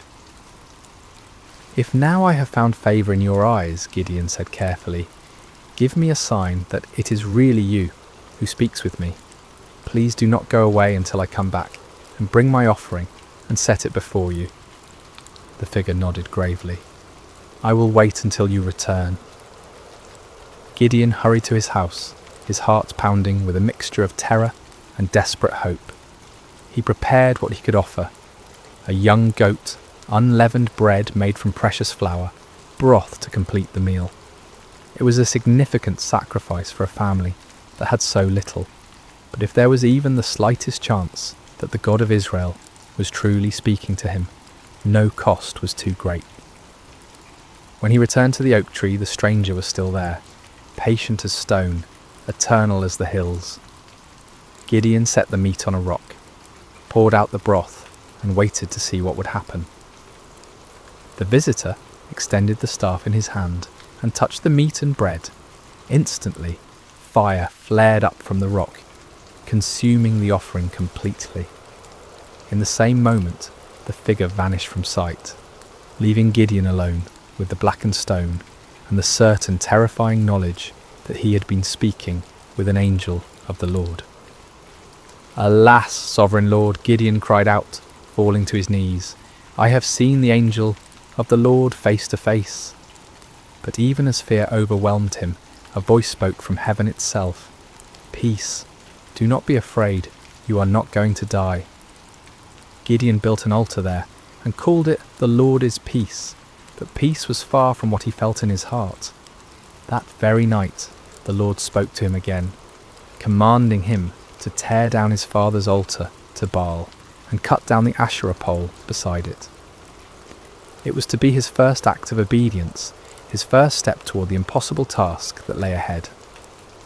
Under cover of darkness, accompanied by 10 servants, Gideon did as he was commanded. They worked quietly, dismantling the stone altar and chopping down the wooden symbol of false worship. In their place, Gideon built an altar to the Lord and offered a bull as a sacrifice, using the wood from the Asherah pole as fuel for the fire. When morning came, the men of the town discovered what had been done. Their rage was immediate and fierce. They demanded that Joash, Gideon's father, bring out his son to be killed for destroying the altar of Baal, but Joash surprised everyone, including his son, with his response. "Are you going to plead Baal's cause?" he asked the angry crowd. "If Baal really is a god, he can defend himself when someone breaks down his altar." From that day on, Gideon was called Jerub-Baal, meaning "let Baal contend with him." But even after this first victory, even after seeing fire consume his sacrifice and hearing the voice of the Lord, doubt still gnawed at Gideon's heart like a persistent wound. When the Midianites assembled once again for their annual raid, gathering in the valley like a dark sea of destruction, Gideon knew the time had come. Yet still he hesitated, still he needed more assurance. That night he took a wool fleece and placed it on the threshing floor. "If you will save Israel by my hand as you have promised," he prayed, "look, I will place a wool fleece on the threshing floor. If there is dew only on the fleece and all the ground is dry, then I will know that you will save Israel by my hand, as you said." In the morning the fleece was soaked with dew, while the ground around it was completely dry. Gideon wrung out the fleece and filled a bowl with water, but still he doubted. Still, he feared he was deceiving himself. "Do not be angry with me," he prayed again. "Let me make just one more request. Allow me one more test with the fleece, but this time make the fleece dry and let the ground be covered with dew." And God, patient with his fearful servant, did exactly as Gideon asked. The next morning, the fleece was dry while dew covered all the ground around it. Finally, Gideon could doubt no longer. The signs were clear, the calling was certain. The God of Israel had indeed chosen him, the least and the weakest, to deliver his people from their oppressors. But as Gideon would soon discover, God's ways of winning battles were as unexpected as his choice of champions. Word spread quickly through the hill country of Israel. Gideon, son of Joash, had called for warriors to gather at the spring of Harod. The response was overwhelming. Men came from every tribe, every village, every cave where families had been hiding. They came carrying whatever weapons they could find. Old swords passed down from fathers, farming implements that could serve as spears, slings and stones gathered from riverbeds. 32,000 men answered the call. It was a significant force, larger than any army Israel had mustered in years. As Gideon looked out over the sea of faces, weathered by years of oppression, but now bright with hope, he felt a stirring of confidence. Perhaps this task wouldn't be as impossible as it had seemed. But even as he counted his forces, Gideon knew they were still vastly outnumbered. In the valley below, the Midianites and their allies spread across the landscape like a plague of locusts. Their camels were indeed as numerous as the sand on the seashore. Their warriors a dark tide that seemed to stretch to the horizon. Conservative estimates put their numbers at over 100,000 fighting men, but some said there were twice that many. Gideon was contemplating these daunting odds when the Lord spoke to him once again, and the words he heard made his blood run cold. "You have too many men," the Lord said. "I cannot deliver Midian into their hands, or Israel would boast against me. My own strength has saved me. Now announce to the army, anyone who trembles with fear may turn back and leave Mount Gilead." Too many men. Gideon stared out at his army, then down at the vast enemy host in the valley. How could 32,000 be too many when facing such overwhelming odds? But the Lord's reasoning became clear. If Israel won this battle with such numbers, they would attribute the victory to their own military might, rather than to God's power. With a heavy heart, Gideon stood before his assembled forces. These men had left their families, their hiding places, their small measures of safety to answer his call. Now he had to tell some of them to go home. "Men of Israel," he called out, his voice carrying across the gathered warriors. "The Lord has spoken to me. Anyone among you who is afraid, anyone who trembles with fear, may return to his home. There is no shame in this. Go in peace." A murmur rippled through the crowd. Some men looked relieved, others confused, still others ashamed. But slowly, surely, men began to step forward, to gather their belongings, to turn away from the camp. What started as a trickle became a stream, then a flood. By evening, 22,000 men had departed for their homes, leaving only 10,000 behind. Gideon watched them go with a mixture of understanding and dread. He couldn't blame them for their fear, not after 7 years of running and hiding, but now his army was less than a third of its original size, facing an enemy that seemed to grow larger with every passing hour. Surely now the Lord would be satisfied with the numbers. Surely now they could plan their attack, develop their strategy, prepare for battle.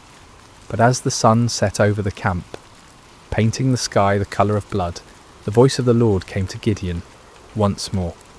"There are still too many men," the Lord said. "Take them down to the water, and I will thin them out for you there." Gideon felt as if the ground was shifting beneath his feet. Still too many? 10,000 men were still too many to face 100,000? What kind of battle was the Lord planning? The next morning Gideon led his remaining men down to the spring of Harod. The water was clear and cold, bubbling up from underground sources that had never failed, even in the driest years. The men were thirsty from the march and eager to drink. Separate those who lapped the water with their tongues, as a dog laps from those who kneel down to drink, the Lord instructed. Gideon watched carefully as his men approached the water. Most of them, weary and relieved to finally rest, knelt down and put their faces directly to the stream, drinking deeply. But a few, perhaps more cautious or alert, cupped water in their hands and lapped it quickly while keeping their eyes up, watching for danger. When the test was complete, Gideon counted with growing amazement and terror. Only 300 men had lapped the water like dogs. 300 out of 10,000. 300 to face the multitudes of Midian. "With the 300 men that lapped I will save you and give the Midianites into your hands," the Lord said. "Let all the others return home." The dismissal of the remaining 9,700 men was even more painful than the first reduction. These were the men who had stayed when others fled, who had shown courage and commitment. Yet now they too had to be sent away, carrying with them the supplies and provisions that would have sustained a larger force. As evening fell over the camp, Gideon found himself staring at his tiny army. 300 men sat around small fires, their faces illuminated by flickering flames. Some sharpened weapons, others mended gear, still others simply stared into the darkness where their enemies waited. They were farmers and shepherds, craftsmen and traders. None of them were professional soldiers. None of them had trained for this kind of warfare. Gideon walked among them, listening to their quiet conversations. Some spoke of their families, wondering if they would ever see their wives and children again. Others talked about the enemy, speculating about Midianite tactics and weapons. A few prayed quietly, their voices barely audible above the crackling of the fires. "Do you think we can win?" one young man asked his companion, his voice carrying the weight of doubt that Gideon felt in his own heart. "With God's help," came the reply, but even that voice held uncertainty.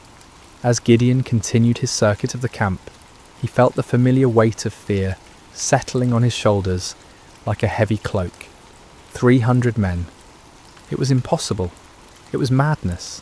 It was a recipe for massacre, not victory. But even as doubt assailed him, Gideon remembered the fire that had consumed his sacrifice, the signs with the fleece, the voice that had called him mighty warrior when he was anything but mighty. The God who had chosen him, who had reduced his army to an impossibly small number, was the same God who had parted the Red Sea, who had brought down the walls of Jericho with trumpets and shouts. Still, as he looked out toward the valley, where enemy campfires twinkled like stars fallen to earth, Gideon found himself struggling with the same fears that had driven him to test God with fleeces. The odds were beyond daunting. They were simply impossible. But perhaps, he thought with growing understanding, that was exactly the point. Sleep eluded Gideon that night. He tossed on his simple bedroll, listening to the sounds of his small army around him. Some of the men snored peacefully, displaying a faith or fatalism that he envied. Others, like himself, shifted restlessly, no doubt contemplating the impossibility of what lay ahead. As the night deepened, the Lord spoke to him once more. "Get up, go down against the camp, because I am going to give it into your hands. If you are afraid to attack, go down to the camp with your servant Purah and listen to what they are saying. Afterward, you will be encouraged to attack the camp." The Lord knew him well, Gideon realised. He was indeed afraid, terrified beyond measure. The offer to scout the enemy camp was exactly what his anxious heart needed. Taking his servant Purah, a young man who had served his family faithfully for years, Gideon crept away from the Israeli camp under cover of darkness. The descent into the valley was treacherous in the darkness. They picked their way carefully between rocks and thorny bushes, each step taking them closer to the vast enemy encampment. As they drew near, the sheer scale of the Midianite army became even more overwhelming. Their campfires stretched as far as the eye could see in every direction, creating a galaxy of light in the darkness of the valley floor. The smell hit them first, thousands of camels, horses and men, creating a pungent mixture that hung heavy in the still night air. Then came the sounds: snoring, quiet conversations, the shuffling of animals, the occasional clank of weapons or armour. It was like approaching a vast, slumbering beast that could wake at any moment and devour them. Gideon and Purah crept to the edge of the camp, staying low among the rocks and scrub brush that dotted the valley floor. The nearest tents were only a few dozen yards away, their dark silhouettes outlined against the glow of dying fires. Guards moved slowly through the camp, but their attention was focused inward, watching for disturbances among their own people rather than looking outward for threats. As they settled into their hiding place, Gideon heard voices from a nearby tent. Two men were talking in low tones, their conversation carrying clearly in the still night air. "I had the most disturbing dream," one man was saying. "I dreamed that a round loaf of barley bread came tumbling into the Midianite camp. It struck the tent with such force that the tent overturned and collapsed." His companion was quiet for a moment before responding, and when he did, his voice was heavy with foreboding. "This can be nothing other than the sword of Gideon, son of Joash the Israelite. God has given the Midianites and the whole camp into his hands." Gideon felt as if lightning had struck him. Here in the heart of the enemy camp, these soldiers were talking about him, about his victory, about their own defeat. The dream was clearly a sign from God. A simple barley loaf, representing humble Israel, would overturn the mighty tent of Midian. He grasped Purah's arm, and together they crept back through the darkness, toward their own camp. But now the impossible seemed possible. Now the 300 seemed not like a pitifully small force, but like the perfect instrument of God's power. The enemy was already defeated in their hearts. All that remained was to make that defeat a reality. Back in the camp, Gideon woke his sleeping warriors. "Get up," he whispered urgently. "The Lord has given the Midianite camp into your hands." The men rose quickly, gathering around their commander in the darkness. Gideon's voice was transformed, no longer tentative and fearful, but filled with supernatural confidence. "Listen carefully," he said. "We will divide into 3 companies of 100 men each. I will give each of you a trumpet and an empty jar with a torch inside it. Watch me and do exactly what I do. When I and all who are with me blow our trumpets, then you blow your trumpets all around the camp and shout, 'For the Lord and for Gideon.'" The plan was unlike anything any of them had ever heard of. No swords, no spears, no conventional weapons at all. Just trumpets, empty pottery jars and torches. It seemed almost like madness, but there was something in Gideon's voice, something in his bearing, that convinced them this was indeed the Lord's strategy. The men moved quickly and quietly to gather the supplies they would need. Clay jars were found and emptied.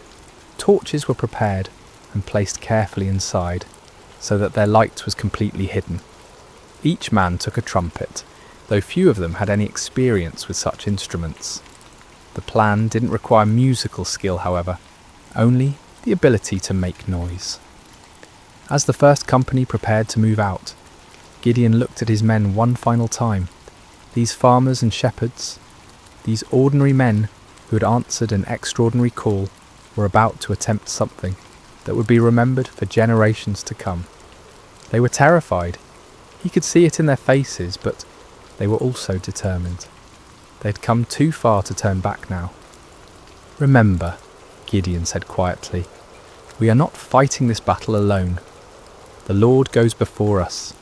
Trust in him, follow my lead, and we will see the salvation of Israel this very night." The three companies spread out in the darkness, moving carefully around the perimeter of the enormous enemy camp. It took time to get into position, with each group having to navigate difficult terrain while carrying their unusual equipment. But finally, just as the middle watch began, just as the guards were changing and the camp was at its most vulnerable, Gideon's company reached their position on one side of the valley. He looked across the vast sea of tents and fires, knowing that his other two companies were in position on the other sides. Somewhere out there in the darkness, 200 other men were waiting for his signal, trusting him to lead them in this impossible venture. Gideon raised his trumpet to his lips, lifted his jar with its hidden torch, and prepared to find out whether the God of Israel would indeed fight for his people. The moment had come. 300 men were about to challenge an army of over 100,000, armed with nothing but faith and the most unusual weapons in the history of warfare. The fate of Israel hung in the balance, suspended in the darkness between doubt and faith, between human impossibility and divine power. The signal came like thunder splitting the night sky. Gideon's trumpet blast echoed off the hills surrounding the valley, a piercing note that seemed to come from heaven itself. In the same instant, he smashed his clay jar against a rock, releasing the torch inside to blaze forth like a star suddenly born in the darkness. "A sword for the Lord and for Gideon," he shouted at the top of his lungs. The response was immediate and devastating. All around the perimeter of the vast Midianite camp, 299 other men followed their commander's example. The sound was indescribable. 300 trumpets blowing at once, creating a wall of noise that seemed to shake the very foundations of the earth. 300 clay jars smashed simultaneously, the sound like thunder crashing over and over again. 300 torches suddenly blazed to life, creating a ring of fire around the sleeping army. And 300 voices roared out the battle cry, "A sword for the Lord and for Gideon." The effect on the Midianite camp was catastrophic. Men who had been sleeping peacefully moments before were jolted awake by the tremendous noise, their minds struggling to comprehend what was happening. In the darkness, disoriented and terrified, they saw only the ring of torches surrounding them, and heard only the overwhelming sound of trumpets and shouting. To their sleep-clouded minds, it seemed as if they were surrounded by a vast army. The torches suggested thousands of soldiers, each one marking a warrior ready to attack. The trumpets spoke of organised military might, of disciplined forces moving in coordinated assault. The unified battle cry indicated an enemy confident of victory, sure of their superior strength. Panic spread through the camp like wildfire. Men stumbled from their tents, grabbing weapons, looking desperately for officers to tell them what to do. But in the chaos and darkness, with the deafening noise continuing all around them, communication was impossible. No one could hear orders over the sound of 300 trumpets. No one could see clearly through the confusion of flickering torches and deep shadows. "We're surrounded," someone screamed. "The whole Israeli army is here," shouted another. "We're all going to die," cried a third. The panic was contagious, spreading from tent to tent, from company to company, until the entire vast army was in the grip of terror. Men began running in all directions, some trying to escape what they perceived as encirclement, others attempting to mount some kind of defence against an enemy they couldn't see or understand. In their confusion and fear, the unthinkable began to happen. Midianite soldiers, unable to distinguish friend from foe in the chaos, began attacking each other. A man running through the darkness looked like an enemy soldier. A voice shouting commands in the confusion sounded like the voice of an Israeli warrior. Every shadow could be hiding an attacker. Swords were drawn not against the 300 Israelites on the perimeter, but against fellow Midianites. Spears were thrust not at the enemy, but at allies who had become indistinguishable from foes in the panic and darkness. The great army that had terrorized Israel for 7 years was turning on itself, destroying itself in its fear and confusion. Gideon and his men maintained their positions around the camp, continuing to blow their trumpets and brandish their torches, watching in amazement as their enemies did the work of destruction for them. It was the most extraordinary battle any of them had ever witnessed, a battle won without striking a single blow, a victory achieved through terror rather than traditional warfare. As the chaos in the camp intensified, the Midianites began a massive retreat. Those who could find their camels or horses fled toward the Jordan River and beyond. Others ran on foot, abandoning their weapons, their supplies, their wounded comrades, in their desperate attempt to escape what they believed was certain annihilation. But Gideon was not content to simply watch his enemies flee. As the first light of dawn began to creep over the eastern hills, he sent messengers throughout the hill country of Israel, calling on his countrymen to join the pursuit. "Come down against the Midianites," the messengers proclaimed, "and seize the waters of the Jordan ahead of them as far as Beth Barah." The response was immediate and enthusiastic. Men who had been hiding in caves for 7 years suddenly found themselves called to active pursuit of their oppressors. They came streaming down from the hills, like water released from a dam, energized by the news that the mighty Midianite army was in full retreat. The men of Ephraim were particularly effective, seizing the fords of the Jordan River and trapping many of the fleeing enemy forces. They captured and killed Oreb and Zeb, 2 of the Midianite leaders, bringing their heads to Gideon as proof of their victory. Meanwhile, Gideon and his original 300 men continued the pursuit of the main enemy force. They crossed the Jordan River, following the fleeing armies eastward into the desert. Despite their exhaustion, despite having had no sleep and little food, they pressed on relentlessly. The psychological impact of the night's events had completely broken the spirit of the Midianite alliance. Armies that had seemed invincible just hours before were now scattered bands of demoralized fugitives. The camels that had been as numerous as sand by the seashore were now obstacles to rapid flight rather than instruments of swift attack. Gideon's small force continued to grow as more Israelites joined the pursuit. Men from Naphtali, Asher, and all of Manasseh took up arms and chased the fleeing enemy. What had begun as an impossible battle for 300 men had become a nationwide uprising, a complete reversal of 7 years of oppression. The fleeing Midianites tried to regroup at Succoth and Penuel, but the local officials, perhaps fearing retaliation, refused to provide them with food or assistance.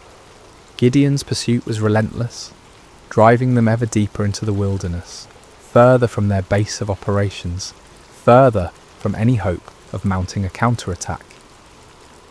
Finally, in the desert east of the Jordan, Gideon caught up with the remnants of the great army. Zebah and Zalmunna, the 2 kings of Midian, were there with about 15,000 men, all that was left of an army that had once numbered over 100,000. Even this reduced force vastly outnumbered Gideon's 300, but their spirit was completely broken. The final battle was swift and decisive. The Midianite army, already demoralized and exhausted, offered little resistance.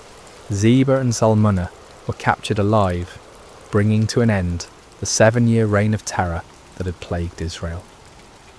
As the sun set on that remarkable day, Gideon found himself looking out over a battlefield strewn with the evidence of complete victory.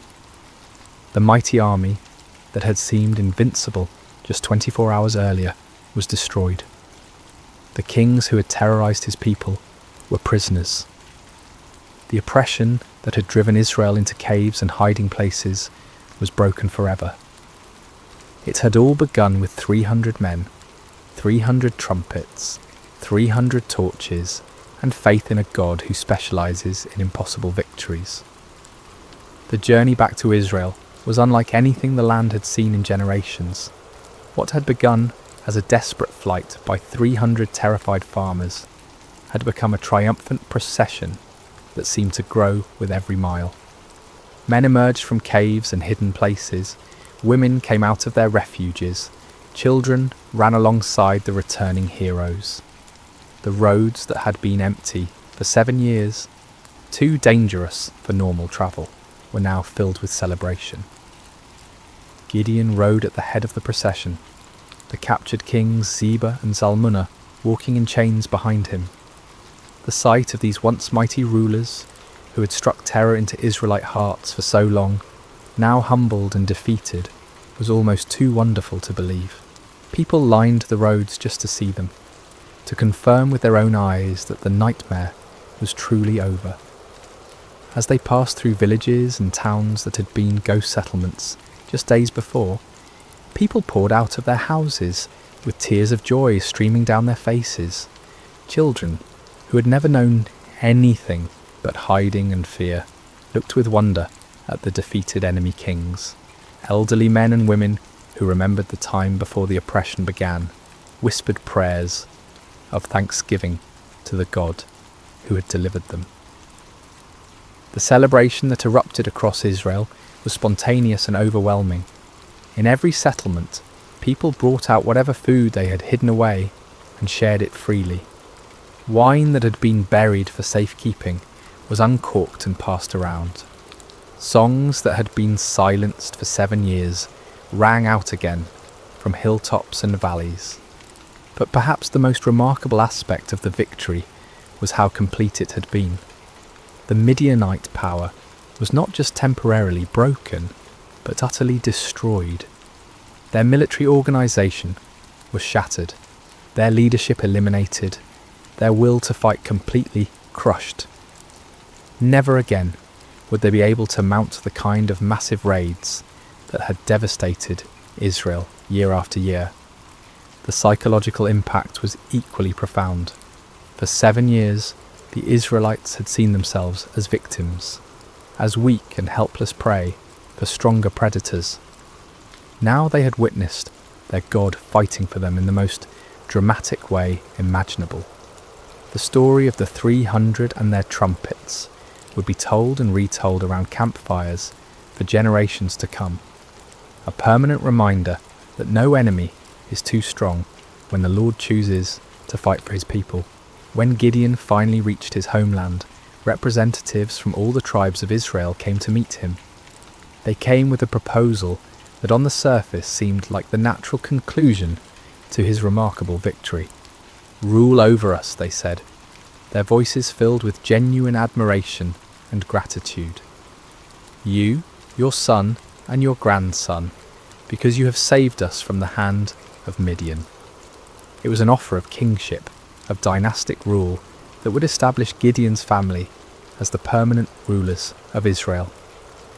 After centuries of loose tribal confederation, of judges who arose in times of crisis only to fade from prominence when the emergency passed, the people were ready for something more permanent, more stable, and who better to serve as their king than the man who had delivered them from their greatest enemy?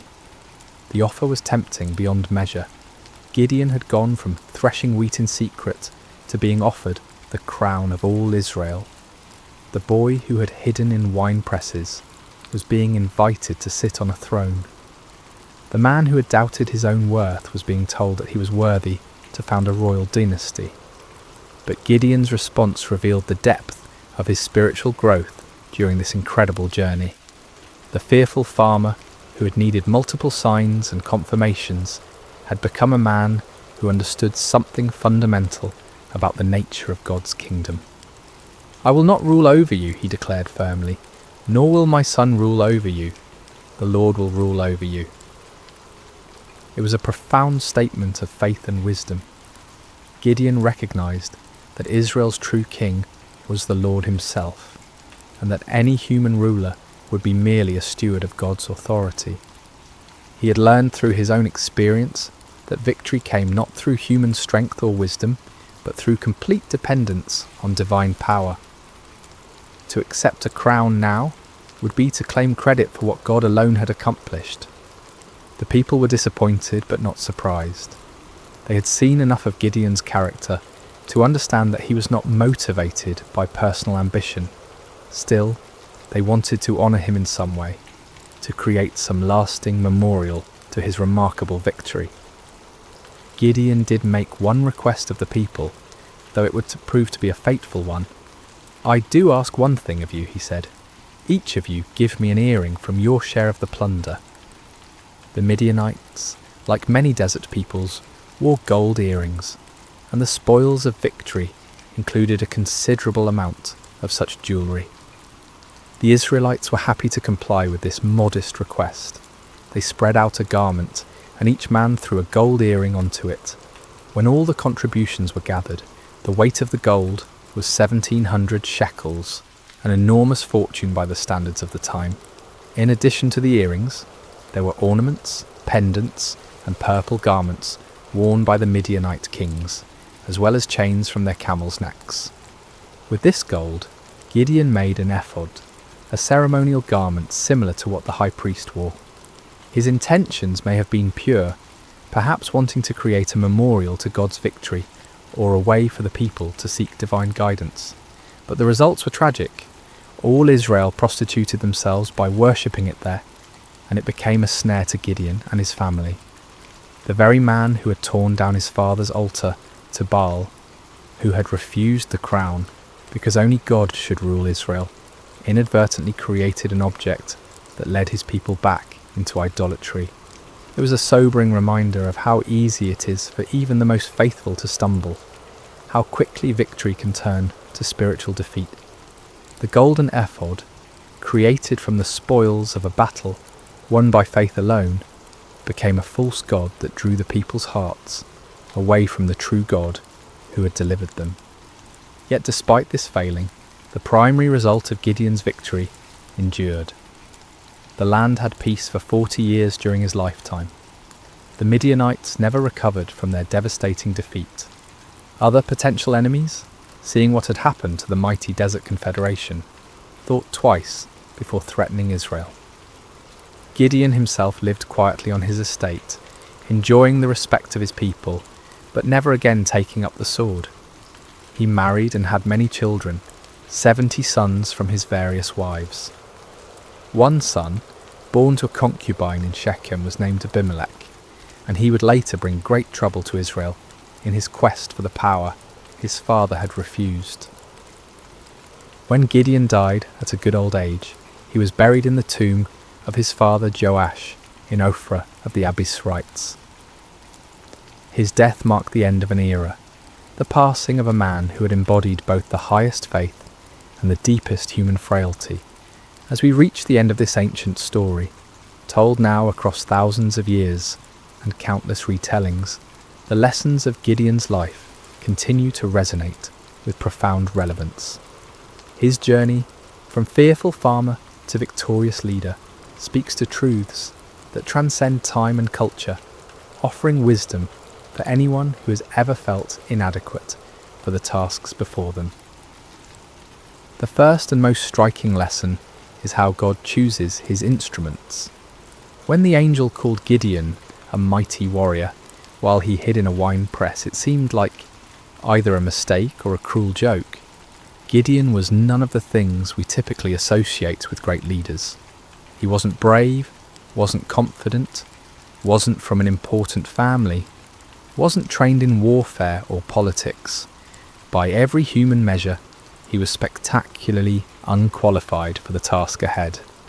Yet this was precisely why God chose him. The Lord deliberately selects the weak to confound the strong, the foolish to shame the wise, the lowly to humble the proud. Gideon's weakness became the perfect vessel for divine strength because there could be no question about who deserved the credit for the victory.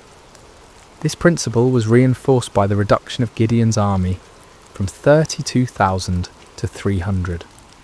With overwhelming numbers, Israel might have attributed their victory to superior military strategy or exceptional courage. With just 300 men, there could be no doubt that the victory belonged to God alone. The method of the victory itself drove this point home with unmistakable clarity. No swords were swung, no arrows were shot, no conventional battle was fought. Instead, the enemy was defeated by trumpets, torches, and shouting. It was a victory that made no sense according to human wisdom, but perfect sense according to divine strategy. Gideon's story also illustrates the patient grace of God toward human weakness. When Gideon asked for signs, when he tested God with fleeces, when he needed encouragement through overhearing the enemy's dream, the Lord did not respond with anger or impatience. Instead, he provided exactly what his frightened servant needed to move forward in faith. This divine patience extends to our failures as well as our fears. Even when Gideon created the golden ephod that led Israel into idolatry, even when his victory was tainted by this spiritual stumble, God's larger purposes were not thwarted. The peace that came to Israel lasted for 40 years, and the story of Gideon's faith continued to inspire future generations.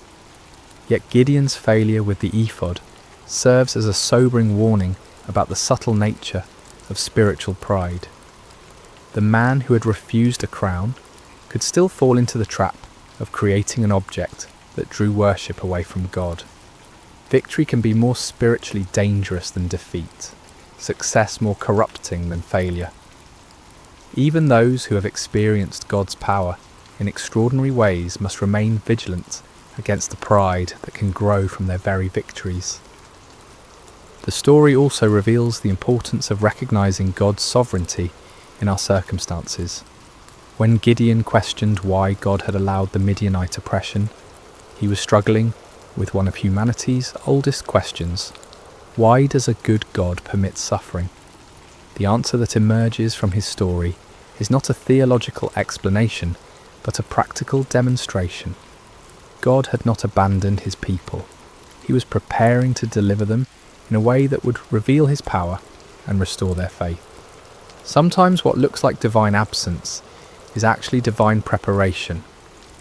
The 7 years of oppression created the conditions that made Israel ready to trust completely in God rather than in their own strength. Without that desperation, they might never have been willing to follow 300 men with trumpets against an army of over 100,000. Gideon's reluctance to accept the crown offers another crucial lesson about the nature of true leadership. The people wanted to make him king because he had saved them, but Gideon understood that salvation belongs to God alone. Human leaders are at their best when they serve as instruments of divine will rather than as objects of human worship. This principle applies far beyond political leadership. In families, in businesses, in communities, in churches, the most effective leaders are those who understand that their authority is delegated, that their successes come from sources beyond themselves, that their role is to point others toward truth rather than toward their own personalities or achievements. The transformation in Gideon's character throughout the story demonstrates the power of stepping out in faith despite fear. The man who ended the story was dramatically different from the one who began it, not because his circumstances had changed, but because he had learned to trust in something greater than his circumstances. He discovered what countless others have learned: that God's strength is made perfect in human weakness, that his power is most clearly displayed when human power is obviously inadequate, that the greatest victories often come in ways that make no earthly sense. For modern listeners, Gideon's story speaks to anyone who has ever felt overwhelmed by the challenges they face. Whether dealing with personal struggles, family crises, professional obstacles, or community problems, the principles that guided Gideon remain relevant. True solutions often come not through human wisdom or strength, but through surrender to divine wisdom and dependence on divine strength. The story encourages us to look beyond the odds, beyond our qualifications, beyond conventional approaches, to find the unexpected ways that God might work. It reminds us that He specialises in impossible situations, that He delights in using unlikely people, that He often works in ways that confound human expectations. At the same time, Gideon's story warns us about the ongoing nature of spiritual vigilance. Victory is not a destination, but a stepping stone. Success is not an end, but a beginning. Even those who have experienced God's power in remarkable ways must continue to guard their hearts against pride, idolatry, and spiritual complacency. The golden ephod that became a snare to Gideon serves as a perpetual reminder that our greatest spiritual dangers often arise not from our failures, but from our successes, not from our weaknesses, but from our strengths, not from what we lack, but from what we have achieved. As we close this ancient tale, we're reminded that Gideon's story is ultimately not about Gideon at all. It's about a God who sees potential where others see only weakness, who creates strength from surrender, who wins victories through the most unlikely means. It's about divine love that persists through human doubt, divine patience that endures human testing, divine power that works through human frailty. The trumpets that shattered the midnight silence in that valley so long ago continue to echo through the centuries, calling each generation to trust in something greater than themselves, to step forward in faith despite their fears, to discover that the God who delivered Israel through 300 men with torches is still in the business of impossible victories.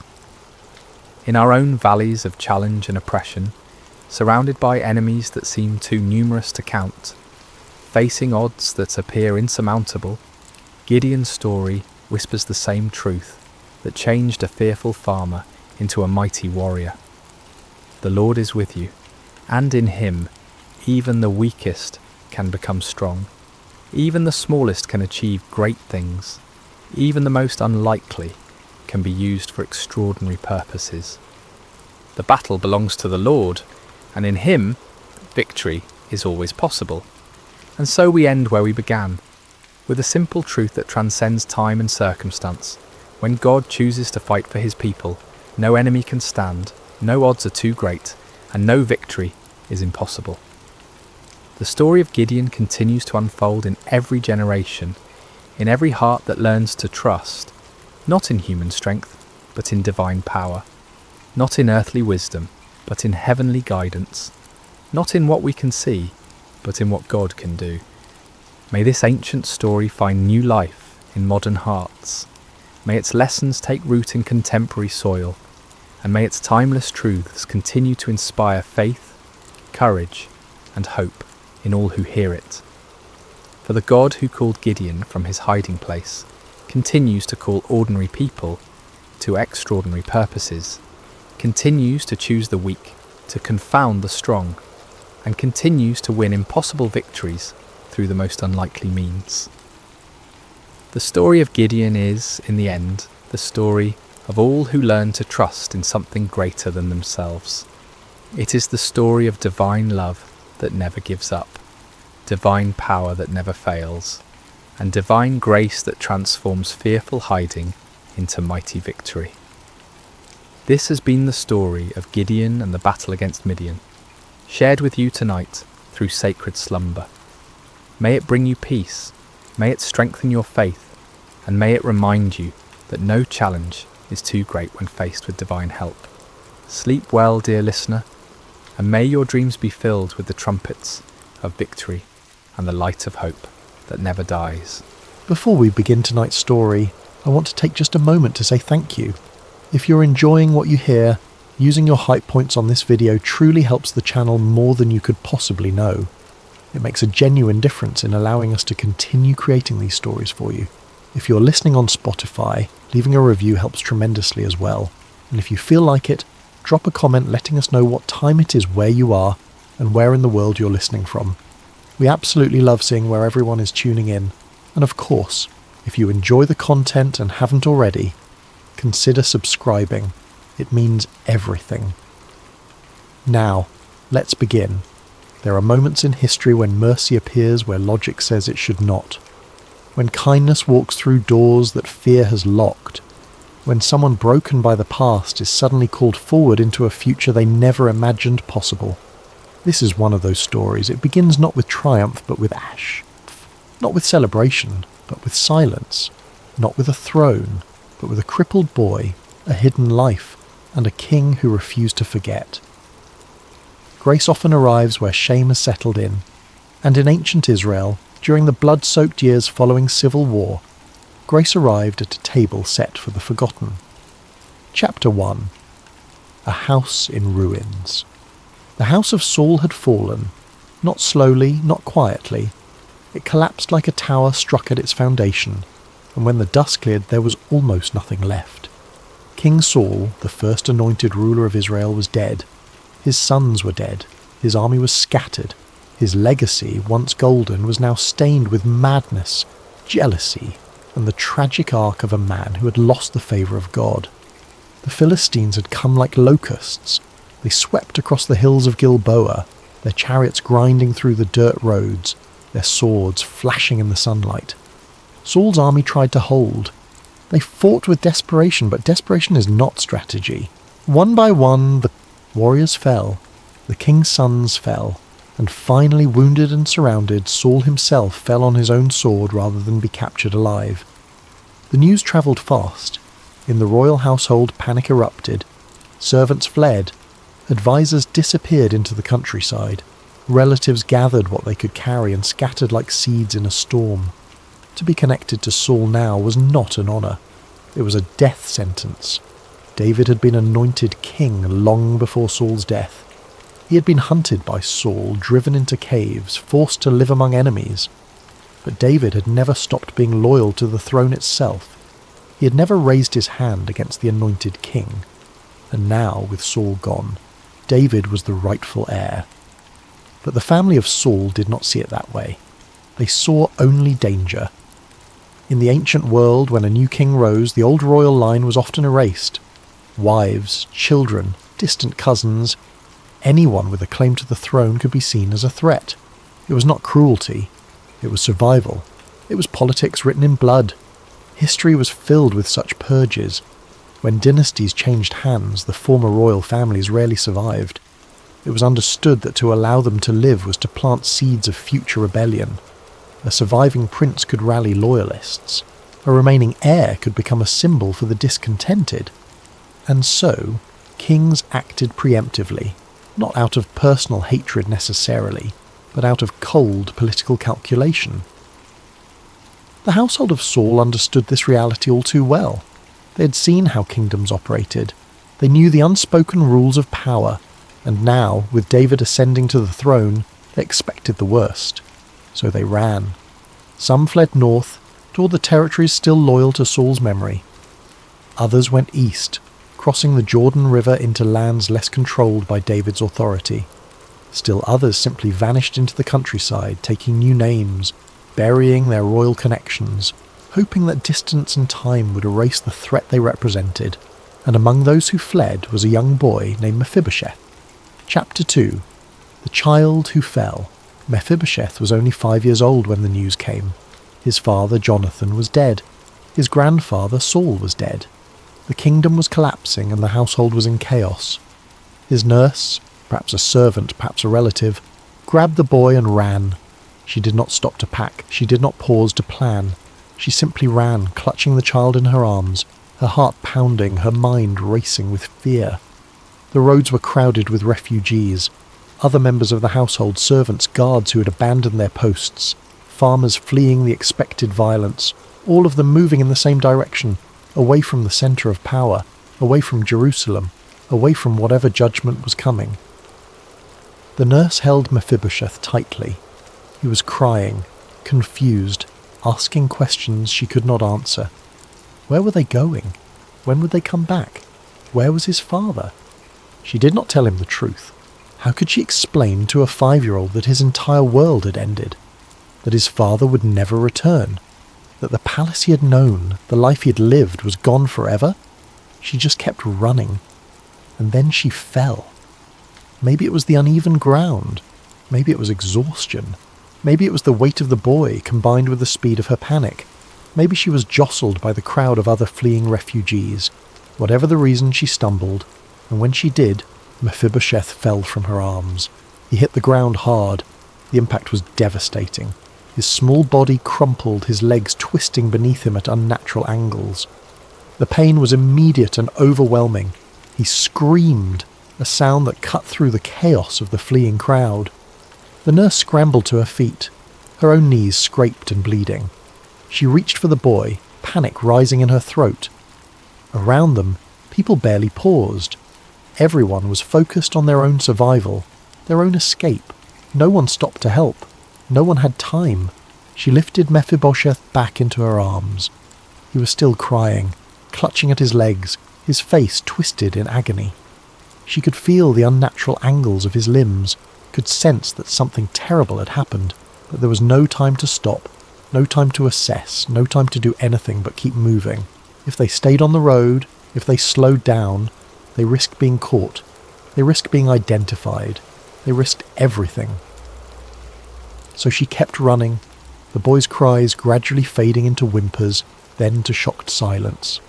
But the damage was done. The fall had shattered bones in both of his feet and legs. In a world without modern medicine, without proper surgical intervention, without even basic understanding of how to properly set complex fractures, the injuries healed poorly. The bones knit together crookedly, the tendons shortened, the muscles atrophied. By the time they reached safety, weeks later, in a distant town far from Jerusalem, it was clear that Mephibosheth would never walk normally again. His legs, broken and improperly healed, left him crippled. In a world where strength and mobility determined status, where a man's ability to fight or work defined his worth, Mephibosheth was marked from that moment forward. He would not be a warrior like his father. He would not lead armies like his grandfather. He would not stand tall in the courts of kings. He would be the crippled son of a dead prince, hidden away in a forgotten town, living in the shadow of a family that no longer existed. Chapter 3. Living in hiding. The years passed slowly in Lodabar. The name itself means no pasture. It was a place of barrenness, a town on the edge of civilization where people went when they had nowhere else to go. It was dry, distant, and unremarkable, the kind of place you could disappear into and never be found. And that was exactly what Mephibosheth did. He lived quietly in the household of Machir, son of Amiel. Machir was a man of some means, enough to take in, the displaced grandson of a king, enough to provide shelter and food. But it was not charity born of sentimentality. It was obligation. It was loyalty to the memory of Saul and Jonathan. And perhaps it was also insurance. If political winds shifted again, having protected a royal heir might prove valuable. Mephibosheth grew up in this household, but he grew up knowing he was different. Other boys ran through the streets, played at being soldiers, helped their fathers in the fields. He watched from doorways and windows. He moved slowly, painfully, his twisted legs requiring support, requiring assistance, requiring constant accommodation. He kept his head down. He did not speak of his lineage. He did not mention his grandfather's throne or his father's courage. To do so would be to invite danger. To do so would be to remind the world that he was a descendant of Saul, and therefore, in the eyes of many, a potential threat. Word had reached Lodabar over the years about David's reign. The new king had united the tribes. He had defeated the Philistines decisively. He had captured Jerusalem and made it his capital. He had brought stability to a land that had known only chaos. By all accounts, David was a good king, a strong king, a king blessed by God. But to Mephibosheth, these reports only deepened his fear. A strong king was a secure king, and a secure king had no reason to tolerate potential rivals. Every year that passed without incident was, in Mephibosheth's mind, not a sign of safety, but merely a delay of the inevitable. So he lived as though he did not exist. His days were marked by routine. He woke, he ate, he moved slowly through the hours, relying on others for support. He helped where he could, mending things with his hands, offering advice, contributing what little he was able to contribute. But always, there was the underlying sense that he was a burden, that he was taking up space, that he was living on borrowed time in more ways than one. His disability was not just physical. It shaped how he saw himself. He believed he was less. He believed he was broken. He believed that the fall that had crippled his legs had also crippled his future. Shame became his constant companion, not because anyone told him he was worthless, but because the world around him seemed to confirm it every single day. He could not work like other men. He could not defend himself. He could not provide in the ways that mattered, and so he withdrew further into himself, into the quiet resignation that this was all his life would ever be. The people of Lodabar were not unkind. They nodded to him in the streets. They made small talk when they encountered him, but there was always a distance. He was the crippled stranger living in Makir's house. He was the quiet one who never spoke of where he came from. He was, in every practical sense, a ghost. He did not expect rescue. He did not hope for restoration. He simply survived day by day in a town called No Pasture, waiting for nothing. The loneliness was perhaps the heaviest burden. He had no peers, no true friends. The young men of the town had their own circles, their own camaraderie built around shared labour and shared experiences. Mephibosheth could not participate. He could not join the harvest crews. He could not go on hunting parties. He could not even sit comfortably in the informal gatherings where men traded stories and jokes after the day's work was done. He was always apart, always separate, always other. At night, lying in his small room in Makir's house, he sometimes thought about his father. Jonathan had been a hero. Jonathan had been brave, skilled with a bow, beloved by the people. Jonathan had been the kind of man songs were written about, and Mephibosheth was his son. But what kind of legacy was that? What did it mean to be the son of a hero when you could not even walk properly? What did it mean to carry a famous name when you had to hide that name every single day? The weight of it pressed down on him, the sense that he had disappointed not just his father's memory, but some fundamental expectation of what a man should be. He knew it was not rational. He knew the fall had not been his fault. He had been a child. But shame is not rational. Shame does not care about circumstances. Shame simply settles in and makes itself at home. And so the years continued. 5 years became 10. 10 became 15. Mephibosheth moved from childhood to adolescence to adulthood, all within the confines of Lodabar, all within the narrow boundaries of a life defined by limitation. He married. He had a son named Micah. These were small joys, small anchors of normalcy. But even these blessings were tinged with sadness. He watched his son grow, watched him learn to walk with ease, watched him run and jump and do all the things Mephibosheth could not do. And while he loved his son fiercely, there was also a quiet grief that he could not be the kind of father he wanted to be. He could not chase Micah through the streets. He could not lift him onto his shoulders. He could not teach him to fight or hunt or do any of the things fathers typically passed on to their sons. He provided what he could: love, presence, wisdom gained from years of quiet observation. But it never felt like enough. And always, beneath everything, was the fear. The fear that someday someone would remember. Someone would make the connection. Someone would whisper to King David that Saul's grandson was alive, living in Lodabar. And then the soldiers would come. He had nightmares about it sometimes. The sound of marching feet. The knock on the door. the rough hands dragging him before the king, the sword falling. He never told anyone about these dreams. What would be the point? Fear was his private burden, carried silently, accepted as the price of survival. Chapter 4. David remembers a promise.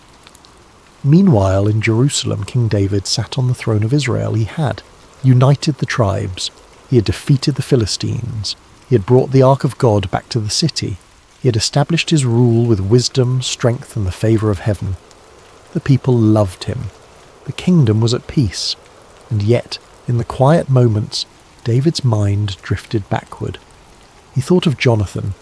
Jonathan, the son of Saul, had been David's closest friend. They had made a covenant together, a bond deeper than politics, stronger than blood. It was not a casual friendship. It was the kind of connection that shapes a life, that leaves a permanent mark on the soul. David remembered the first time they had truly seen each other. It was after David had killed Goliath, when the shepherd boy was brought before King Saul. Jonathan had been there, watching this young man who had done what trained warriors would not do, and something had happened in that moment. A recognition, a kinship. The text says Jonathan's soul was knit to David's soul. It was immediate, it was profound, and it changed both of their lives. Jonathan had protected David when Saul's jealousy turned to murderous rage. Jonathan had warned David when his father planned to kill him. Jonathan had risked his own safety, his own relationship with his father, his own claim to the throne, all to keep David alive. They had made a covenant. They had sworn before God that their loyalty to each other would extend to their descendants, that no matter what happened, no matter how politics shifted, they would protect each other's families. And then Jonathan had died. David had mourned deeply. He had written a lament, one of the most beautiful expressions of grief in all of Scripture. How the mighty have fallen, he had written. I am distressed for you, my brother Jonathan. Very pleasant have you been to me. Your love to me was extraordinary, surpassing the love of women. But mourning is not the same as remembering. Grief is not the same as action. And for years David had been consumed with the demands of kingship, building a capital, establishing a government, fighting wars, consolidating power. There had been no time to dwell on the past, until now. One day, sitting in the palace, David turned to his servants and asked a question that no one expected. Is there anyone left from the house of Saul to whom I can show kindness for Jonathan's sake? The room grew quiet. The servants exchanged glances. Kindness to the house of Saul? Why would the king do such a thing? Saul had tried to kill him. Saul's family had been his enemies. Saul had driven him into the wilderness, forced him to live in caves, hunted him like an animal for years. And yet here was David, asking not about vengeance, but about mercy, not about eliminating threats, but about honouring a promise. It was unusual, it was unexpected, it was to the servant standing in that room almost incomprehensible. Kings did not usually ask such questions. Kings did not usually seek out the remnants of previous dynasties to bless them. The entire logic of royal succession argued against it. Safety demanded that old claims be extinguished, not nurtured. But David was not asking for political advice. He was asking about a covenant. He was asking about loyalty that transcended politics. He was asking about a promise he had made to his friend, and he intended to keep it. One of the servants spoke up. There was a man named Ziba, a former servant of Saul's household. He might know if anyone remained. David summoned him immediately. When Ziba arrived, he was nervous. Being summoned by the king was never a comfortable experience, especially for someone who had once served the previous dynasty. He entered the throne room cautiously, bowing low, keeping his eyes down.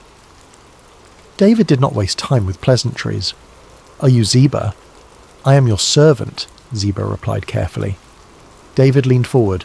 "Is there anyone left from Saul's house? Anyone at all?" Ziba hesitated. This was dangerous territory to reveal information about. Surviving members of Saul's family could be seen as disloyalty to David.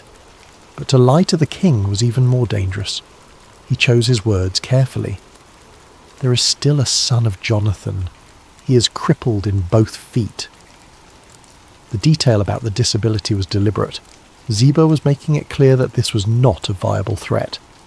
A crippled man could not lead a rebellion. A crippled man could not rally an army. A crippled man posed no danger to the throne. But David's response was not what Ziba expected. David's face changed. For a moment the mask of kingship slipped, and there was just a man remembering his friend. Jonathan had a son. Jonathan's line continued. There was someone left to whom he could show the kindness he had promised. "Where is he?" David asked. Ziba swallowed. "In Lo-debar, at the house of Machir, son of Amiel." Lo-debar, the middle of nowhere. The kind of place you went to hide. The kind of place you went when you were afraid. David stood. "Bring him to me." Chapter 5. The Summons. When the messengers arrived in Lo-debar, Mephibosheth's world tilted. It was an ordinary day. He was sitting in the courtyard of Machir's house, working on a small repair job, when he heard the commotion in the street. The sound of horses, the sound of voices, the sound of authority. His heart began to race even before he knew why. Machir came into the courtyard, his face pale. Behind him were men in the livery of the king, royal messengers, armed, official. They had come. After all these years, after all this time, they had finally come. "Mephibosheth, son of Jonathan," one of the messengers asked formally. He could not speak. He could barely breathe. He managed a nod. "You're summoned to Jerusalem, to appear before King David." The words hung in the air. Summoned. Jerusalem. King David. This was it. This was the moment he had feared his entire life. David had finally remembered. David had finally decided to finish what political necessity demanded. The last living son of Jonathan, the last thread connecting the house of Saul to the throne, was being called in to be removed. Machir tried to interject. "Perhaps there has been a mistake. Perhaps." "There is no mistake," the messenger said firmly. "The king has called for him. We leave tomorrow." That night Mephibosheth barely slept. He said goodbye to his wife, to his son. He tried to be brave, tried to hide his fear, but they could all see it. They all knew what this meant. His wife held him and wept. "Maybe it will be all right," she whispered. "Maybe the king means no harm." But they both knew she was trying to convince herself as much as him. In the morning the messengers were ready. They had brought a cart for him, understanding that he could not travel on horseback. Even this small accommodation felt ominous. They were making sure he arrived. They were making sure he could not escape. The journey to Jerusalem was long and humiliating. Mephibosheth sat in the back of the cart, his twisted legs stretched out before him, his body jolting with every bump in the road. The messengers rode alongside, silent and professional. They did not speak to him. They did not explain. They simply escorted him, like a prisoner being transported to judgment. He watched the landscape change as they travelled. The barren hills of Lo-debar gave way to more fertile land. They passed through villages and towns. They crossed rivers, and with each mile Jerusalem drew closer. He had never been to Jerusalem. He had been too young when his family fled. All he knew of it came from reports and stories. It was the city David had conquered, the city that had become the heart of the kingdom, the city where power resided. And now he was going there to die. At night when they camped, he lay awake staring at the stars. He thought about his father. He wondered if Jonathan would be ashamed of him. He wondered if his father had imagined in those final moments on the battlefield that his son would end up like this, crippled, afraid, summoned to an execution. He thought about his own son, Micah. What would become of the boy? Would the king's vengeance extend even to the next generation? Or would Micah be spared because he was too young, too insignificant to matter? These thoughts circled endlessly, offering no comfort, no resolution. As they approached Jerusalem, the roads became more crowded. Merchants travelling to the capital, pilgrims coming to worship, soldiers on patrol. The city itself rose before them, walls gleaming in the sunlight, gates standing open but guarded. They passed through without incident. The messengers clearly had authority. Guards nodded them through, And then they were inside, moving through streets Mephibosheth had only imagined, heading toward the palace. When he finally arrived at the palace, the weight of the moment crushed him. The building was enormous, grand, intimidating. Everything about it spoke of power and permanence. This was not just a house. This was the seat of a kingdom. This was where decisions of life and death were made. The guards led him into the throne room. The walls were high. The ceiling echoed with voices. Courtiers and officials moved about, conducting the business of the kingdom. And at the far end of the hall, seated on the throne, was King David. Mephibosheth had never seen David before. He had imagined him countless times, imagined him as a giant, as a warrior, as a figure of terror. But the man on the throne looked almost ordinary, older than Mephibosheth expected. Lines on his face, grey in his beard, but the eyes. The eyes were what caught Mephibosheth's attention. They were intelligent, piercing, the eyes of someone who saw everything, and right now they were looking directly at him. Mephibosheth fell to the ground. He did not kneel gracefully. He collapsed, face down, arms outstretched, trembling. His legs, useless as always, splayed awkwardly beneath him. He could not look up. He could not speak. He simply waited for the sword to fall. The throne room continued its business around him, but he heard none of it. His entire world had narrowed to this moment, this spot on the floor, this final breath before the end. Then he heard footsteps. Someone was approaching, coming down from the throne, walking toward him. "Mephibosheth," a voice said gently. The sound of his own name startled him. It was not harsh. It was not angry. It was almost kind. He forced himself to speak, his voice barely audible. "I am your servant." Chapter 6. Mercy at the Throne. David stood before the prostrate man and felt a wave of emotion he had not anticipated. This was Jonathan's son, the boy Jonathan had loved, the child Jonathan had held. And now, here he was, broken, terrified, expecting death. David's mind flashed back to conversations with Jonathan. His friend had spoken of his son sometimes, in the brief moments of peace between battles.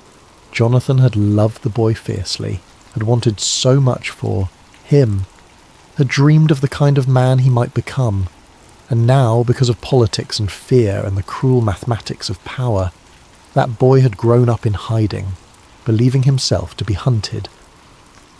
David's heart broke. "Do not be afraid," he said. Mephibosheth's body tensed at the words. Do not be afraid. How could he not be afraid? He was the grandson of Saul. He was the last living reminder of a dynasty that had fallen. He was a threat, whether he wanted to be or not. But David continued, his voice steady and warm. "I will show you kindness for the sake of your father, Jonathan." Mephibosheth's mind struggled to process the words. Kindness? For Jonathan's sake? Was this some kind of trick? Some cruel joke before the execution? David kept speaking, and with every word the impossible became real. "I will restore to you all the land that belonged to your grandfather Saul, all the fields, all the property. It is yours again, and you will always eat at my table." The throne room seemed to spin.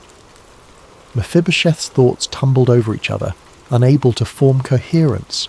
Not execution, not exile, not even tolerance, restoration, invitation, a place at the king's table. Around the throne room, courtiers had stopped their conversations. Officials had paused their business. Everyone was watching. This was unprecedented. This was extraordinary. David motioned to his servants. "Help him up." Hands reached down, gently lifting Mephibosheth from the floor. He stood shakily, his legs barely supporting him, his whole body trembling. He looked at David, really looked at him for the first time, and what he saw in the king's face was not anger or calculation or political manoeuvring. It was genuine compassion. Mephibosheth bowed his head, his voice shaking. "What is your servant, that you should notice a dead dog like me?" The phrase was not false humility. It was genuine. In that moment, Mephibosheth believed every word. He saw himself as worthless, as beneath notice, as something to be discarded. A dead dog. That was how he understood his place in the world.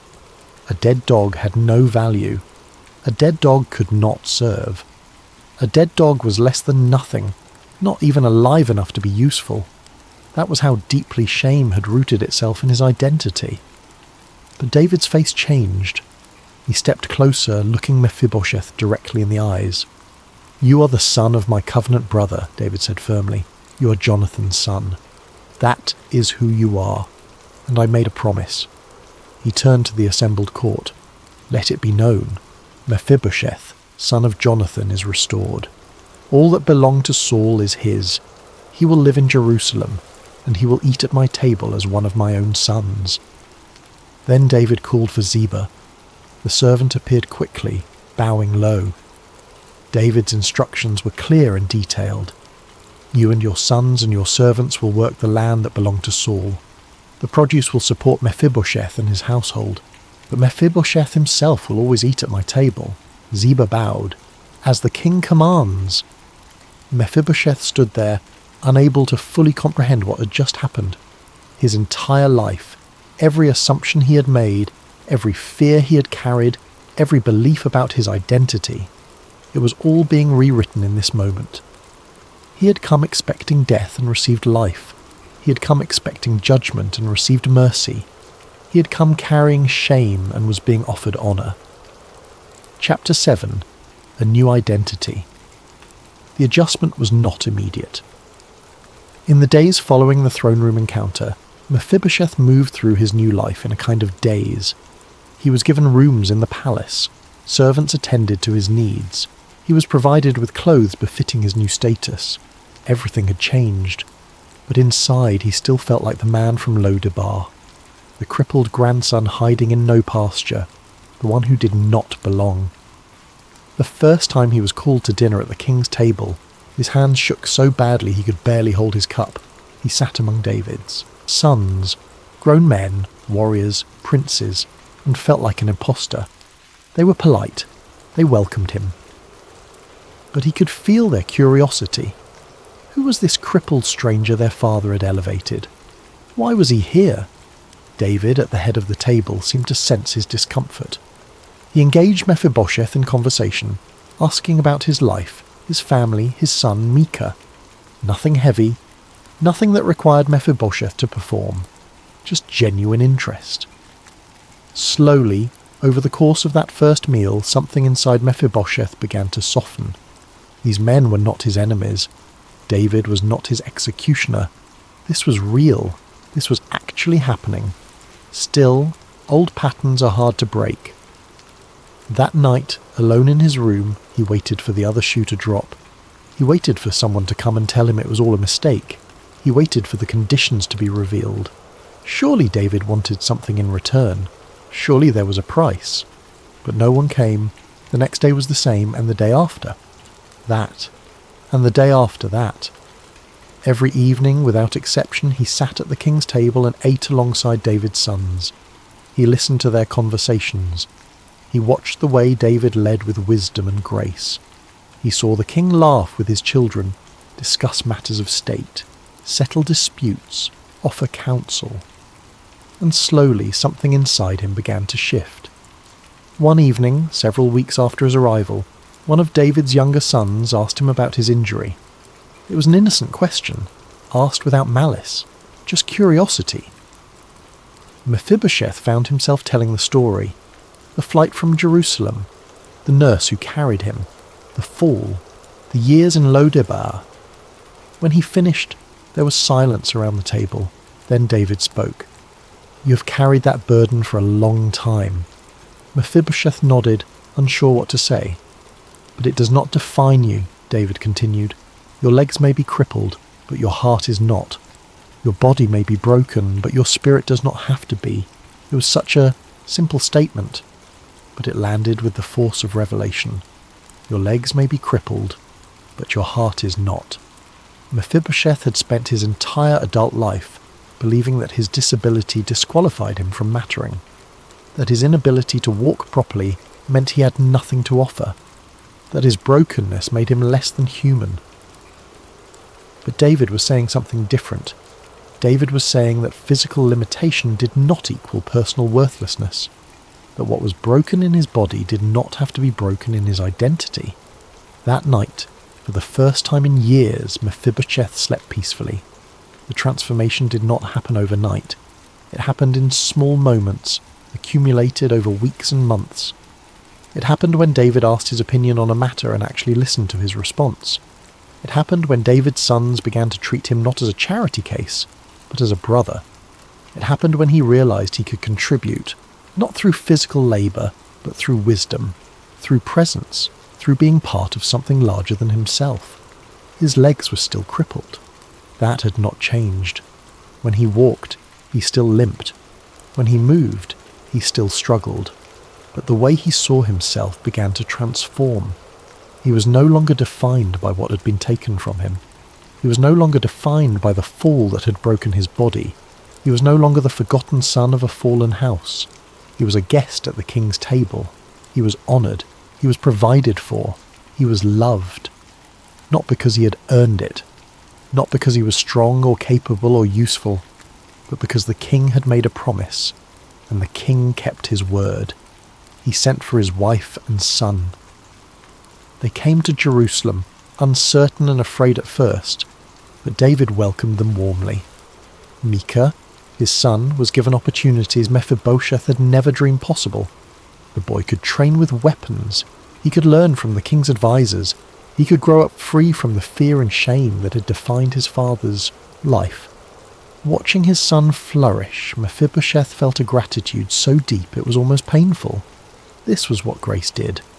It did not just rescue the individual, it broke cycles, it opened futures, it gave back what had been stolen. Months became years. Mephibosheth's place at the table became permanent. It became normal. The courtier stopped whispering about it. The servants stopped treating him as unusual. He simply was part of the household. And in that normality, in that acceptance, Mephibosheth found something he had never known before. Peace. Chapter 8. Grace that endures. But peace is not the same as the absence of challenge, and the years that followed would test everything Mephibosheth had learned. The kingdom faced new challenges. David's reign, for all its success, was not without turmoil. His family life was complicated. His sons competed for favour, and eventually, inevitably, rebellion came. Absalom, David's son, was ambitious and charismatic. He was also angry at his father, at the way justice had been handled in certain matters, at feeling overlooked. That anger grew into conspiracy. Conspiracy grew into open rebellion. Absalom gathered an army.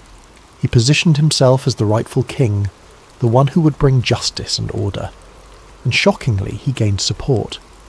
Many in Israel, for various reasons, chose to follow him. David was forced to flee Jerusalem, again. Just as he had fled from Saul decades earlier, he now fled from his own son. It was a devastating blow, and it threw the entire kingdom into chaos. The political landscape became treacherous. Loyalties were tested. Old wounds reopened. Those who had been close to David had to make choices. Would they stay with the king in his exile, or would they hedge their bets, stay in Jerusalem, see which way the wind blew? In the midst of this chaos, Mephibosheth faced his own crisis. He wanted desperately to go with David. David had saved his life, had given him everything, had shown him mercy, beyond measure. Loyalty demanded that he stand with the king, but his legs would not allow it. David and his loyalists were moving quickly, travelling light, prepared to fight if necessary. Mephibosheth could not keep pace. He could not travel on horseback. He could not march with an army. He was once again limited by his body. He made arrangements to follow as quickly as he could. He prepared provisions. He gathered what he needed. But it would take time. He would be behind. He would be slow. And in that window of time, Ziba made his move. Ziba, the servant who had been managing Saul's lands on Mephibosheth's behalf, saw an opportunity. He went to David during the king's flight, bringing donkeys loaded with supplies, bread, wine, fruit. David was grateful. Supplies were desperately needed. "Where is Mephibosheth?" David asked. Ziba's answer was carefully calculated. "He has stayed in Jerusalem. He believes that the house of Israel will restore his grandfather's kingdom to him in the chaos." It was a lie, a complete fabrication, but it was a believable lie. In times of rebellion, anyone with a royal claim might be tempted to seize power, and Mephibosheth, as Saul's grandson, technically had such a claim. David, exhausted and betrayed on every side, believed Ziba's words. In that moment, surrounded by treachery, it seemed plausible. It seemed like just one more betrayal in a long line of betrayals. He turned to Ziba. "Everything that belonged to Mephibosheth is now yours." Ziba bowed, hiding his satisfaction. He had gambled and won. Meanwhile, back in Jerusalem, Mephibosheth knew nothing of this conversation. He was still trying to leave, still trying to catch up to David's company, his progress agonizingly slow. When he finally realized he could not reach David in time, when he understood that the king had already left the area and he had no way of knowing where David had gone, Mephibosheth made a decision. He would wait, he would stay loyal, he would not groom himself, would not wash his clothes, would not present himself as though everything was normal. He would mourn David's absence, he would pray for the king's return, and he would trust that somehow, someday, the truth would be known. The weeks that followed were agony. Absalom controlled Jerusalem. His supporters filled the palace. The city that had become Mephibosheth's home was now occupied by those who opposed the man who had saved him. Every day was a test of faith. Every day required him to trust that David would survive, that David would return, that the grace he had been shown was real and permanent and not dependent on circumstance. Finally news came. David's forces had won. Absalom was dead. The rebellion was crushed.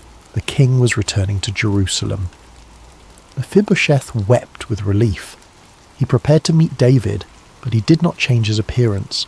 He had not groomed himself the entire time David was gone. His clothes were unwashed. His hair was unkempt. He looked like what he was, a man in mourning, a man who had refused to accept the new order, a man whose loyalty had never wavered. When David entered Jerusalem, Mephibosheth went out to meet him. He moved as quickly as his legs would allow, pushing through the crowds, desperate to see the king. David saw him coming, and the king's face hardened. "Mephibosheth," David said, his voice cold, "why did you not go with me?"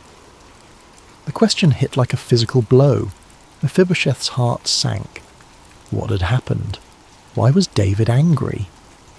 "My lord the king," Mephibosheth said quickly, "my servant deceived me. I intended to come with you. I told him to prepare a donkey so I could ride with you, for your servant is lame. But he left without me, and then he slandered me to you." The pieces began to fall into place. Mephibosheth continued, his words tumbling out. "I know you are wise like an angel of God. I know you see truth. Whatever you decide, I will accept. You saved my life when I had no reason to expect anything but death. If you believe I betrayed you, then judge me. But know this, I have been loyal. I have mourned your absence. I have never stopped believing in you." David looked at him carefully. He saw the unwashed clothes. He saw the unkempt appearance. He saw the evidence of genuine mourning. Ziba had lied. Clearly. Completely. But the situation was complicated. David had already given Mephibosheth's property to Ziba as a reward. To reverse that completely would be to admit a serious error in judgment. It would be politically messy. It would open questions about David's discernment. David made a decision, perhaps not the perfect one, but a practical one. You and Ziba divide the land between you. It was not full justice, but it was something. It was a recognition that Mephibosheth had been wronged without completely humiliating Ziba or admitting the full extent of the mistake. Mephibosheth's response was immediate and telling. "Let him take it all," he said. "I am just glad.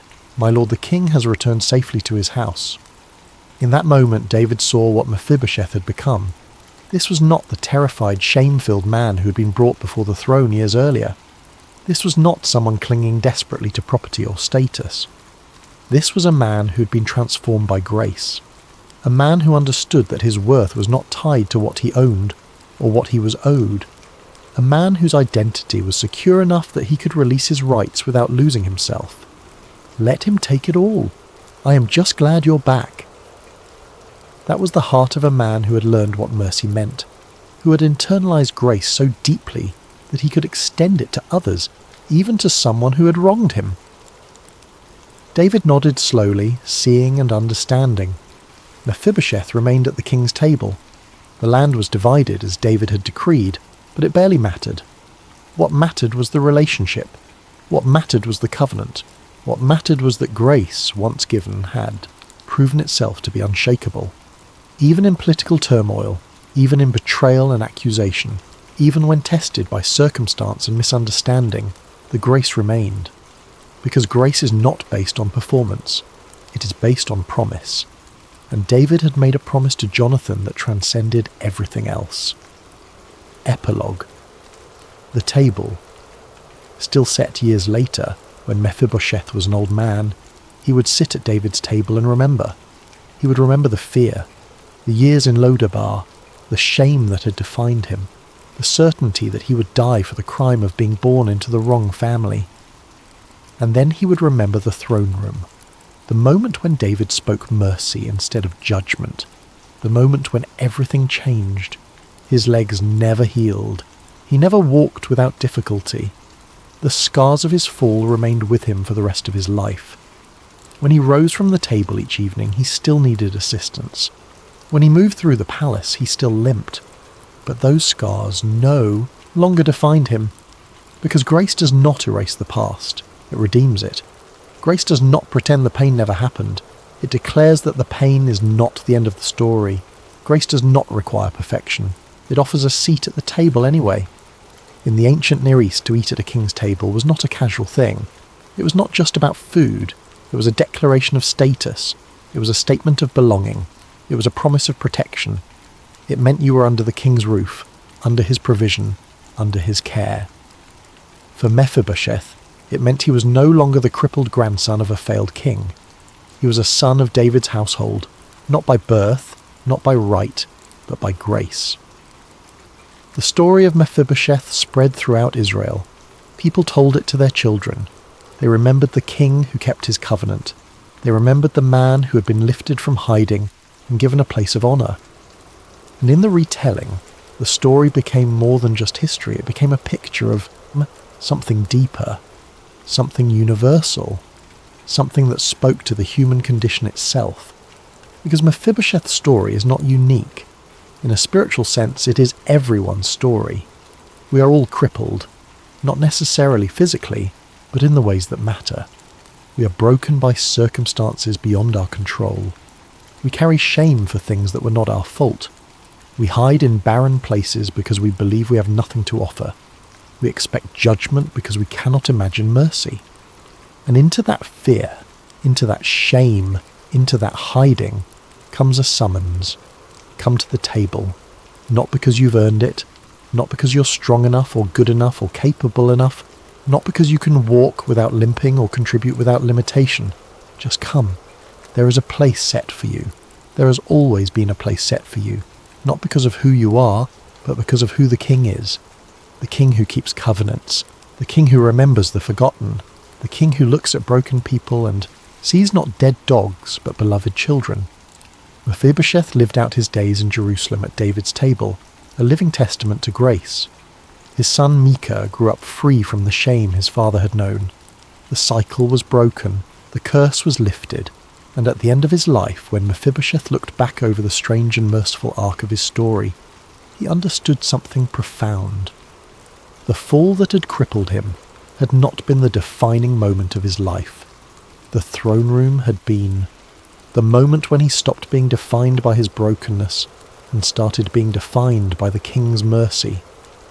That was the moment everything changed. That was the moment he stopped being a dead dog and became a son. This is the echo of a greater truth that resonates through all of time.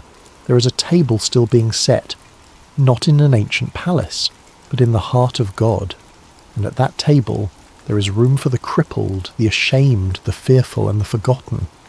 There is room for those who believe they are worthless, There is room for those who have been hiding in barren places, waiting for nothing, expecting nothing, hoping for nothing. There is room for those who have been broken by falls they did not choose, for those who carry scars that will never fully heal, for those who move through life with a limp. Grace arrives where shame has settled in, and the invitation is not based on what you can offer. It is not based on your strength, or your capability, or your worthiness. It is based on a covenant made long before you were born, a promise kept by a king who does not forget. The table is set. The seat is yours, not because you earned it, but because he remembered. Before we begin, I want to ask a favour. If you enjoy this story, please consider using your hype points on this video. It helps the channel more than you possibly know, and it means the world to us. If you're listening on Spotify, leaving a review also helps out tremendously, and if you want, drop a comment letting us know what time it is where you are and where in the world you're listening from. We absolutely love seeing where everyone is tuning in from across the globe. Finally, if you enjoy the content, please consider subscribing. It helps us continue bringing you these stories. Now let's begin. There are moments in life when the ground beneath your faith begins to crack, when the miracles you've witnessed feel like distant memories, when the voice that once thundered with certainty becomes nothing more than an echo in an empty canyon. This is a story about one of those moments. A story about a man who spoke with God, who called down fire from heaven, who stood before kings without trembling, and then found himself alone in a cave waiting to die. His name was Elijah, and what happened to him on a mountain in the wilderness would change everything we think we know about how God speaks to broken people. This is the story of the whisper on the mountain. Chapter 1. A prophet at his peak. The kingdom of Israel had never been more divided. King Ahab sat on the throne, a man who had married power and called it love. His wife Jezebel came from Sidon, bringing with her the worship of Baal, a god of storms and fertility, a god whose priests promised rain and harvest in exchange for blood and devotion. Under their rule, the worship of Yahweh, the God of Abraham and Moses, had been pushed to the margins. Altars were torn down. Prophets were hunted.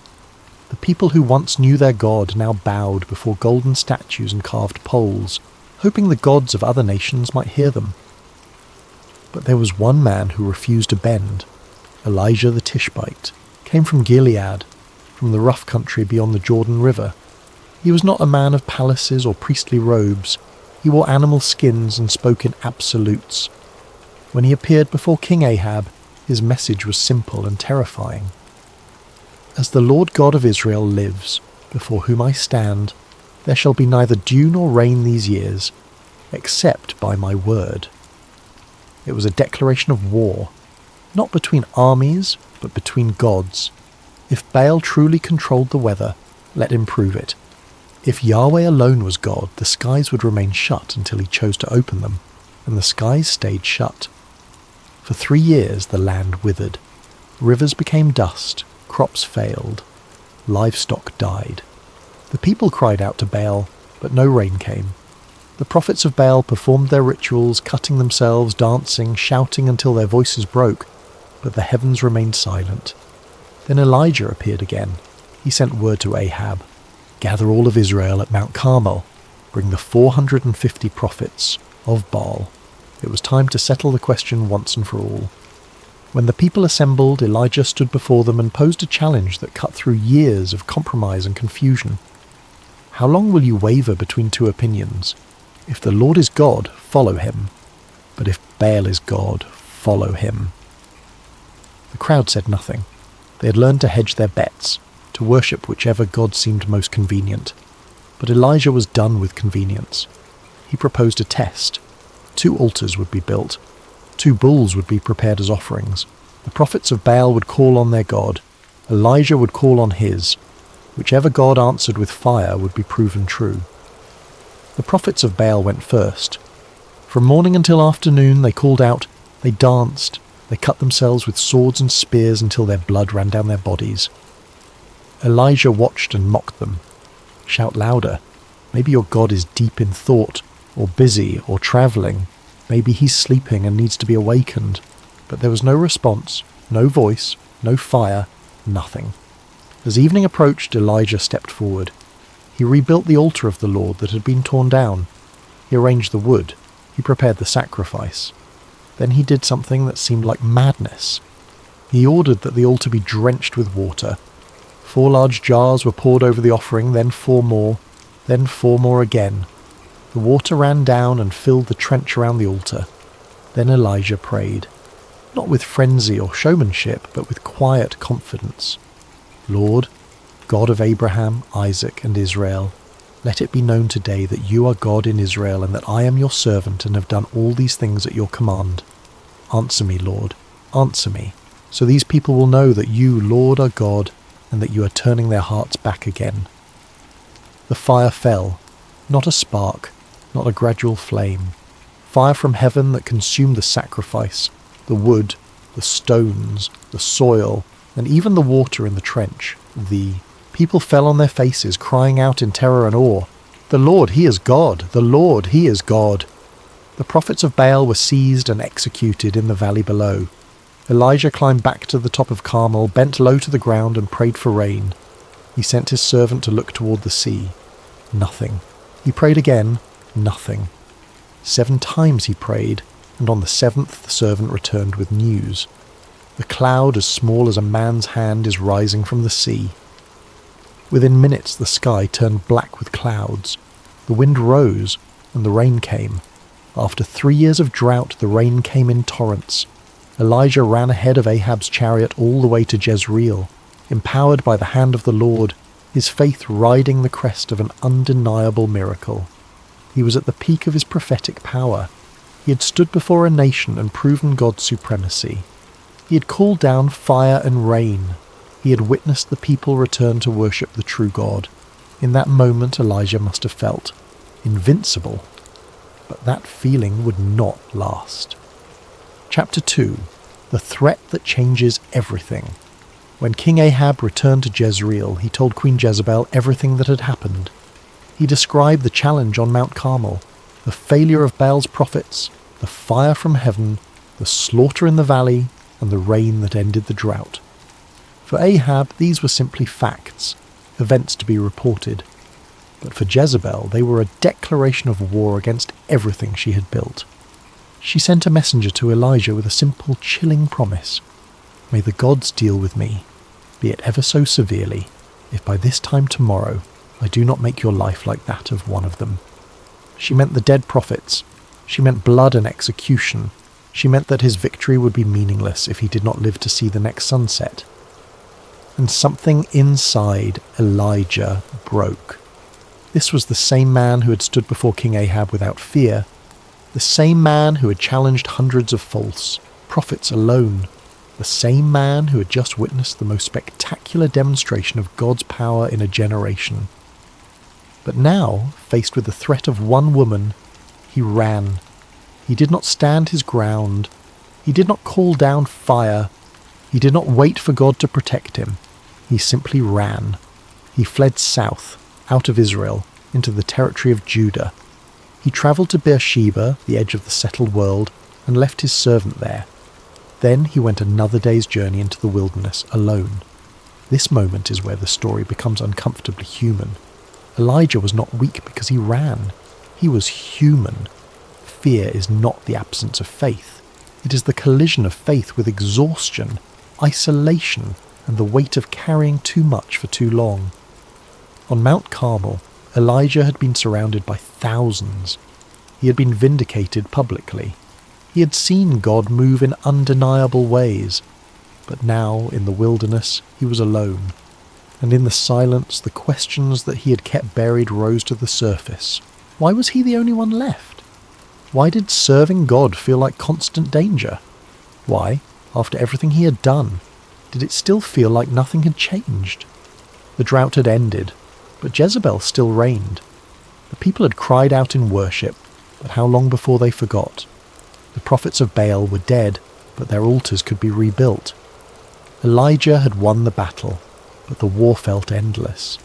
And so, he walked deeper into the wilderness, away from people, away from purpose, away from hope. Chapter 3. collapse in the wilderness. Elijah found a solitary broom tree and sat down beneath its sparse shade. The desert stretched in every direction, vast and indifferent. The heat pressed down. The silence was absolute. And in that silence Elijah prayed the most honest prayer of his life. I have had enough, Lord. Take my life. I am no better than my ancestors. This was not a prayer of faith. It was a prayer of surrender, not to God's will, but to despair. Elijah did not ask for deliverance. He did not ask for strength or clarity or a new mission. He asked for death. It is a jarring prayer, especially from a prophet who had just seen God move with such power. But it is also one of the most honest prayers in all of Scripture. Elijah did not hide behind religious language. He did not pretend to be stronger than he was. He simply said what he felt. I am done. I cannot do this anymore. I want it to end. This is the part of faith that people do not often talk about. The part where serving God does not feel glorious or meaningful.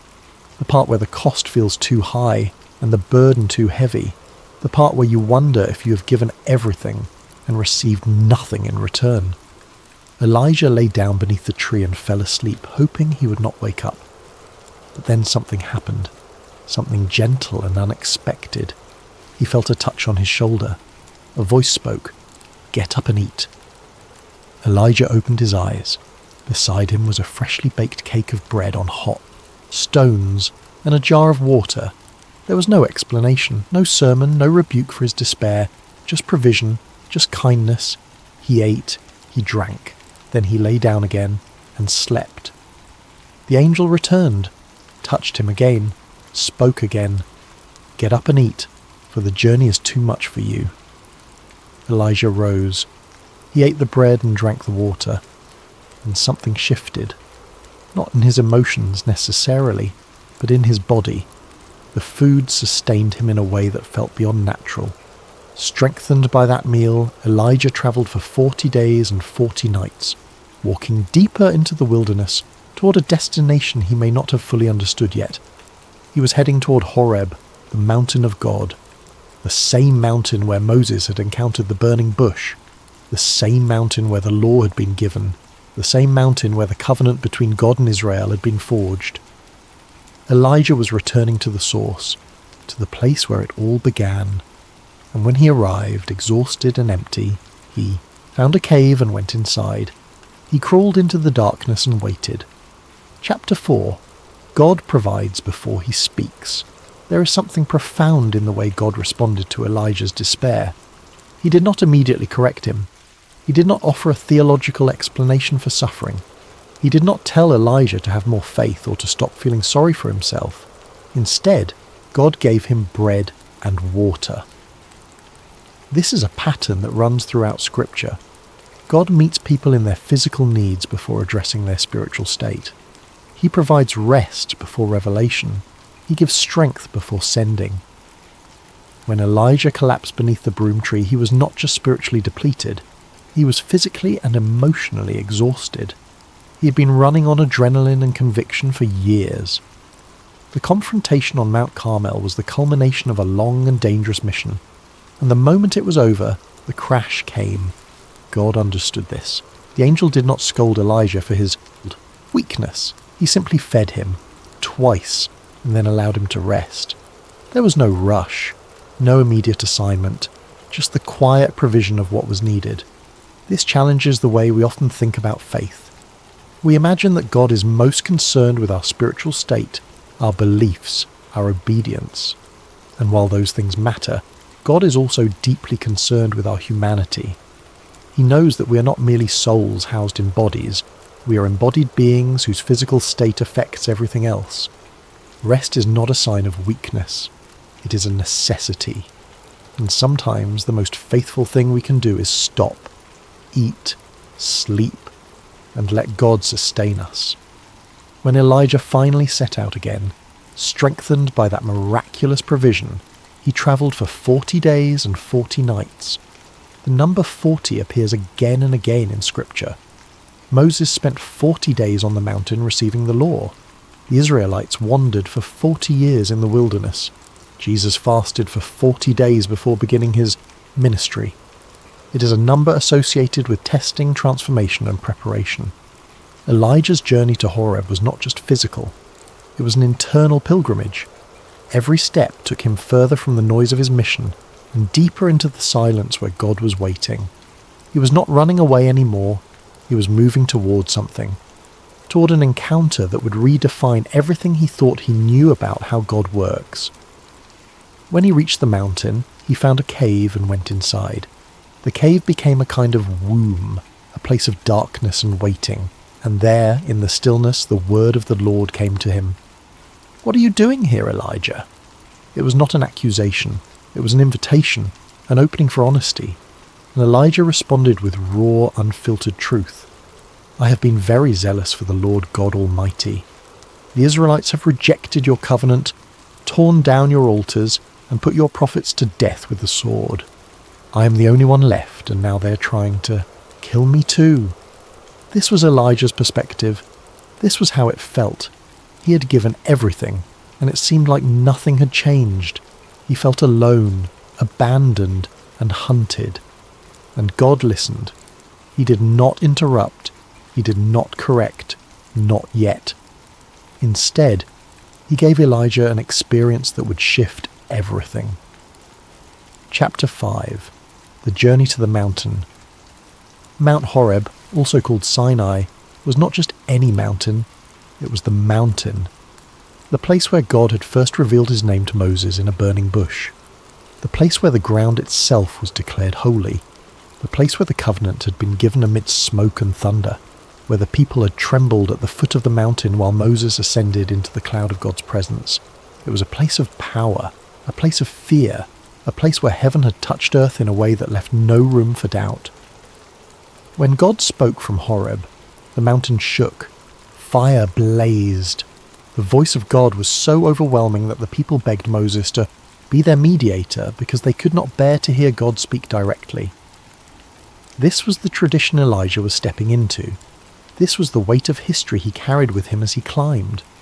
Perhaps he expected another Mount Carmel moment, another display of undeniable power, another public vindication. After all, this was where God had appeared before. This was where miracles happened. But when Elijah arrived, there was no fire, no thunder, no voice from the clouds, just a cave, just silence, just the long, empty stretch of waiting. He went inside the cave and sat in the darkness. The stone was cool against his skin, the air was still, and he waited. Hours passed, maybe days. The solitude pressed in, thick and heavy. And then finally the word of the Lord came. "What are you doing here, Elijah?" It was a question without judgment, but it demanded an answer. Not for God's sake. God already knew, but for Elijah's. Sometimes we do not fully understand what we are feeling until we say it out loud. Elijah's response poured out like water from a broken vessel. "I have been very zealous for the Lord God Almighty. The Israelites have rejected your covenant, torn down your altars, and put your prophets to death with the sword.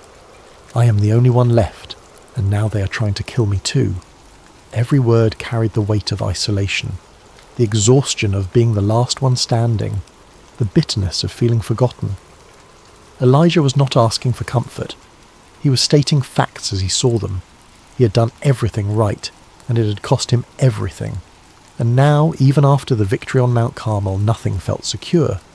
God's response was not what Elijah expected. "Go out and stand on the mountain in the presence of the Lord, for the Lord is about to pass by."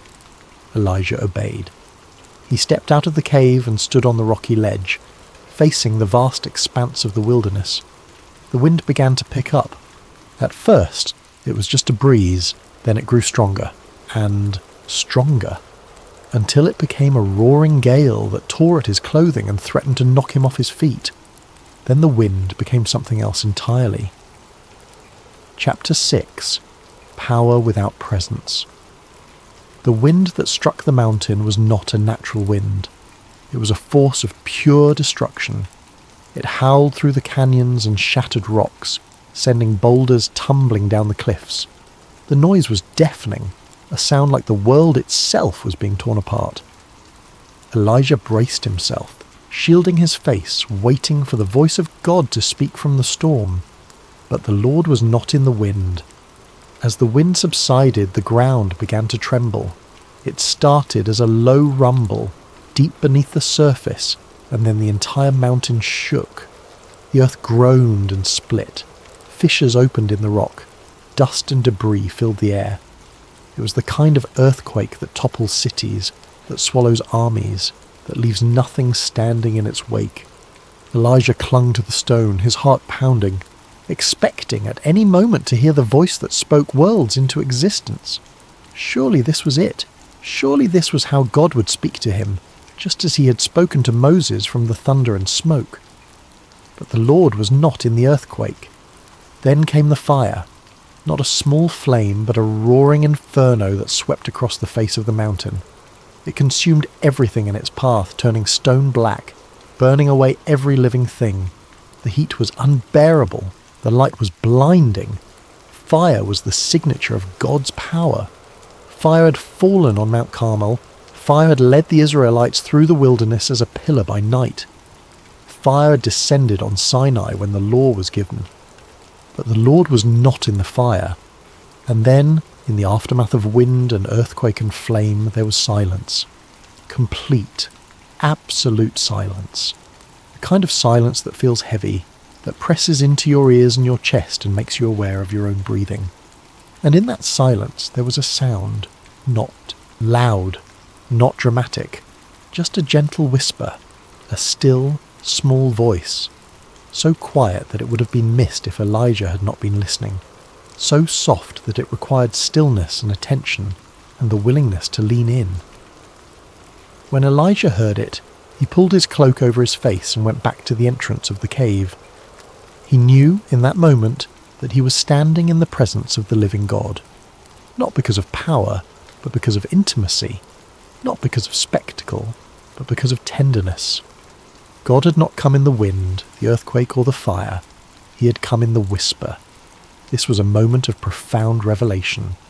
Elijah had spent his entire ministry in the mode of power. He had called down drought and fire.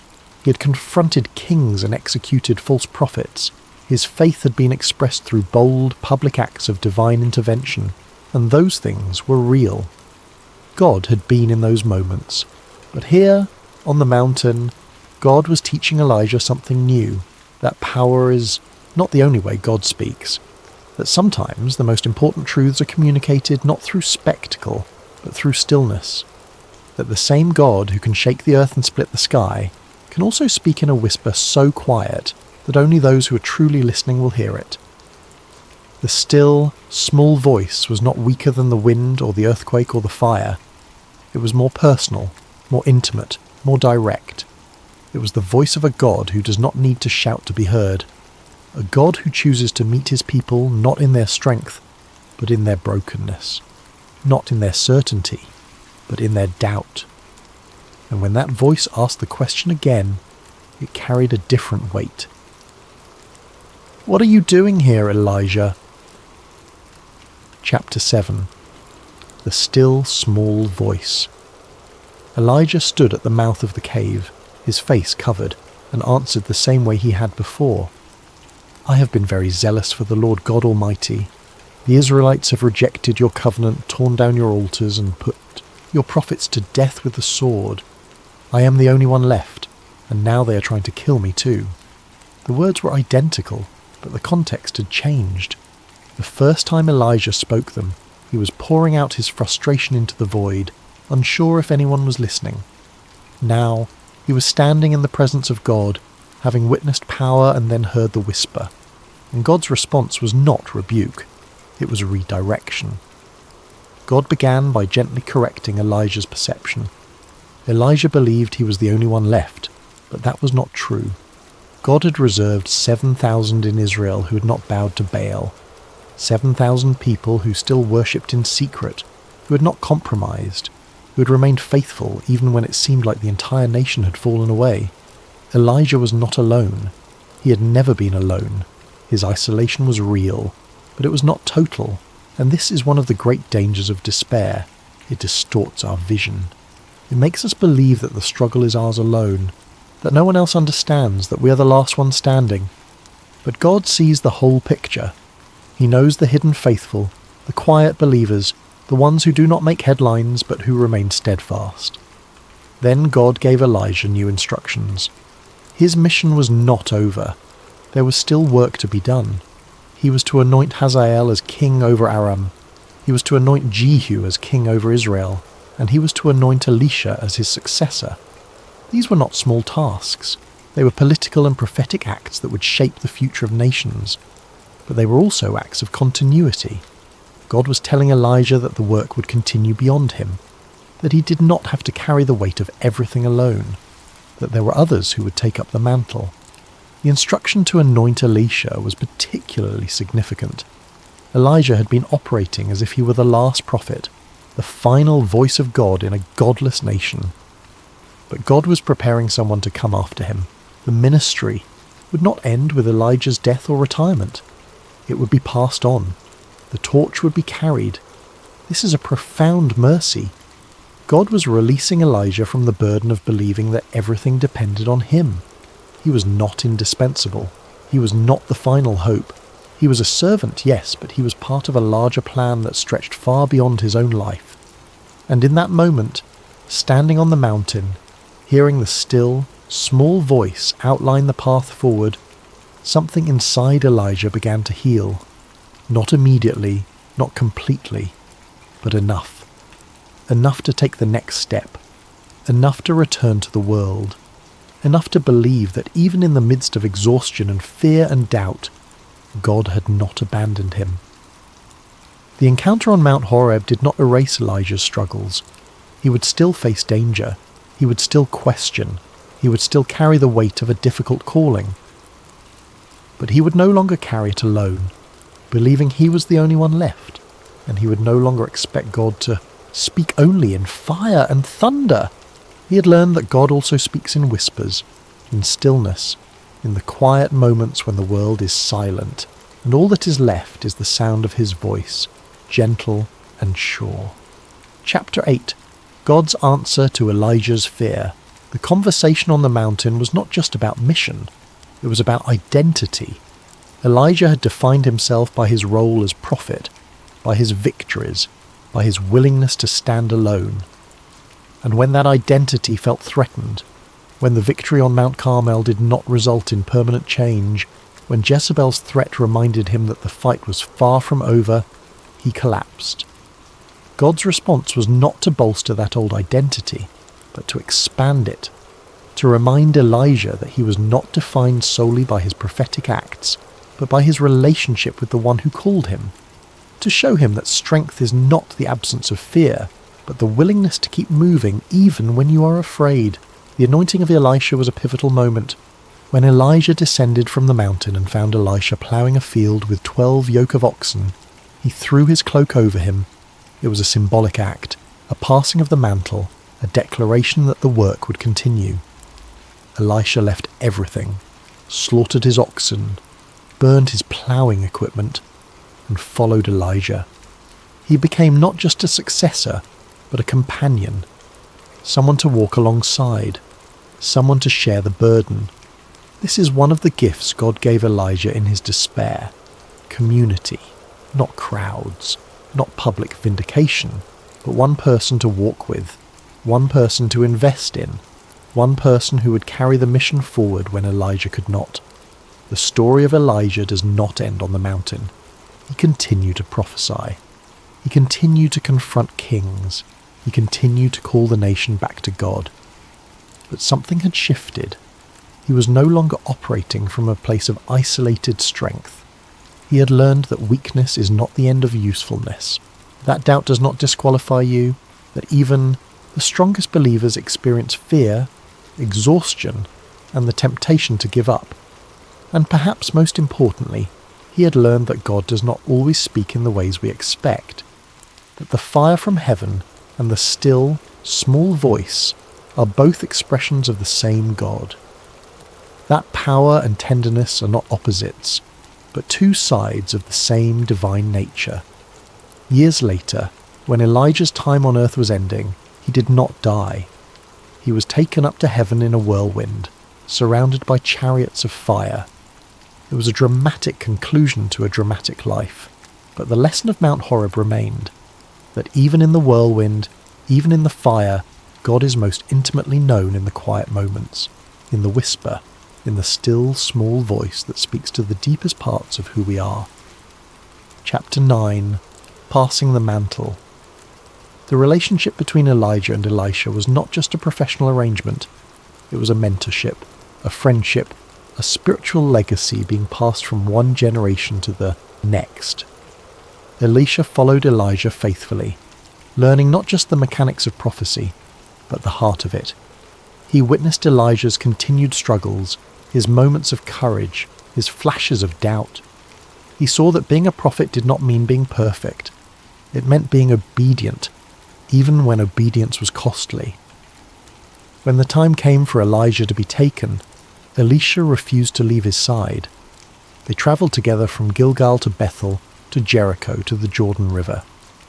At each stop, Elijah urged Elisha to stay behind, but Elisha insisted on accompanying him. He had seen what it cost to serve God. He had watched Elijah wrestle with fear and loneliness and the crushing weight of responsibility.